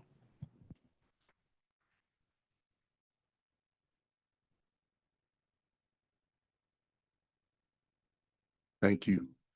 I just want to piggyback on the question, so I want to go big and then come small. On the question of bad actors. Unfortunately, as the charter school industry, and that does not mean that every charter is bad, but there is an industry. And if you look nationally, it has impacted the demographics of cities. It has helped to impact the demographics of cities. And that result is undeniable. So let me just say this. I encourage everybody to go to the Network for Public Education website and you look up Another Day, Another Charter School Scandal. It is a report, a moving report that is completely released about charter school operators, some of them that get money and never open, some of them that close after 1 year. It is cultural throughout the United States. This is not an anomaly, what we're seeing happening with Acero. We also have to ask ourselves how a bad actor like Uno ends up with a bad actor like Uno ends up with 16 campuses throughout the city of Chicago. See, the families who kiss their babies and send their children to school, they should have a reasonable expectation that the system they're sending their child to allows them, their children, to stand on their shoulders. That's not an idealistic statement. It should be a reasonable expectation. That trust has been betrayed by these bad actors who have had a red carpet in the city of Chicago with no account. Think about it. They have a system set up where if they're doing bad and the school board says no, they have an infrastructure at the state level where they can come back and say, no, we're going to overrule that local school board. That was developed by an organization called ALEC, the American Legislative Executive Council. It is part of the charter industry's strategy to take over cities. So it's very important that we understand that that's what we're dealing with here, a bad actor. And we have to have, as a board, the will to hold them accountable. But also, if this board made a resolution in December, that was not an opinion. It was not an advisory board suggestion. It was a directive. If this board made a decision in December. It was a directive. So we have to do some self-reflection on how that directive turned into a communication to the public that was completely different than what this board said. Now, my name, G2 Brown's name, I've earned my reputation. And so I don't want my name on something that's not honest. And you know what? I'm gonna say this. And my reputation I've earned through sweat. My reputation I've earned through building Black and brown alliances. My reputation I've earned because we have shaped reality wherever we went. We have an elected school board when people laughed at us. When the president of the Chicago Urban League was sitting here closing schools in Black communities.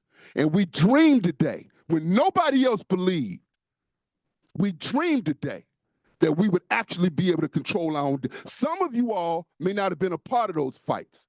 I was neck deep in those fights. So I could care less about who don't like it. I was neck deep in those fights. And so my name is not going to be connected with some garbage. It's not. Malcolm X, whose assassination was March 21st, February 21st, he said, I'm not a particularly educated man, nor am I an expert in any field, but I'm sincere, and my sincerity is my credential. That's what I stand on. So we made a promise to these communities. The directives, we should have gotten back was how to make that work. How to make that work. Last thing I'm gonna say is this. I've served on boards since longer than many of the people in this room have been adults. I've served on local and I sit on the internet. I know how to sit on a board. I know what a board member's responsibilities are, backwards and forwards. So this is very frustrating. It is very frustrating because our names are connected to this. Our names are connected to this. And so I feel a certain way when I watch parents crying and children falling out on the floor about a situation they shouldn't. It took me back to 2004, board member Yesenia Lopez, when they were closing Doolittle West Elementary School, and Miss Brenda Norwood passed out at a school board hearing with me standing next to her. And they closed Doolittle West, and now that's where urban prep sits in the Bronzeville community. It took me back to that moment. So that tells me that the value system hasn't changed. Values are beliefs that govern your behavior. So if you believe different, you're gonna do different. I don't care how complicated you try to make it. I don't care how many spreadsheets you show. What you believe is what you will do. And so why are we having the same conversations in the year 2025 that we had in 2004? So forgive my emotion, but there are people on this board on these streets have earned our reputation. We've sacrificed when it was not popular. And you're not gonna have my name connected to no madness. I'm sorry. So I'm gonna say this to you. I can't guarantee you nothing, but what I would say to you is I'm gonna go down swinging for what this board said in December, okay?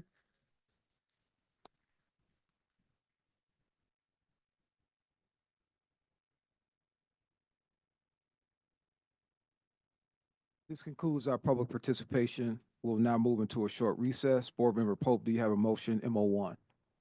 I move that the board take a 30-minute recess.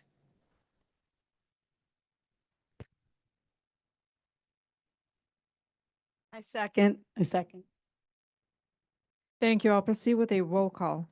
Member Lozano, Yes. Member Smith, Yes. Member Lopez, Yes. Member Thomas, Aye. Member Boyle, Yes. Member Wallace, Aye. Member Pope, Yes. Member Rosenfeld, Member Rivas, Yes. Member Rio Sierra, Aye. Member Brown, Yes. Member Bannon, Yes. Vice President Bautista. Yes. Member Gutierrez, Aye. Member Biggs, Member Thodakura, Member Blaze, Aye. Member Zakor, Yes. Member DeBerry. Yes. We have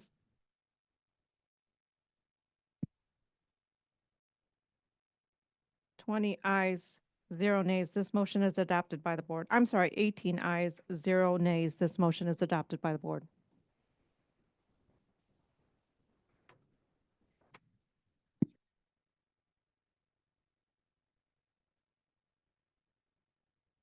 That would be 19. 19. I'm sorry, for the record, the vote was 19 ayes, 0 nays. This motion is adopted by the board.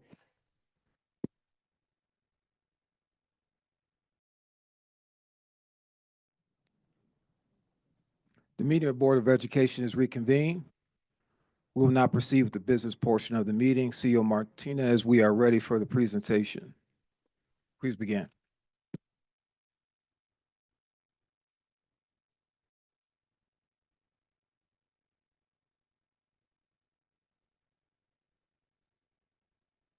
Okay. Good afternoon, board members.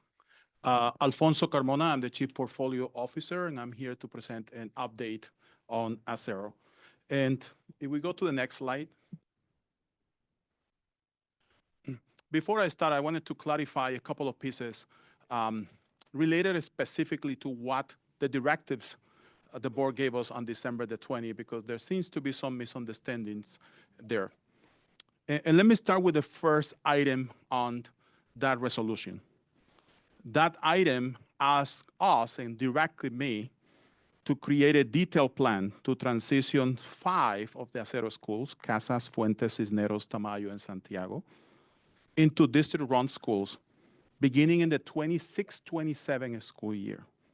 Why it's important to make a clarification on this is that, some people have been asking about the plan. The plan is to be drafted for the 26-27 school year. We're working on the plan. But the reality is that plan is not possible until the second item in that resolution is addressed. So let me clarify that second item of the resolution, which says that the board would direct the staff, in this particular case, myself and my team, to start a negotiation, a memorandum of understanding with Acero to cover the deficit to operate the 7 campuses. I can't emphasize this enough, and it's the authority the board gave me was to negotiate with Acero and to work with Acero. And for this to work, Acero has to agree to the terms of that MOU. I'll talk a little bit more about that in a second. But again, the authority given to me was to negotiate with Acero to get into an agreement, what we're calling a memorandum of understanding. The third item in the resolution speaks to the fact that there were 2 campuses that were slated to close in the 25-26 school year, and that my team needed to conduct a viability study to see if it was possible for us to absorb those campuses for the 26-27 school year. Again, this is for 26-27, so that viability study has not been conducted yet. And finally, there was a fourth item in the resolution that mentioned that Acero's cooperation in these matters, meaning the 3 items above, may be considered in whether to renew Acero's charter agreement for another term. So I wanted to first level the playing field, because I think there had been some confusion about actually what were the directives my team has done. And I want to clarify that today's presentation is all about item number 2 and how myself and my team has complied with the directives that we received on December the 20th. Next slide, please.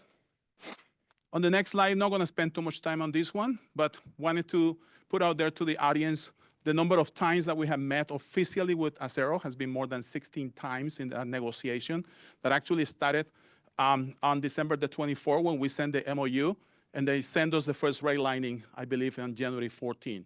So since January 14, we have met with them 16 times. We also have 8 different teams from CPS the facilities team, ITS, safety and security, our environmental team as well, the capital team, and the nutrition team, who are doing already that viability study for 26-27, looking into those campuses and see how much it will cost the district to absorb those campuses for 26-27. We have sent some parent notices. I agree with some of the parents that notices don't provide much information. Why? Because we haven't finalized the agreement. So once we get an agreement with Acero, we immediately will communicate to our families exactly what the next steps are for each one of those schools. And then finally, we just included the number of hours that we have specifically dedicated to either office hours, and some of the parents told me today that some of the office hours or the QR code is not working, so we're gonna have to make sure that we fix that part. But the number of times that we have met internally to address the MOU. Next slide, please.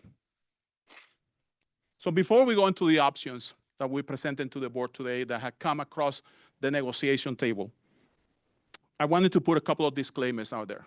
And the first one is a very important one that I think in some ways, whether it wasn't clear during the previous presentations in November and December, I want to make sure that that first item is extremely clear.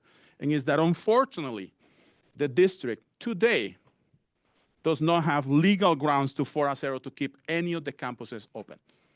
In our briefings last week, we talked about the idea of probably making some changes to the law, the state law, as it relates to that. But today, we do not have any grounds to hold them accountable. Certainly do not like that. Which is why we're engaging in this conversation and trying to get Acero to agree to our demands. I also wanted to clarify that the scenarios that we're going to present to them today, are based on assumptions related to not only enrollment, but also capital expenses, as projected by Acero and analyzed by our teams as well. So all of the scenarios you'll see today are projection, and that's important because at the end of the day, some of the things that are in those projections may or may not happen. And finally, also, in the disclaimers, the scenarios you'll see today assume that Acero will be able to receive a one-year lease extension for the different properties. When Acero terminated those, the Acero board decided to close those 7 schools, they terminated their contracts for those 7 campuses. So fortunately, Acero has secured verbal agreements with the owners of those campuses to extend the lease for another year. Of course, assuming the district, pay for those leases is part of the calculations, so it's included in there. But we also put into the calculation a 3% increase in the leases for next year. And finally, I know I mentioned this, but I cannot clarify enough. Today's presentation is about item number 2 in the resolution, and is the 25-26 school year so that we can start the process to secure those schools and our families know exactly what's happening next year. Next slide. Thank you. Negotiation parameters. Before we go into the nitty-gritty of the different scenarios, I wanted to specify a couple of pieces that not only we have the constraints that exist by the fact that we do not have legal grounds to force them to stay open, but there's also charter law about what is possible.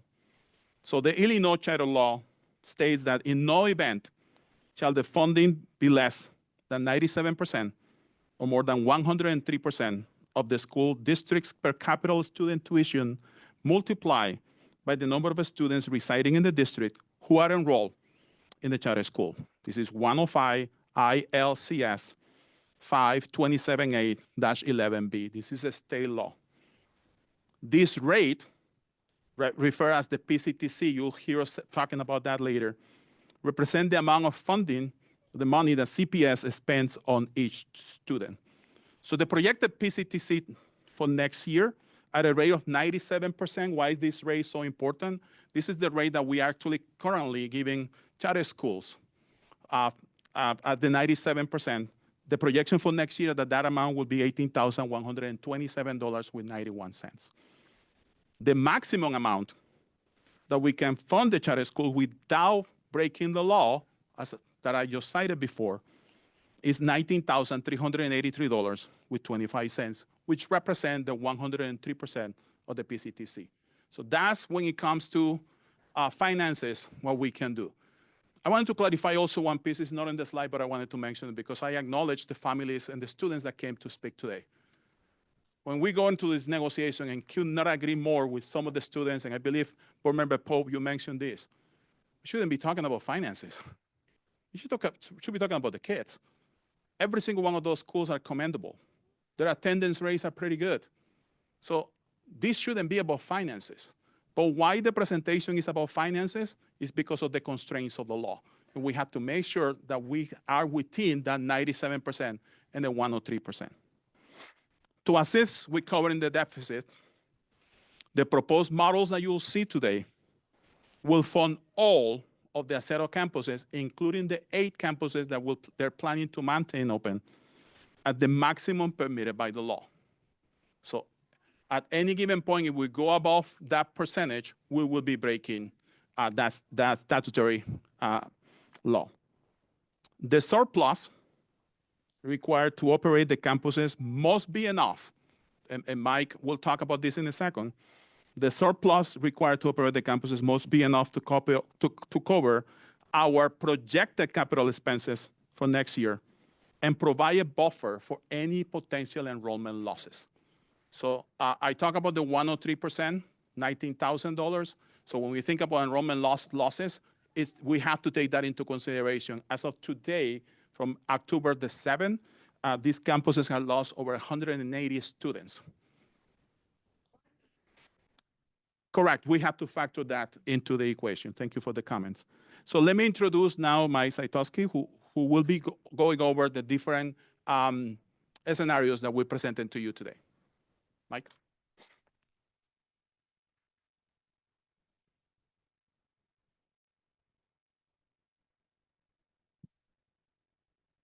Thank you, Chief Carmona. My name is Mike Sidkowski. I'm the Chief Budget Officer for Chicago Public Schools. We're going to walk through a few different scenarios around addressing the December 20th resolution and talk a bit about the financial elements of this that we've discussed with Acero to stay within the compliance issues that Chief Carmona mentioned. The first scenario that we're talking about is keeping all 7 campuses open.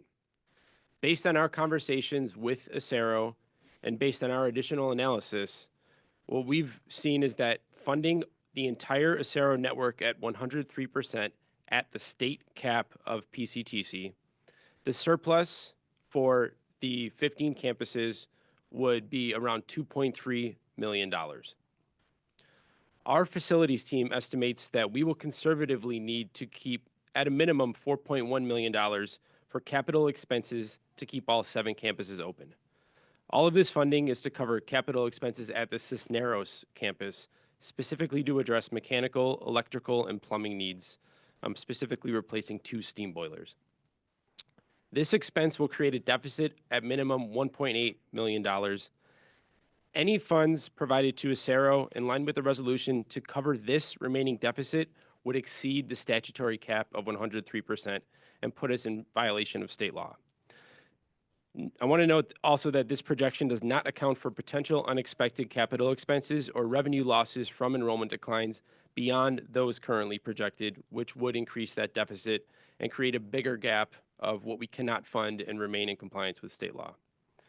Therefore, in order to operate the 7 campuses, the district may have to provide funding above the 103% PCTC, which puts us in explicit violation of state law. As a result, the option of operating the 7 campuses may not be feasible because the risk of exceeding the statutory cap is extremely high. We move to the next slide. Our second option that we've explored is keeping 6 campuses open. These 6 campuses would include Cruz, Cisneros, Casas, Fuentes, Santiago, and Tamayo. And we're going to walk through a similar analysis of this scenario. So after accounting for a maximum revenue of 103% of PCTC, again, the statutory limit under state law, the surplus in this scenario would be $3.2 million.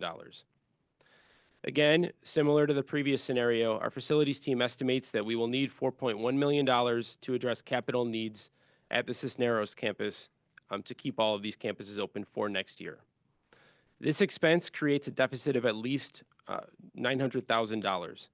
So any money provided to Acero to cover this remaining deficit would exceed the statutory cap of 103% and put us in violation of state law. Again, this projection does not account for any unexpected capital expenses or any revenue losses associated with additional enrollment declines beyond those currently projected, which could increase the deficit. Therefore, in order to operate the 6 campuses, the district may have to provide funding above the 103% PCTC cap, which puts us in violation of state law. As a result, the option of operating the 6 campuses may not be feasible because the risk of exceeding the statutory cap is extremely high.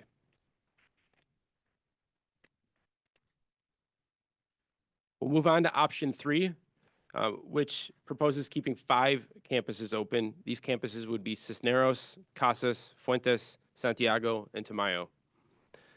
After accounting for the maximum revenue, again, of 103% of the PCTC rate, the surplus in this scenario is $3.9 million. Again, we have the $4.1 million projected capital expense at Cisneros to keep the campuses open for next year, which would create a deficit of at least $200,000. Again, any funding provided to cover this remaining deficit would exceed the statutory cap of 103% and put us in violation of state law. Again, this projection does not account for any unexpected capital expenses or any revenue losses associated with enrollment declines beyond those already projected. In this scenario, in order to operate the 5 campuses, we may have to provide funding above the 103%, which would put us in violation of state law. As a result, while this gap is less than the previous scenarios, the operation of 5 campuses could be viable, but may open the district to unexpected liabilities as there will not be enough funding to operate these facilities without exceeding the state cap. Finally, we go to our last scenario here, and that's keeping 4 campuses open. These campuses would be Casas, Fuentes, Santiago, and Tamayo. After accounting, again, for the maximum allowable funding level under state law of 103% of PCTC, the surplus in this scenario is $3.3 million. Importantly, in this scenario, the Cisneros campus and the associated capital expense is not considered here, as this is not one of the remaining 4 campuses. And so the expected capital expenses projected are minimal for these 4 campuses. In this scenario, we do project to have enough funding to cover any unexpected capital expenses and any potential enrollment losses beyond those currently projected.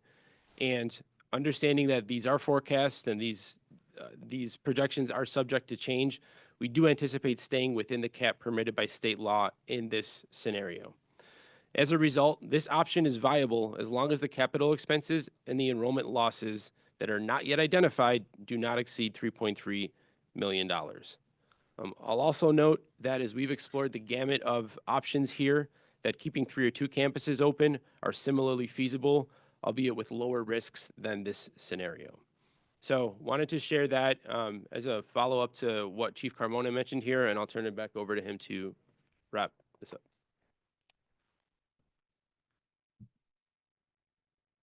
Thank you, Chief. So if we go to the next slide,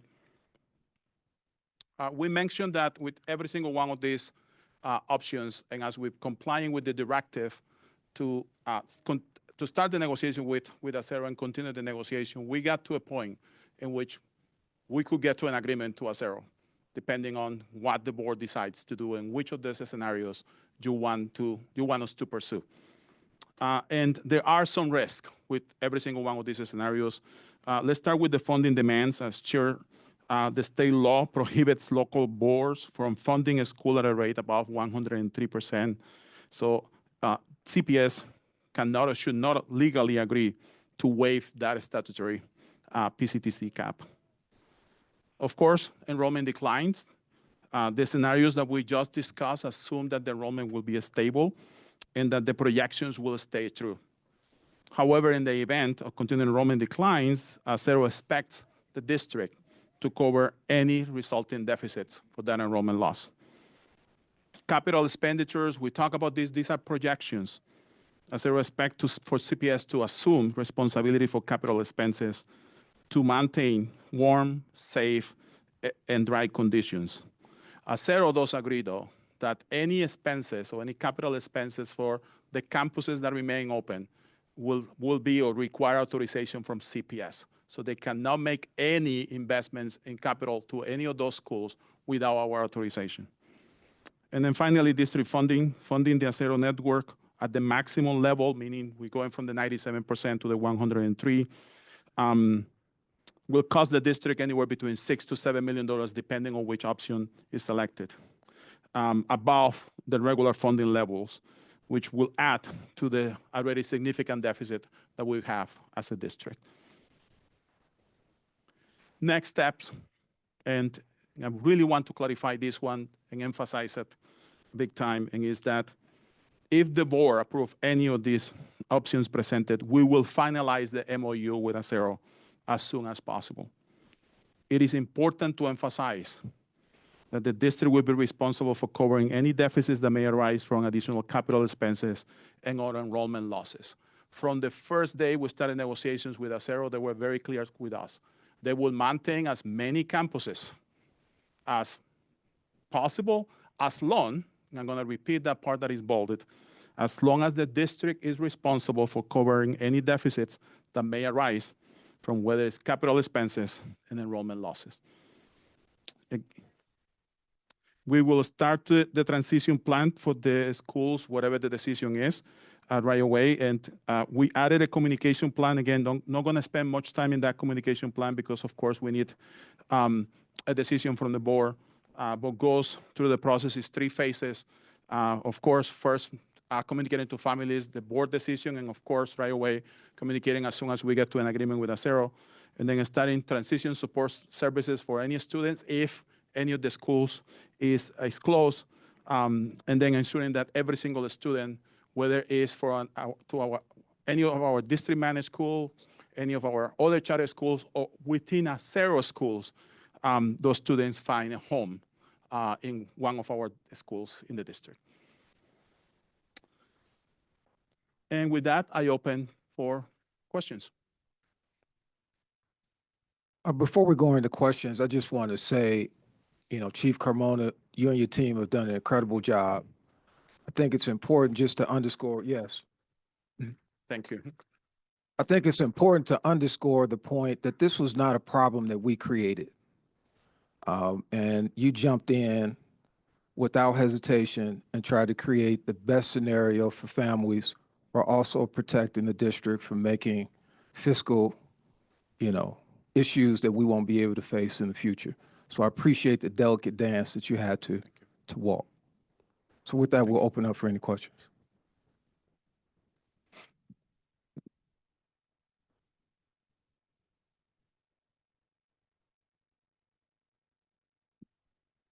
Thank you. I have a few questions. First of all, I just wanted to echo thank you to you and your team for all the work that you've done. I know that there are considerable constraints, and some of those constraints are legal, statutory constraints, but the other, it seems like there's a lot of demands that Acero is making. Can you speak a little bit about why the balance in these negotiations has been so lopsided? Yeah, it comes from the fact that certainly we don't have any leverage from the perspective of the law to negotiate with Acero. At the end of the day, Acero made a decision and the board made a decision to close these schools. So for them, and I'm sure the families feel this way, Acero is assuming that those schools are closing for the 25-26 school year. When the board made the decision to put the resolution out there and start the negotiation process, Acero has kept the demands of saying, very simple, we keep any campuses open as long as you cover the deficit. Our concern, and I think this is the part that creates the confusion from the perspective of the finances, is that we have the constraint of the law of not going above the 103. That creates also easier for us to think about how much money we need to give a provider to continue operations. But the reality is that there are tons of issues of capital expenses or potential capital expenses at these schools that raise tons of flags for us, especially for our capital team. As we look at the long term, and I believe this is a report I sent you last night, of what the potential long-term implications are of those campuses. Thank you so much. And I'll just repeat what I said earlier about it's not right that a public school that is supposed to be serving our kids has no accountability and can close its doors without any accountability to the public. The next question that I had is about the critical needs at Cisneros. You know, CPS, district-wide, we have a critical facilities needs of over $3 billion. That's my understanding. And so at Cisneros, I see the $4.1 million that's needed. In my opinion, you know, school, of course, the school needs to be safe for the kids. It needs to be safe for the staff. At the same time, understanding what are the repairs that absolutely must be made for just the next school year, because I see in some of the materials that we've been provided, 0 to 2 years of facilities upgrades that we need. Understanding that if the school is transitioned into a CPS managed school, then we no longer have to be abiding by that 103% funding. Is that correct? That So- part is true, yes. So of that $4.1 million in costs, which of those can be delayed until just 1 year so that we no longer have to abide by that 103% funding limit? So according to our team, the facilities team, their biggest need has to do with the boilers, 2 boilers at Acero Cisneros. Is the biggest concern. The life expectancy has expired in those 2 boilers. And we're very concerned that they could break at any given point. But going back to this idea of projections and expectations and what could happen in our buildings, at the end of the day, the district could decide not to invest that funding and run the risk of any malfunctioning happening, not only in the boilers, for anything else that could happen. We had the situation just last week at Volta, for example, in which the boiler just failed, and there was absolutely no plan to do any investments in that boiler. Not short-term, long-term, because it was functioning well. But a sensor broke, and things happen. So the district had to invest $200,000 just to make that repair. So again, we're opening ourselves for those liabilities, and that's the risk that the board has to decide how far we want to go with those risks in all different scenarios. I want to clarify also that for our team, nothing will make us happy to keep all 7 schools open. Certainly, we don't want to transition students. We know how hard that is for our families. But we also have to, I will be responsible if I don't come to you to tell you what are the risks of going with any one of those options. Thank you. So the 4.1 million is just for the boilers, or what is the exact cost to keep our schools safe and open just for 1 year?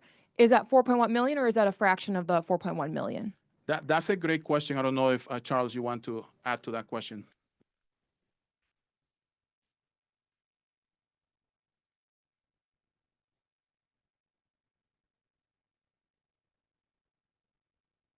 Good afternoon, Board. Charles Mayfield, Chief Operating Officer. So this is an estimate. It's hard to gauge just for a 1-year cost when you're talking about boilers, because, you know, with 2 of them, their boilers can fail at any time, and, you know, these nuances come into play with that. We can revisit that to see if what we can jimmy rig to possibly keep it going for a year and suspend for deferred maintenance, but I caution against that. I caution against that for a number of reasons, but the main reason is that we have critical deferred maintenance across our portfolio today that the facilities team and the capital team actively addresses day in and day out. When we had the extreme cold temperatures, the number 1 focus was to make sure that kids came to a building that was warm and that was safe. And we held our promise to that. Now, did we have to play whack-a-mole at some schools? Yes, we did, because unexpected consequences happen when you have that level of deferred maintenance. And so anytime that occurs where the heat may go out unexpectedly, we deploy temporary heaters. Sometimes we have to relocate students to other classrooms to make sure that they stay warm while we actively address the repair. So to that point, though, very difficult to give you just a 1-year cost and what that deferred maintenance would be, but that's something that we can revisit. Thank you. It'd be helpful even just to have an estimate, because obviously that's not ideal. It's not ideal. It's more expensive to fix a problem once it becomes a bigger problem, but that at least gives us a little bit of time to have some wiggle room later on where we're not having that 103% statutory cap. So thank you.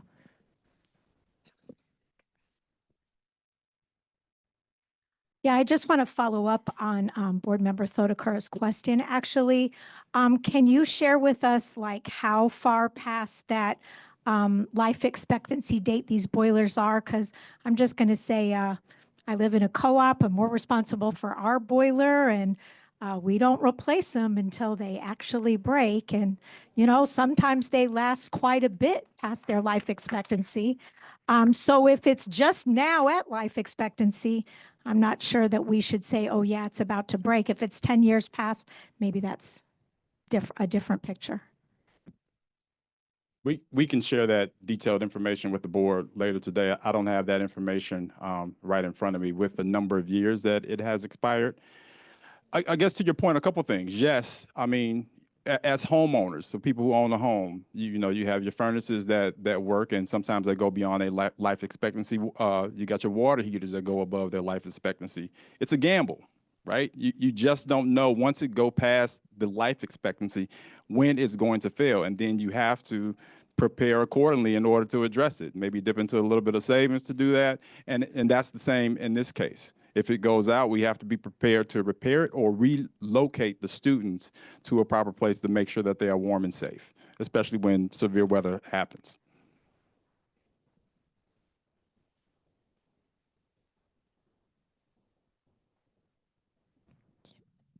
I'm sorry, Board Member Zakor, can you speak into the mic? Because the court reporter is not picking up if you're not speaking into the mic. Oh, Thank sorry, you. I thought I was loud. I was just saying, now I'm forgetting what I'm saying, sorry. Just saying that, yeah, sorry, I lost my train of thought. Old people. Oh, yeah, right, thank you. So plenty of our boilers or heaters or whatever actually break down before their life expectancy is expired. I'm sure in CPS, we are not running around saying, well, something might break next week, so let's have all the money on hand to fix it. That's not practical. So I just think we shouldn't over prepare in this situation.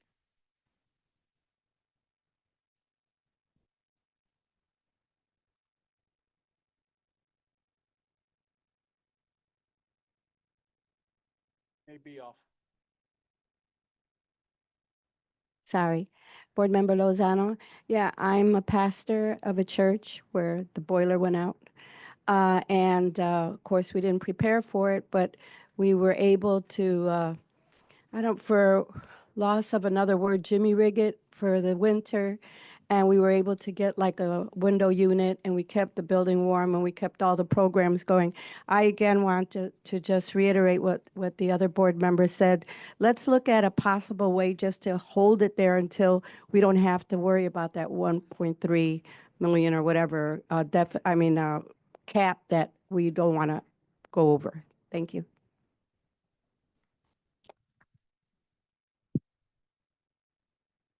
I'm going to ask the question about the actual risk. I have a few questions, but the first one, if the boiler does go out in the 25-26 school year, what is the district's recourse so that we don't exceed that cap? What are we saddled with doing?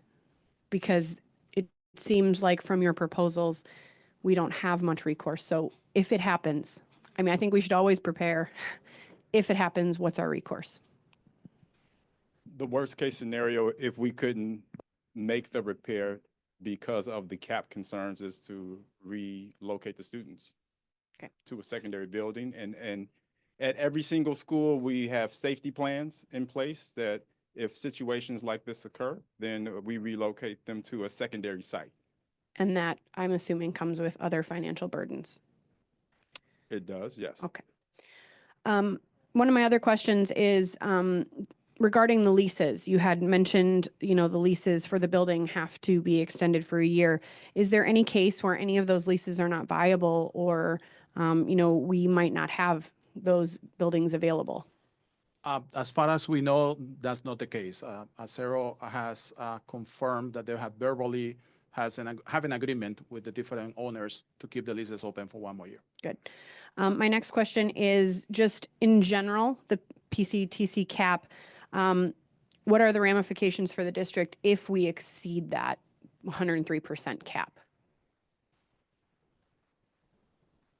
I guess in any of the scenarios, right? Like it doesn't matter which scenario, what happens if that happens. Yeah, so we have not exceeded that cap in how we fund schools, so that would be a bit unprecedented for the district. We are trying to keep us within the bounds of state law and and how that governs us. So unclear on what that would mean in terms of ramifications, but could be broad. Okay. And then my last question is, the resolution as it's written,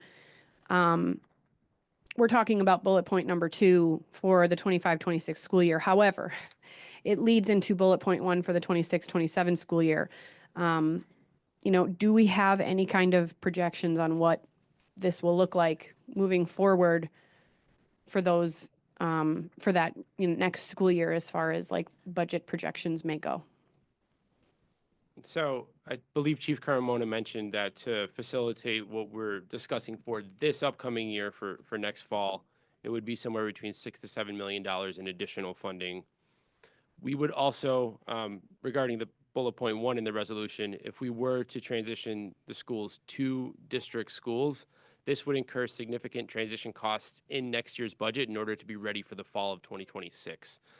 We've estimated that at this point somewhere between $7 and $8 million per campus. That would be transitioning to a district school to undertake all the activities that we would need to take to have that school ready for day one. So that could be a significant cost that we would need to include in this upcoming FY26 budget for CPS.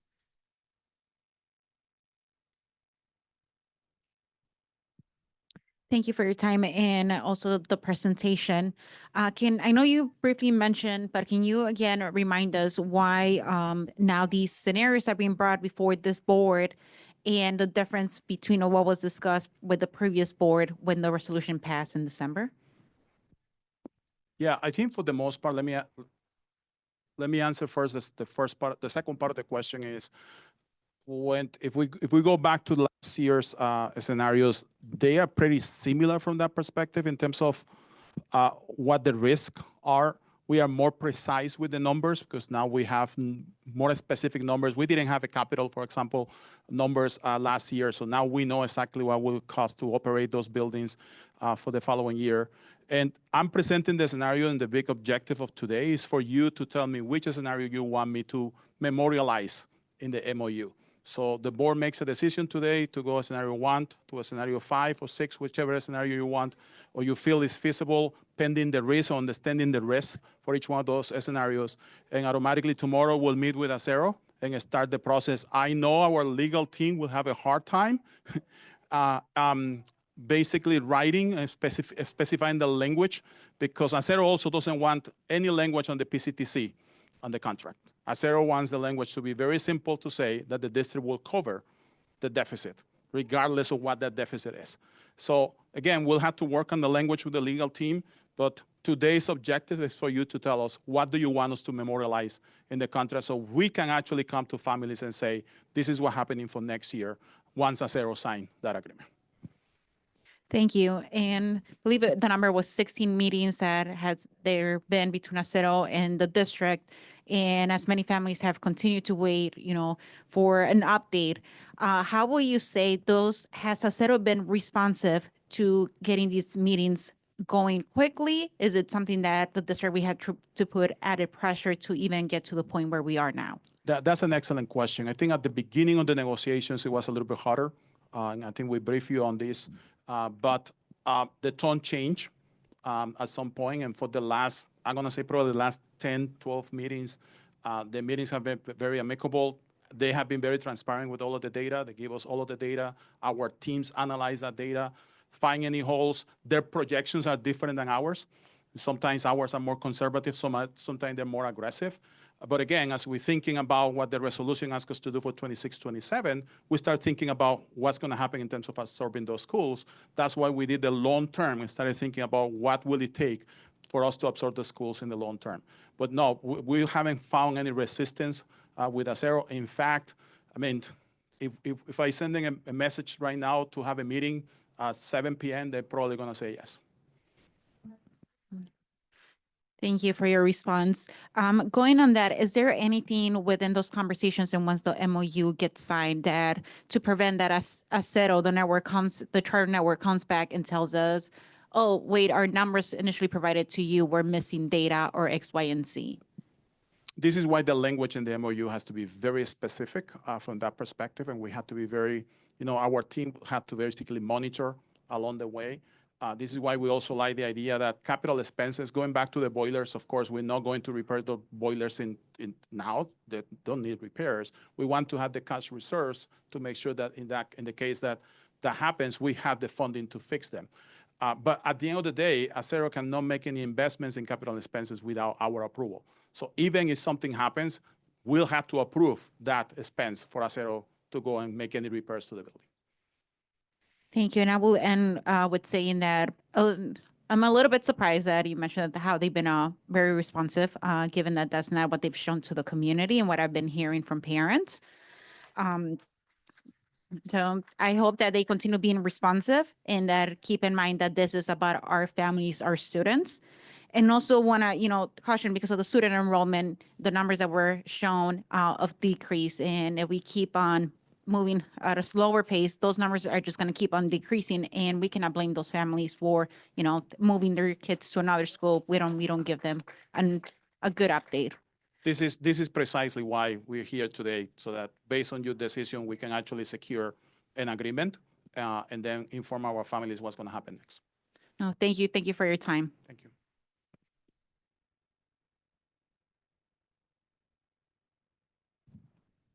We've been talking a lot about risk here.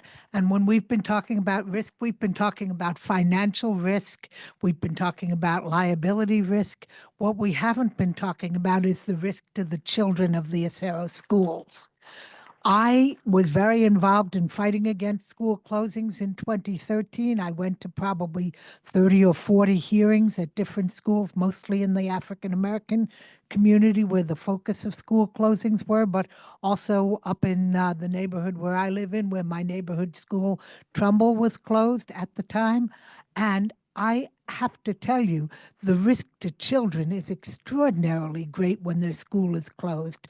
The risk to children when they lose their community, when they lose their support, when they lose their anchor. CPS itself has done studies that showed that many children were lost to the district as a result of the massive school closings in 2013, and the children suffered both physical, emotional, and educational harm. No shade on the safe passage workers, but not everybody's passage was that safe, and not everybody found their welcoming schools to actually be welcoming to them. So I think we have to balance carefully here issues of financial risk with issues of risk and harm to the children of our communities. And I just want us to keep that framing in mind as we discuss the question of boilers, and maybe we should be discussing the question of 9-year-olds. I believe, Board Member Pope, I mentioned that at some point in my conversation. I believe I said that at the end of the day, as an educator, it kills me to have to be talking about finances, because at the end of the day, the reality is our schools should be fully funded, period. We shouldn't have to be working about $4 million in a boiler. We should have $4 million in the bank to fix that boiler for every single one of our schools, but that's not the case. The reason why I said that the conversation was going to be about finances is because of the restrictions of the law. That's the only reason why I'm in front of you talking about finances, an area that is I don't manage directly. I understand very well because it's my undergrad, but this is not about that. This is about our students. But at the end of the day, we have to also work with the limitations of the law. Board Member Biggs. Yes, and to Board Member Pope's, oh, I'm so sorry. I apologize. I just got a response about the boiler, and I hate to go back to the finances and the boiler, but I echo Chief Carmona's response in regards to the student experience, and that's what really our strategic plan is all about: creating a joyful learning environment and a well-resourced school. But back to the question about the boiler. So the boiler is 80 years old, and it's 40 years past its life. You know, some folks have built boilers that last a long time, so this could potentially go out at any moment. And also in regards to that, as you kind of peel the onion back, right? with the replacement of the boiler, that doesn't mean other components may be affected, with mechanical and HVAC. And so we haven't planned for that in our capital budget. So we'll need to plan for that in the capital budget because those funds aren't there to be able to make said repair, amongst what Chief Carmona and Chief Satowski said in regards to the cap. So thank you. I wanted to piggyback on Board Member Pope's point.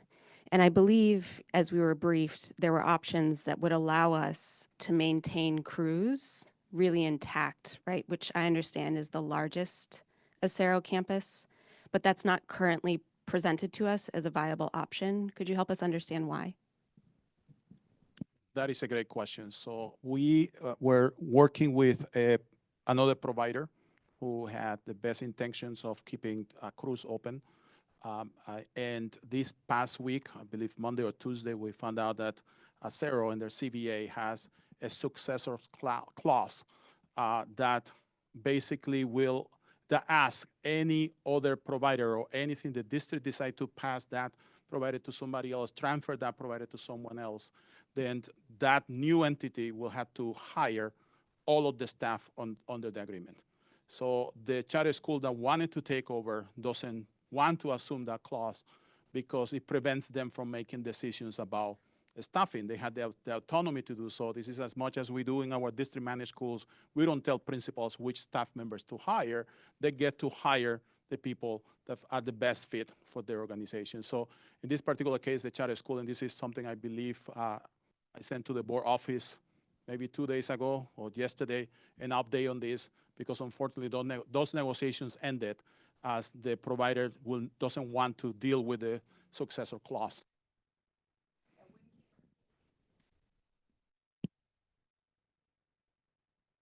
Thank you. Thank you. So I don't know anything about like what a boiler is, how much it costs, but I'm just looking at it.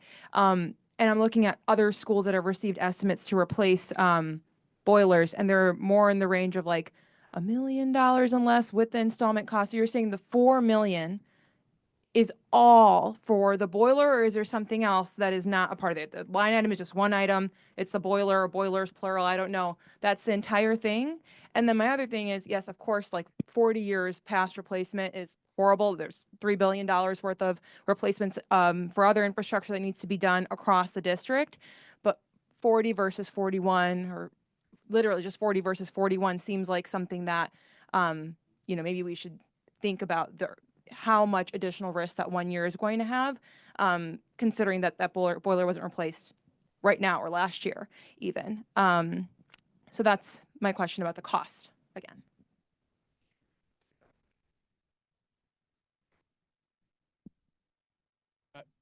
I don't have it.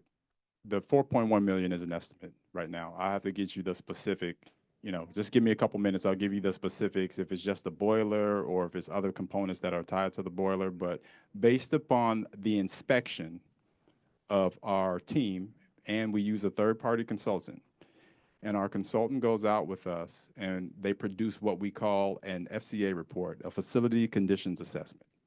So they go through each room, they look at the mechanics, they look at the roofs, they look at the windows, and based on the visual, they prepare what needs to be addressed at that point in time.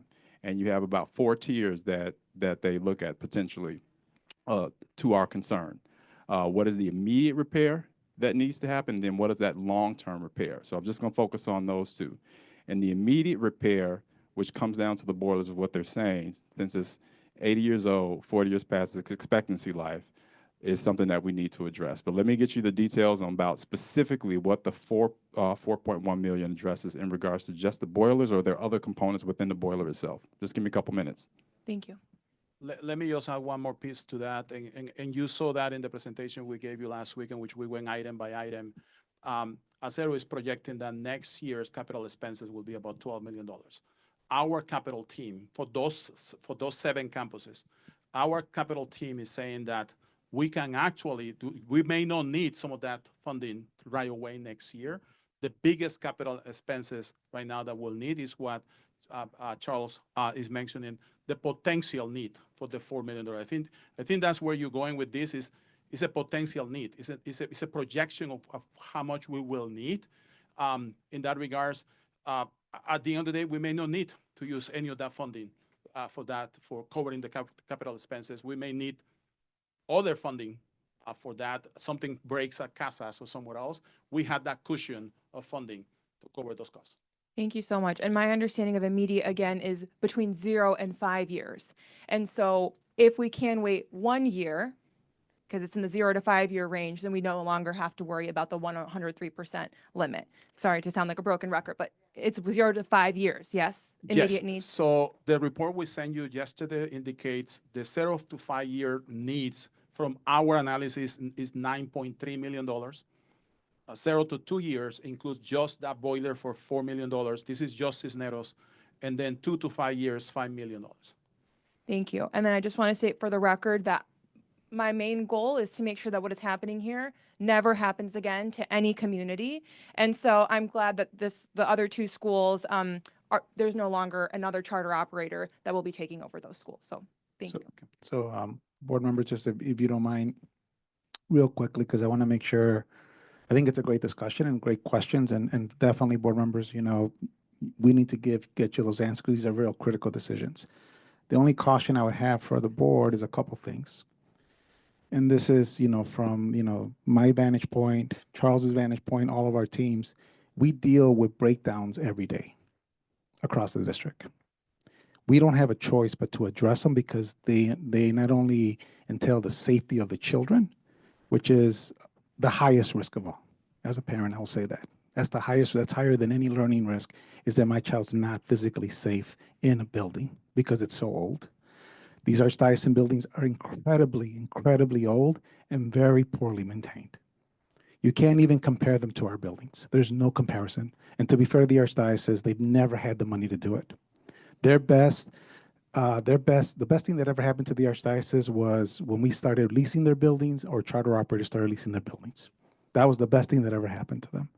So I caution the board making comparisons because God forbid something happens to a child. This is a video recorded meeting and you're having conversations about something that's about physical safety. So again, we will get you the answers, but I want to be careful about second guessing professionals when something could always happen. And I say that not just in any of these buildings, but any building in our district. So that's one. The other is Acero is not gonna sign any MOU, which was required to have the first step, unless the district assumes full liability for anything that we don't do. They don't care about the cap. And so again, if there's enrollment declines, they don't care about the cap. They've made that very clear to us, and we don't have any legal recourse around that. That's number 2. Number 3, when you talk about breaking state law, there's already, when I was down in Springfield, one of the things that was brought up to me, there's already a bill that's being proposed to take away all your finance authority. There is already a bill out there. I don't know if he'll have any traction. Again, but those are consequences. And then the last one is, next month at some point, we're going to talk about the 2026 budget. When you start talking about the cost per school being so high, I just want to make sure that we're really clear about another risk that exists. The cuts could be so significant at our other schools, we're going to be pitting those schools against these schools. So I just want to make sure you understand. Again, at the end, it is your decision. It is your decision, but understand that I want to make sure, as Alfonso said, our lane is to make sure you have the risks. Your lane is to make that final decision. Chief, I just want to, again, thank you for your work, and this is all difficult. And I appreciate that. What I haven't heard is for the 2 campuses that may be closing, right? If you keep 5 schools open.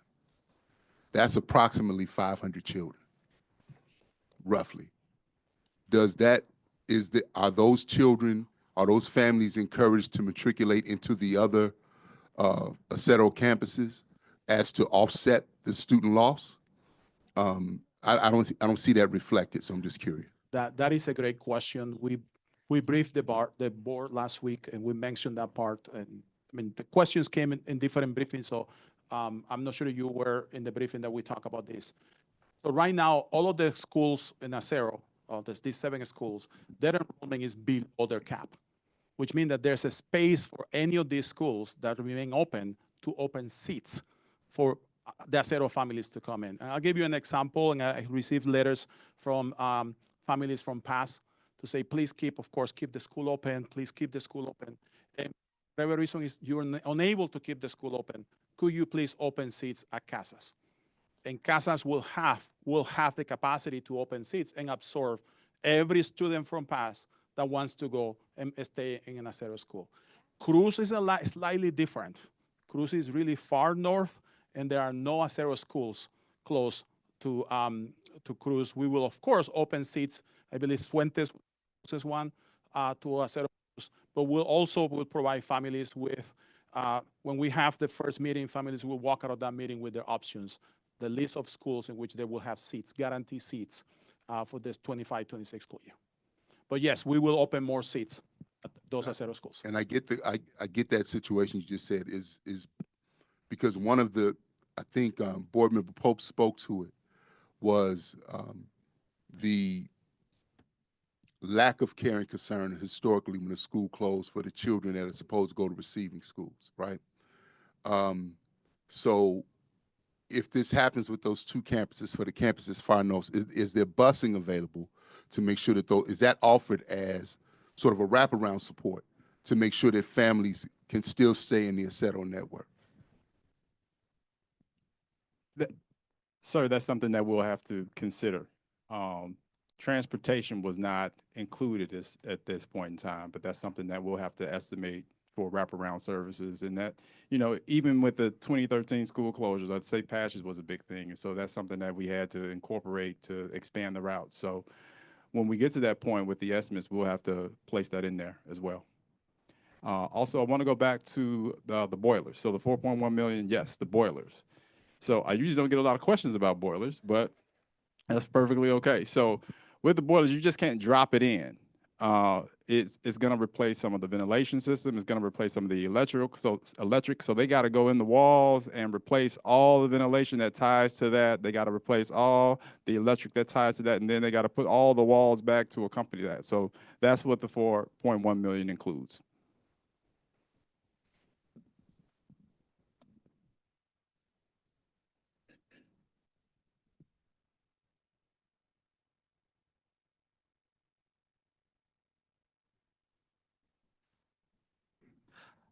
Thanks, Chief. Thanks for your time. Thanks for all the information.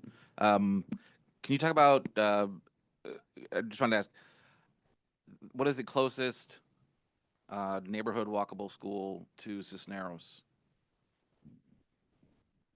That is a great question. My team can tell you in a second. A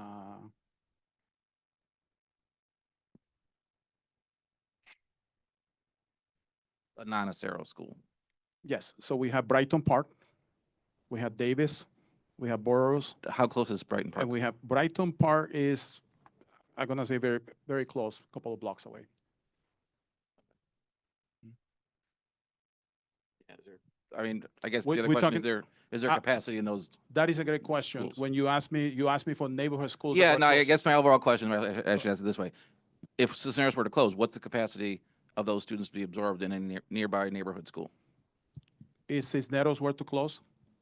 I think we have capacity in our schools to absorb those schools, those students, yes.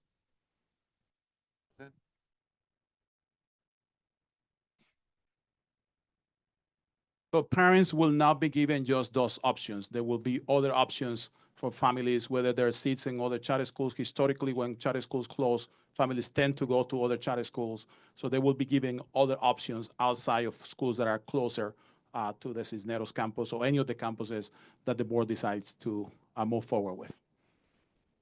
Board Member Lozano, please Yes. And this will be the last question we'll take for this session. Thank you, President.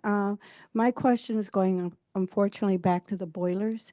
My question is this: first and foremost, everybody on this board would never minimize safety for the children.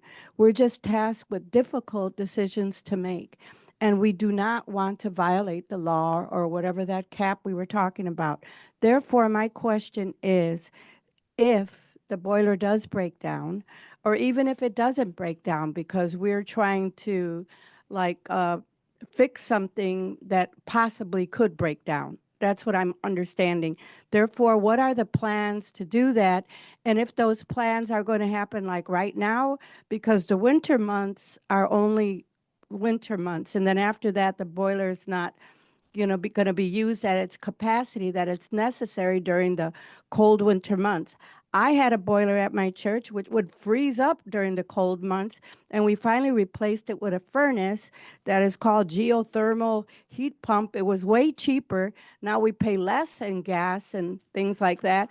So I'm just wondering, if we're going to replace something, maybe we should go, greener, cheaper, more functional, and workable. But my real question is, when was this money going to be used? Because if it's not even on the schedule, I think we're talking about something that's not that necessary to talk about, and we should be just trying to keep these kids in school so that enrollment doesn't drop.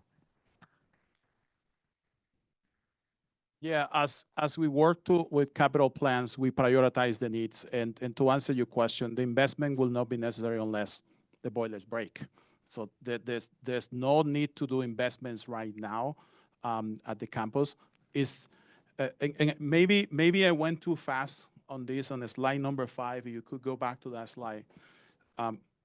What we are trying in all of the scenarios to provide you with is enough space, we call it a surplus, enough funding for us to cover any emergencies with capital and any emergencies with enrollment losses. We provided you with the different spaces and the different scenarios. We call them more feasible scenarios that give us the biggest amount of funding that will allow us to not only cover the 4.1, hopefully we don't even have to use that funding, but any other expenses, any losses in enrollment.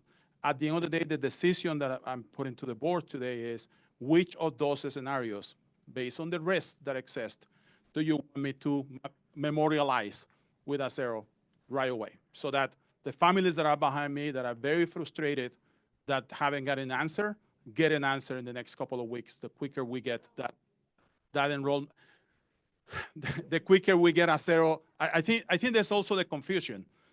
If the board decides today to keep 5, 6, 7 campuses open, that doesn't mean that it's happening tomorrow. Acero still had to agree to that agreement. And the language in the agreement has to be very specific that the district is covering any gaps that exist and the subsequent liabilities that come with it.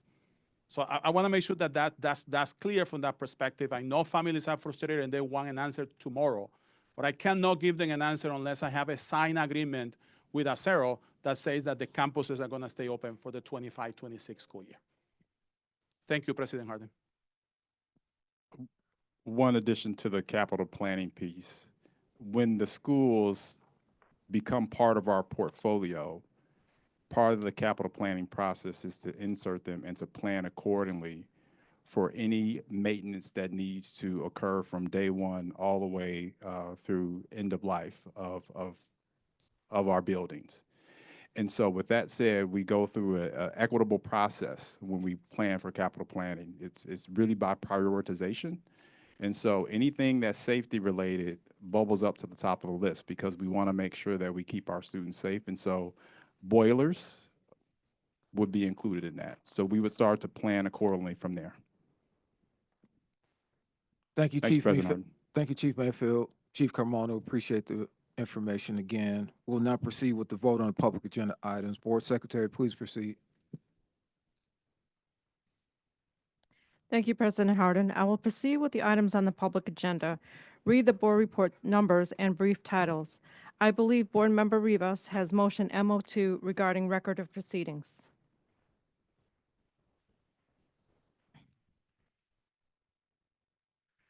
I move that the record of proceedings of the Agenda Review Committee meeting of January 15th, 2025, and board meeting of January 30th, 2025, prepared by the board secretary, be approved, and that such records of proceedings be posted on the Chicago Board of Education website in accordance with Section 2.06B of the Open Meetings Act.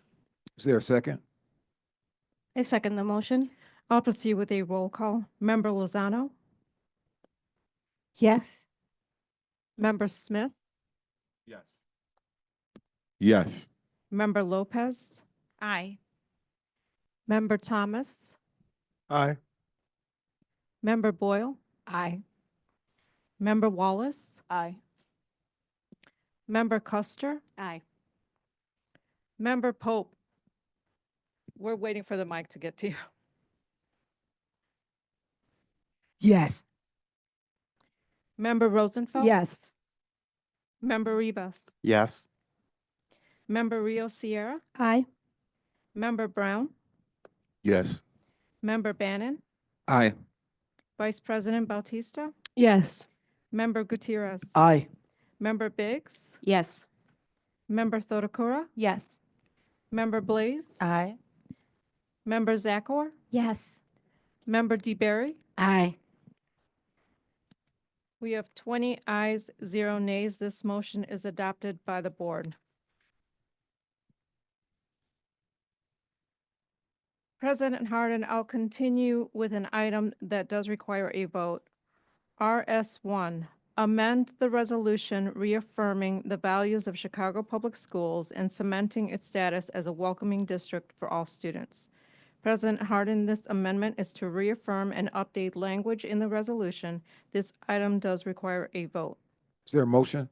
So moved. Is there a second? I second. I'll proceed with a roll call. Member Lozano? Yes. Member Smith?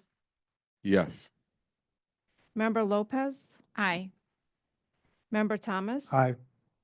Member Boyle? Aye. Member Wallace? Aye. Member Custer? Aye. Member Pope? Yes. Member Rosenfeld? Yes. Member Rivas? Yes. Member Rio Sierra? Aye. Member Brown? Yes. Member Bannon? Aye. Vice President Bautista? Yes. Member Gutierrez? Aye. Member Biggs? Yes. Member Thodakura? Yes. Member Blaze? Aye. Member Zakor? Yes. Member DeBerry? Yes. We have 20 ayes, 0 nays. This motion is adopted by the board. President Harden, I'll continue with an item that does require a vote. RS2, amend Board Report 24-1220 RS2, resolution to maintain Acero attendance centers.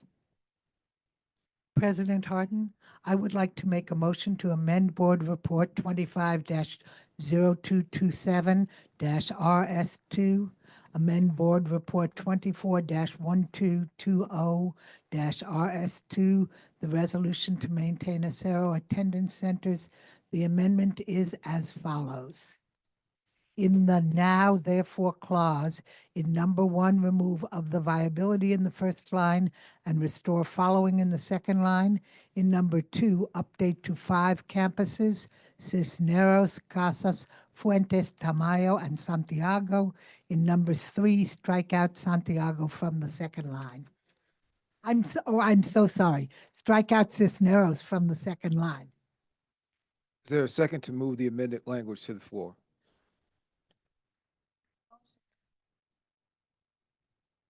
The amended language has been moved to the floor for discussion. Board members, are there any questions? For the record, I just wanted to note that Board Member Blaze did second the motion, so the court reporter can catch that.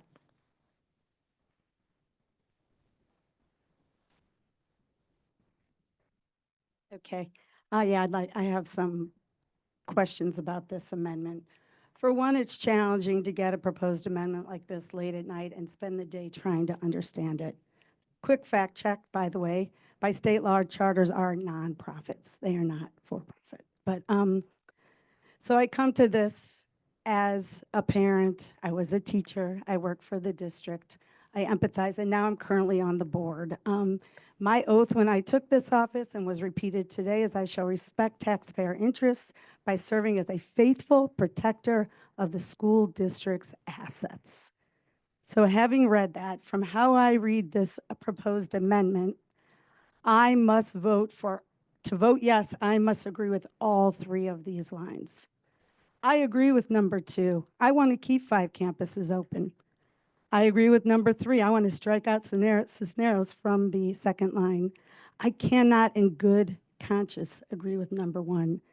We cannot remove the word viability from this language. We have to be able to ask ourselves, is it functioning? Is it effective? Is it financially sustainable? What is the strain on the district office? We must be able to keep that word viability in there. We must stay within state laws at all time. I appreciate everybody at the district office reminding us of the state laws. I have no interest in skirting anything around state laws or that cap. I agree with 2. I agree with 3. I want to keep the schools open. I can't agree with number 1. So I wonder if there's a way that we can amend the amendment.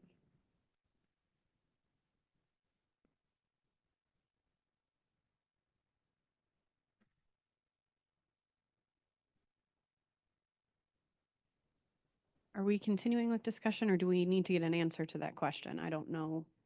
Continue with discussion, Okay. and then we'll come back. Thank you. Okay. So I want to begin, I'm going to kind of piggyback off of Board Member Rosenfeld. I want to begin by acknowledging the pain and suffering that the Acero families and the Acero community are going through. I have children of my own. They're very young. They're just starting out in their educational journey, and I can only imagine what it must feel like to have, your schools potentially ripped away from you.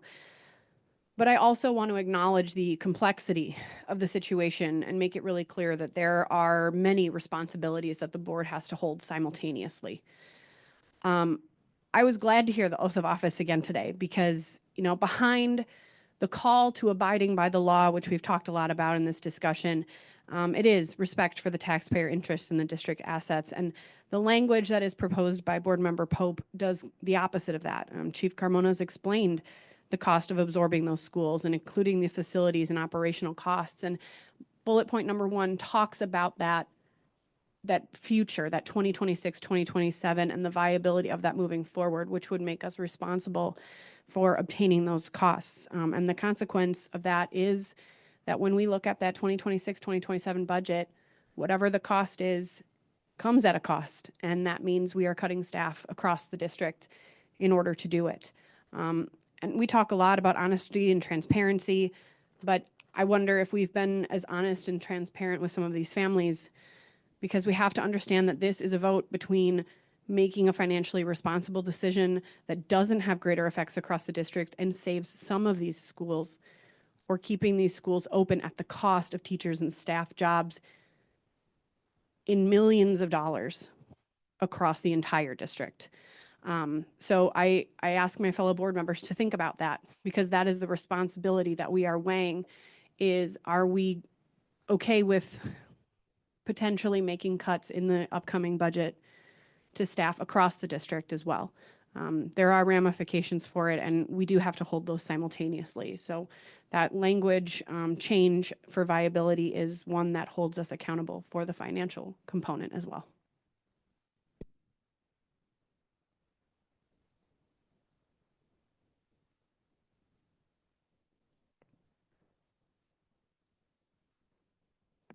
I want to piggyback with this Board Member Smith on Board Member Rosenfeld and Board Member Custer.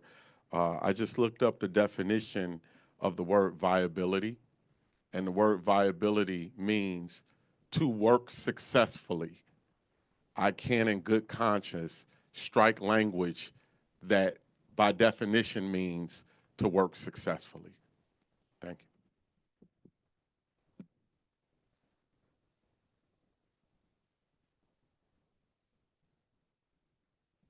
Yeah, I too was very glad to hear the oath of office again when our newest board member, Sydney, was reciting it. And I heard the part about financial responsibility. I take that seriously. And I'm also going to read you two little excerpts from there. I shall assist in establishing a structure and an environment designed to ensure all students have the opportunity to attain their maximum potential. Through a sound organizational framework, I shall serve as a key advocate on behalf of students and our community schools to advance the vision for Chicago Public Schools. So we have a problem here. We have money issues and we have moral and education issues, and we have to figure out the best way to move forward on these things. To me, we will figure out a way to make the money work. We have to figure out a way to make the money work. We cannot exceed the state caps. I am not about to become a lawbreaker in that way. On the other hand, we have made a pledge to children and to families, and I feel that we have an obligation to maintain that pledge. Which is why I want to keep the 5 schools open.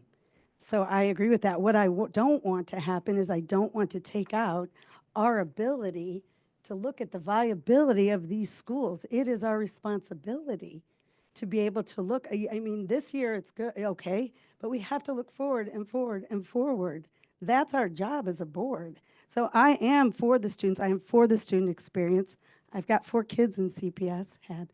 I want to keep your kids in those schools, but I cannot remove the word viability and change it to following. It feels irresponsible.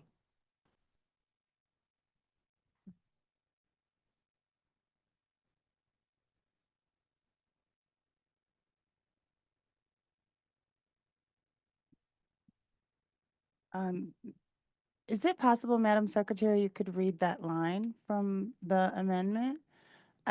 My understanding of when it's talking about viability, and the concern that that phrase in particular created was because we're having this conversation for a second time. We didn't I think there were some people on the board that just wanted to close the conversation and just have it once. I don't think that that phrase was meant viability time in memoriam, that we're making decisions here that will be that last for the rest of time. I thought it was just this year, right? 25, 26. So 26, 27. I'm going to read to you the now therefore clause in the amended resolution that was posted on Tuesday morning. Now therefore be it resolved by the Board of Education of the City of Chicago that 1, the CEO and the Chief Portfolio Officer are directed to create a detailed plan of the viability which was added to transition the following was stricken. Acero schools listed in number 2 was added into district-run schools beginning in the 2026-2027 school year. Such plans should involve district support for parents and staff to maximize retention of teachers, staff, and students as these schools transition. The following sentence was added. The district will provide regular and timely updates to the board. Number 1, Cisneros. Number 2, Casas. Number 3, Fuentes. Number 4, Tamayo. Number 5, Santiago. Those schools were stricken, and then in point number 2, there's additional language that was added. Do you need me to continue, or would you like me to continue, or? Okay. This is Board Member Bautista. So I just want to remind folks that just like we are discussing this amendment, doesn't prevent us from revisiting it in the future if we find some glaring problems with the budget. So I'm gonna ask us to wrap up our conversations because this is not set in stone, just like any other amendment and resolution, like we're seeing what's happening in Congress in in the White House right now, everything that we fight for can be undone. Those are still the rules for the way that we govern the Board of Education in the city of Chicago. So you're not prevented from if something happens.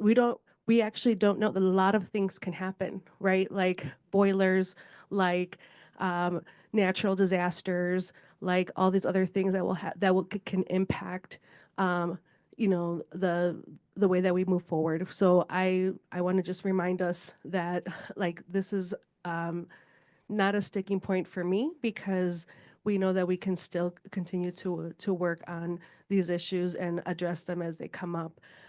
So that's why I'm asking folks to remember that is still within our purview and within the rules of the Board of Ed. I'm actually going to challenge that because our families are here today for an answer. And if we don't give them one, that's disingenuous. And coming back later is not an option, because Acero is going to move forward with whatever they want to do if we do not give them direction to write an MOU. The year is coming to an end. They're going to close these campuses. If we do not give our management the direction to move forward and create an MOU with Acero, these schools will be done, and this won't be an issue anymore. We have to make a decision to give these families some closure. And if we get rid of we cannot ask them to come back here in a year so that we can discuss this again and put them through this again. A decision has to be made. We cannot just come back and revisit. Acero is waiting for us to come to the table and say, these are the campuses, this is what we're writing this for, this is who we are vowing that we're going to make sure that we fund for next year. I challenge that. We don't have time. We have to do it now.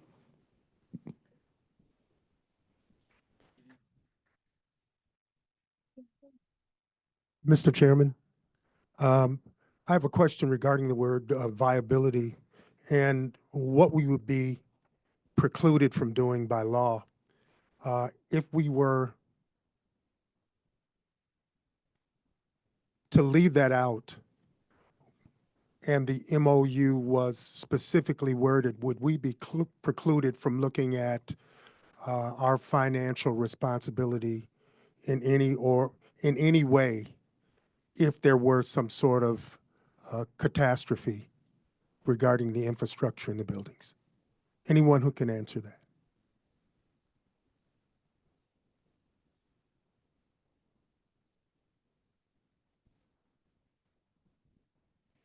So Board Member Thomas, remember the first clause is about school year 26-27.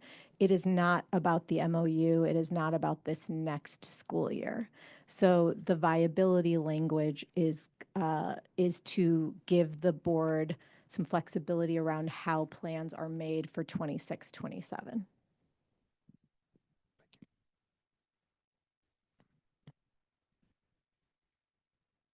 I share the same sentiment as Board Member Coster about not keeping families waiting. And I'll share, my thoughts as it pertains to with the word keeping it or removing it, right? By keeping it is also what type of direction does the CPS leadership have, and the parents are not going to be walking out knowing whether their school is going to remain open or closed and whether they need to look for another school for their child. So is this like, are they going to be coming back in a month, 2 months and still, and this is time that they're spending. Many of the parents, I'm sure, they have other responsibilities, the teachers, right? And they're sacrificing their time. So I don't want to keep them waiting. But also is that where I could see it is that if we remove this word, right? I just don't want to see it where it will be seen as an easy way out. Not that I'm saying any of my fellow board members will take that route, but an easy way out to not do right by the families and by going from 5 to, let's say, 2 schools. So that is my concern, but also knowing that I don't want to be 3 months down and having parents come back and again, them, doing public comment because of another amendment to the amendment.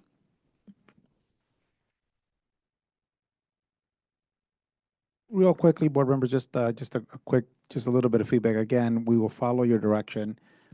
The viability, I would look at it in a couple ways. You have 5 schools.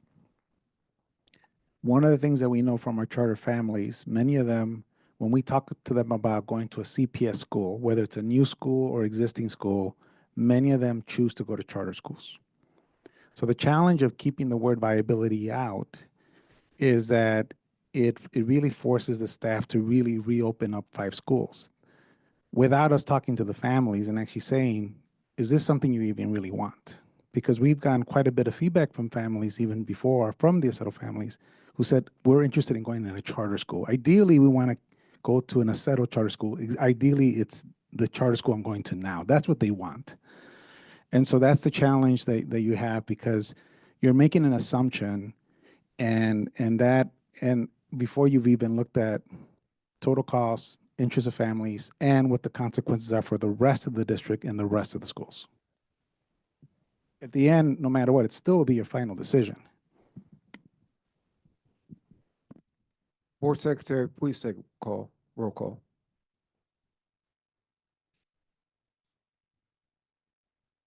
Just to be clear, I am taking a roll call on the amended language as Board Member Pope and Board Member Blaze moved for the additional language or changes in 1, 2, and 3. Board Member Lozano? I vote yes. Member Smith? No. Member Lopez? Aye. Member Thomas? Aye. Member Boyle? No. Member Wallace? Abstain. Member Custer? No. Member Pope? Yes. Member Rosenfeld? No. Member Rivas? No. Yes. I'm sorry, was that Member Rio Sierra? Yes. Member Brown? Yes. Member Yes. Bannon? Oh, sorry, yes. Vice President Bautista? Yes. Member Gutierrez? No. Member Biggs? Yes.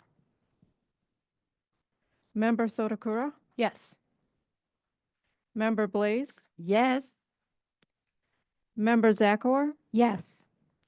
Member DeBerry? Yes.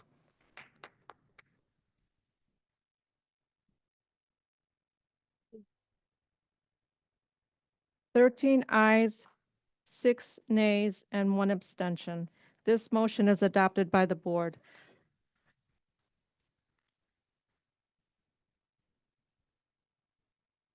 President Harden and board members, we will now vote on Board Report 250227 RS2, amend Board Report 24-1220-RS2, resolution to maintain Acero attendance centers with the amended language in the now therefore clause. In number 1, remove of the viability in the first line and restore following in the second line.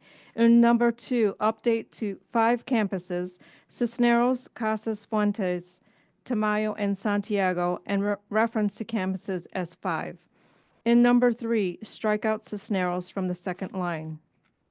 Is there a motion?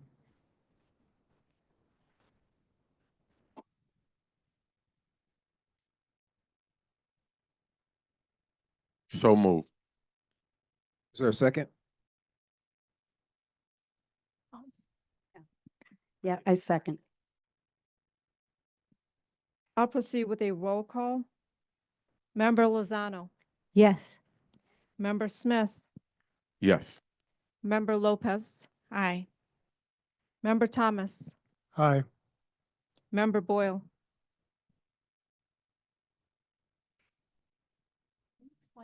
Can you explain one more time? Is this to approve the changes that we just? So the Voted motion on. that was on the floor to amend the language on the board report that was posted, which included the now therefore clause 1, 2, and 3, that language has been adopted. And now We are now voting on the actual resolution to include that amended language. I see. Okay. No.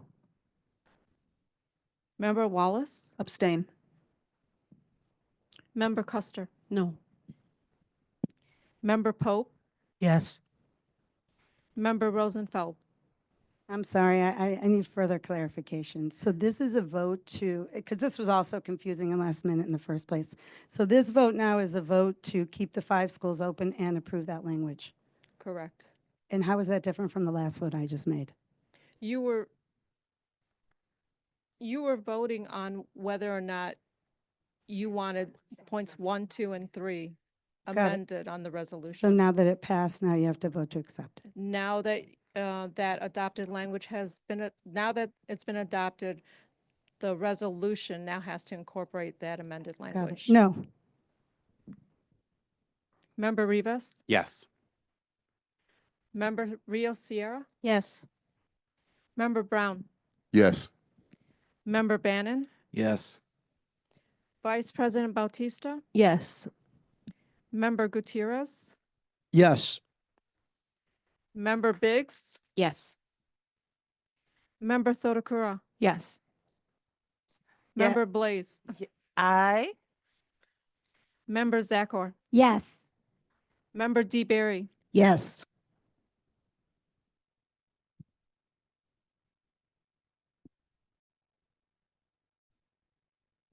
Sixteen ayes, 3 nays, 1 abstention. This matter is adopted by the board.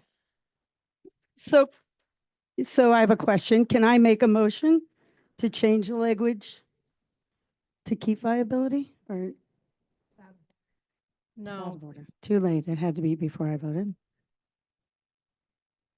Yeah, right after that intervening motion.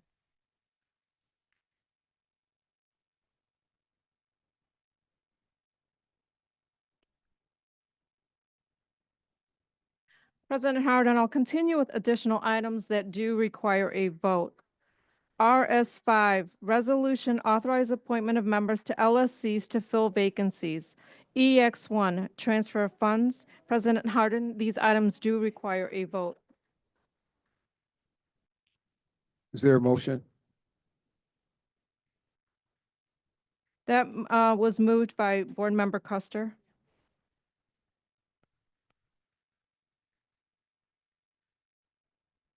Board Member Boyle has seconded the motion. For the record, I'll proceed with a roll call. Member Lozano? Yes. Member Smith? Yes. Member Lopez? Aye. Member Thomas? Aye. Member Boyle? Yes. Member Wallace? Abstain.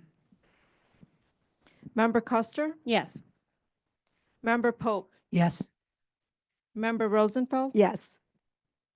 Member Rivas? Yes. Member Rio Sierra? I'm sorry, can you clarify what we're voting on right now? We are voting on items RS5, which is the resolution to authorize appointment of members to LSCs to fill vacancies, and EX1, transfer of funds. Yes. Member Brown? Yes. Member Bannon? Aye. Vice President Bautista? Yes. Member Gutierrez? Aye. Member Biggs? Yes. Member Thodakura? Yes. Member Blaze? Aye. Member Zakor? Yes. Member DeBerry? Aye.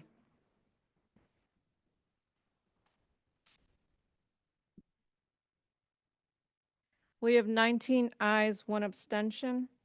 These matters are adopted by the board. President Howard, I'll continue with an item that does require a vote. PR1, authorize the first renewal agreement with ATI Holdings LLC. President Harden, this item does require a vote. Is there a motion? Is there a second? I second.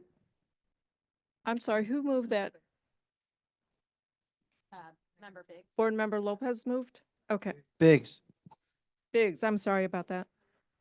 Gutierrez second. Thank you for that. I'll proceed with a roll call. Member Lozano, Yes. Member Smith, Yes. Member Lopez, Aye. Member Thomas, Aye. Member Boyle, Yes. Member Wallace, Abstain. Member Custer, Aye. Member Pope, Yes. Member Yes. Rosenfeld, Yes. Member Rivas, Yes. Member Rio Sierra, Aye. Member Brown, Yes. Member Bannon, Aye. Vice President Bautista, Yes. Member Gutierrez, Aye. Member Biggs, Yes. Member Thodakura, Yes. Member Blaze, Yes. Member Zakor, Yes. Member DeBerry. Yes. 19 ayes, 1 abstention. This matter is adopted by the board. President Harden, I'll continue with an item that does require a vote.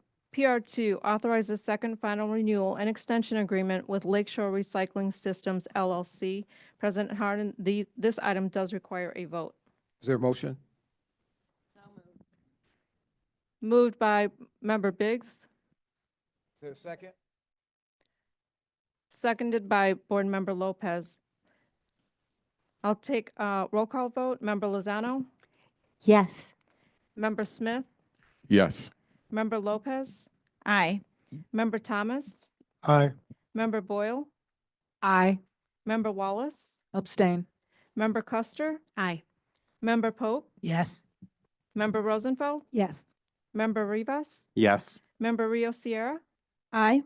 Member Brown, Yes. Member Bannon, Aye. Vice President Bautista, Yes. Member Gutierrez, Aye. Member Biggs, Yes. Member Thodakura, Yes. Member Blaze, Aye. Member Zakor, Yes. Member DeBerry. Yes. 19 ayes, 1 abstention. This matter is adopted by the board. President Harden, I'll continue with an item that does require a vote. PR3, report on the award of construction contracts and changes to construction contracts for the Board of Education's Capital Improvement Program. This item does require a vote. Is there a motion? Is there a second? A second. The motion was moved by Board Member Thodakura. Okay, thank you. I'll take a roll call vote. Member Lozano, Yes. Member Smith, Yes. Member Lopez, Aye. Member Thomas, Aye. Member Boyle, Yes. Member Wallace, Abstain. Member Custer, Aye. Member Pope, Member Rosenfeld, Yes. Member Rivas, Yes. Member Rio Sierra, Yes. Member Brown, Yes. Member Bannon, Aye. Vice President Bautista, Yes. Member Gutierrez, Aye. Member Biggs, Yes. Member Thodakura, Yes. Member Blaze, Aye. Member Zakor, Yes. Member DeBerry. Yes. 19 ayes, 1 abstention. This item is adopted by the board. President Harden, I'll continue with an item that does require a vote. PR4, authorize a new agreement with Accenture LLP. President Harden, this item does require a vote. Is there a motion? Board Member Boyle moved. Is there a second? I second the motion. Thank you. I'll proceed with a roll call. Member Lozano, Yes. Member Smith, Yes. Member Lopez, Aye. Member Thomas, Aye. Member Boyle, Aye. Member Wallace, Abstain. Member Custer, Aye. Member Pope. Oh, sorry, she's not here. Member Rosenfeld, Yes. Member Rivas, Yes. Member Rio Sierra, Aye. Member Brown, Yes. Member Bannon, Aye. Vice President Bautista, Yes. Member Gutierrez, Aye. Member Biggs, Yes. Member Thodakura, Yes. Member Blaze, Aye. Member Zakor, Yes. Member DeBerry. Aye. 18 ayes, 0 nays, 1 abstention. This matter is adopted by the board. President Harden, I'll continue with an item that does require a vote. PR5, authorize a new agreement with Metropolitan Family Services. President Harden, this item does require a vote. Is there a motion? Second? Was that moved by Member DeBerry? Thank you. I'll proceed with a roll call. Member Member Lozano, Yes. Member Smith, Yes. Member Lopez, Aye. Member Thomas, Aye. Member Boyle, Yes. Member Wallace, Aye. Member Custer, Aye. Member Rosenfeld, Yes. Member Rivas, Yes. Member Rio Sierra, Aye. Member Brown, Yes. Member Bannon, Aye. Vice President Bautista, Yes. Member Gutierrez, Aye. Member Biggs, Yes. Member Thodakura, Yes. Member Blaze, Aye. Member Zakor, Yes. Member DeBerry, Yes. 19 ayes, I'm sorry, yes, 19 ayes, 0 nays. This matter is adopted by the board.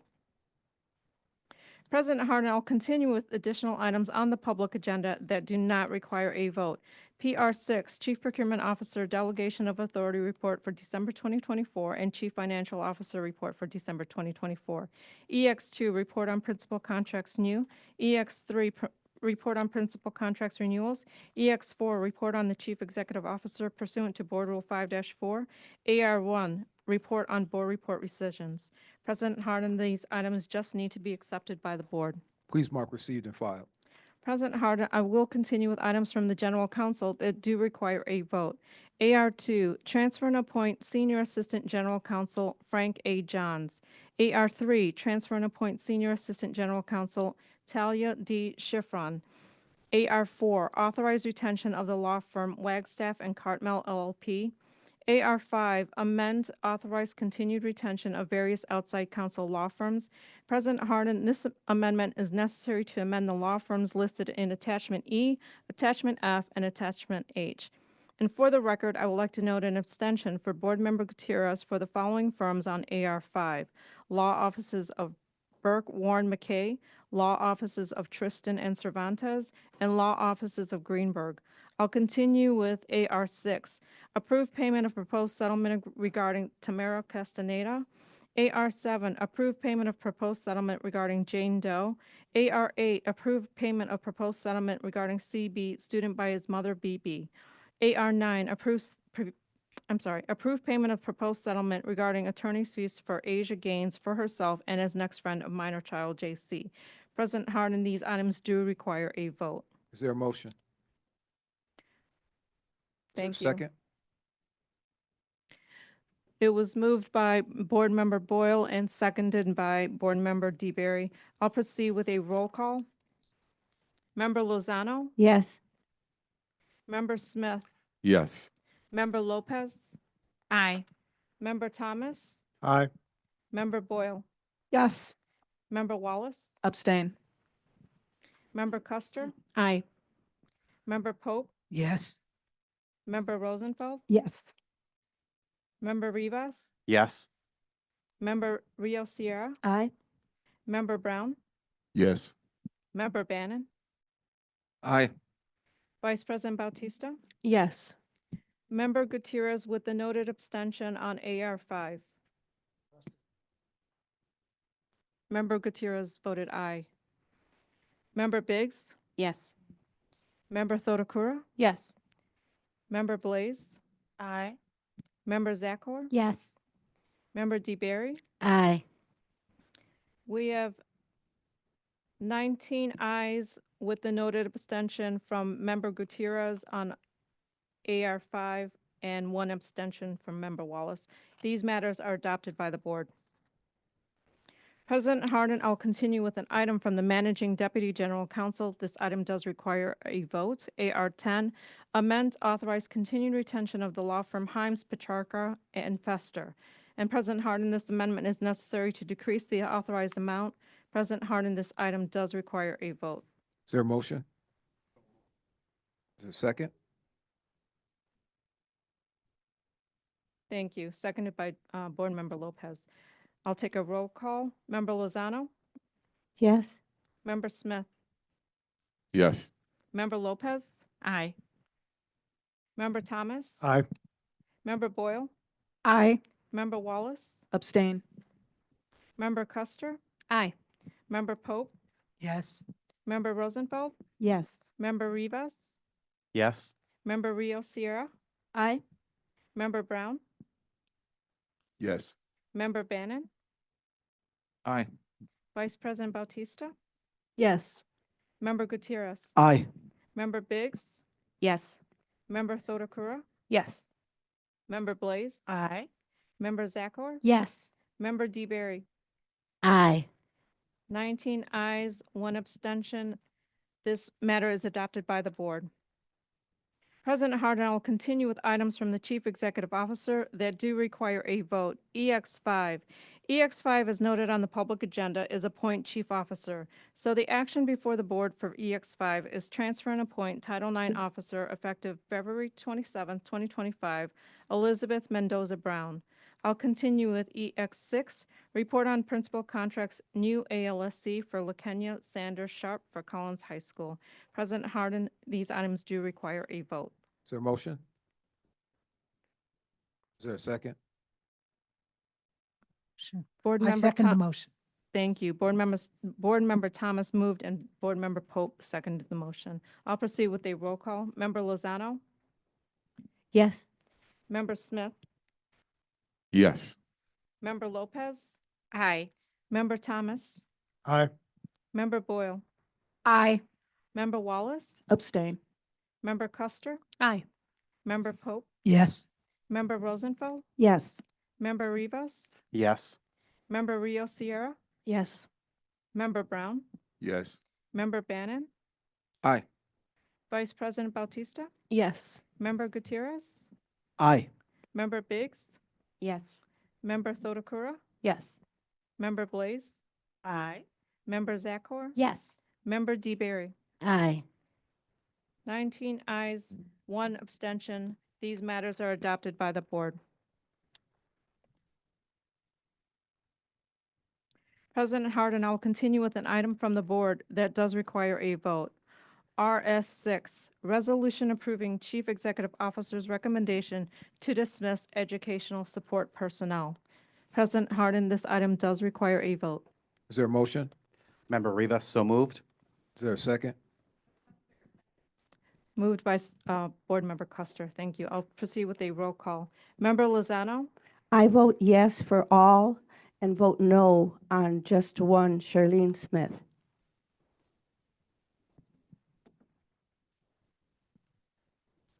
Member Smith, Yes. Member Lopez, Aye. Member Thomas, Yes for all with the exception of Serlene Smith.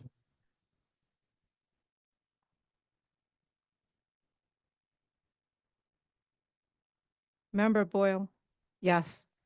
Member Wallace, Abstain. Member Custer, Aye. Member Pope, Yes.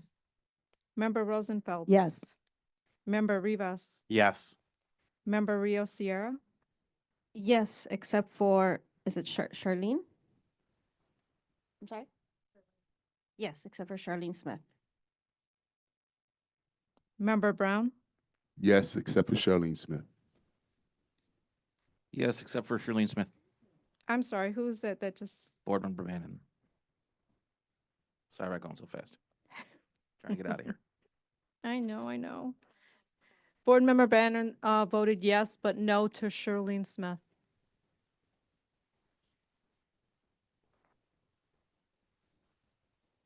Vice President Bautista, Yes, with the exception of Charlene Smith.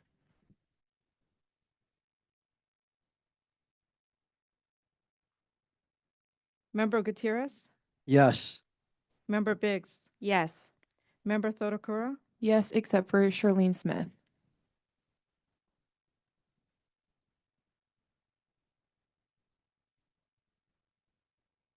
Member Blaze, Yes, except for Charlene Smith.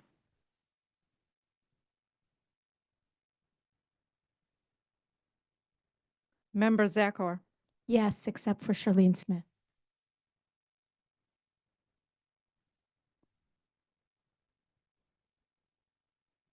Member DeBerry, Yes, with the exception of Charlene Smith.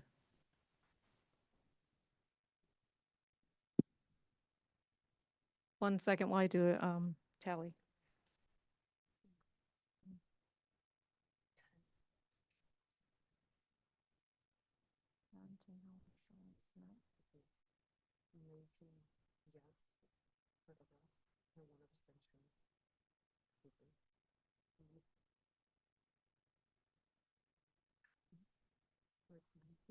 We have 19 yes. Of those 19, 10 are voting no to Shirlene Smith and 1 abstention. I'll defer to our general counsel. I believe this would be adopted in part then. Correct. Adopted in part. Shirlene Smith will need to be removed from the resolution.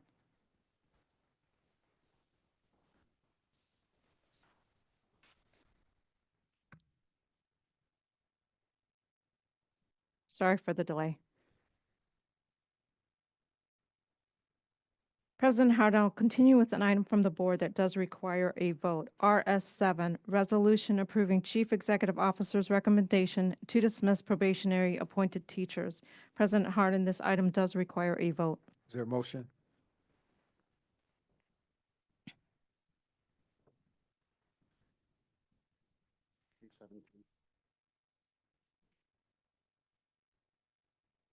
So moved. Is there a second? Member Rio Sierra moved and seconded by Board Member Blaze. I'll take a roll call vote. Member Lozano? Yes. Member Smith? Yes. Member Lopez? Aye. Member Thomas? Aye. Member Boyle? Yes. Member Wallace? Abstain. Member Custer? Aye. Member Pope? Yes. Member Rosenfeld? Yes. Member Rivas? Yes. Member Rio Sierra? Yes. Member Brown? Yes. Member Bannon? Aye. Vice President Bautista? Yes. Member Gutierrez? Aye. Member Biggs? Yes. Member Thodakura? Yes. Member Blaze? Aye. Member Zakor? Yes. Member DeBerry? Yes. 19 ayes, 1 abstention. This matter is adopted by the board. President Hardin, I believe Board Member Lopez has motion MO3.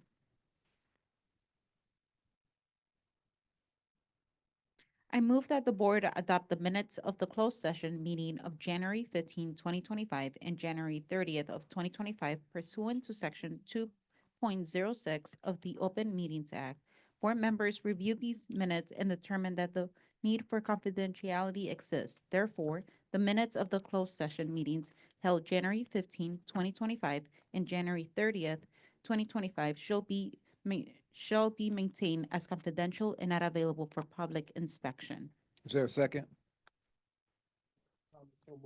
Board Member Thomas moved this, seconded the motion. I'll proceed with a roll call. Member Lozano? Yes. Member Smith? Yes. Member Lopez? Aye. Member Thomas? Aye. Member Boyle? Yes. Member Wallace? Aye. Member Custer? Aye. Member Pope? Yes. Member Rosenfeld? Yes. Member Rivas?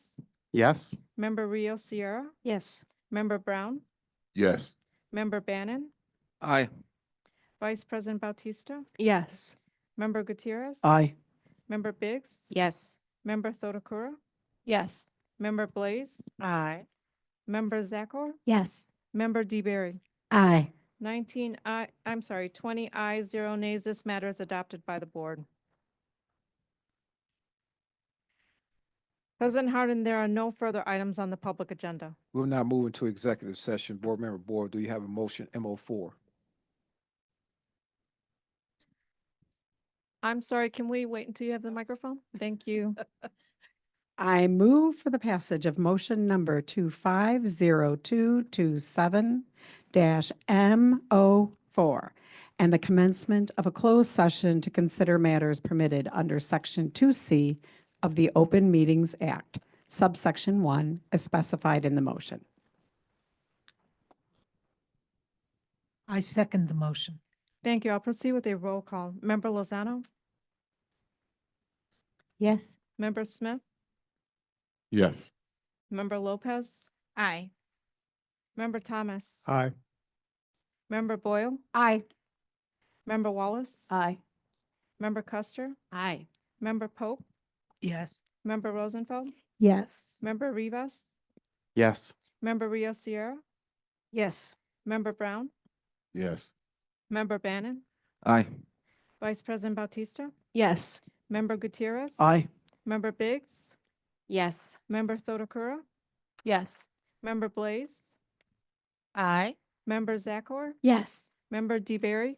Aye. 20 ayes, 0 nays. This motion is adopted by the board. This meeting, President- sorry, I'm sorry, President Harden, there are no further items on the public agenda. this meeting will now go into closed session.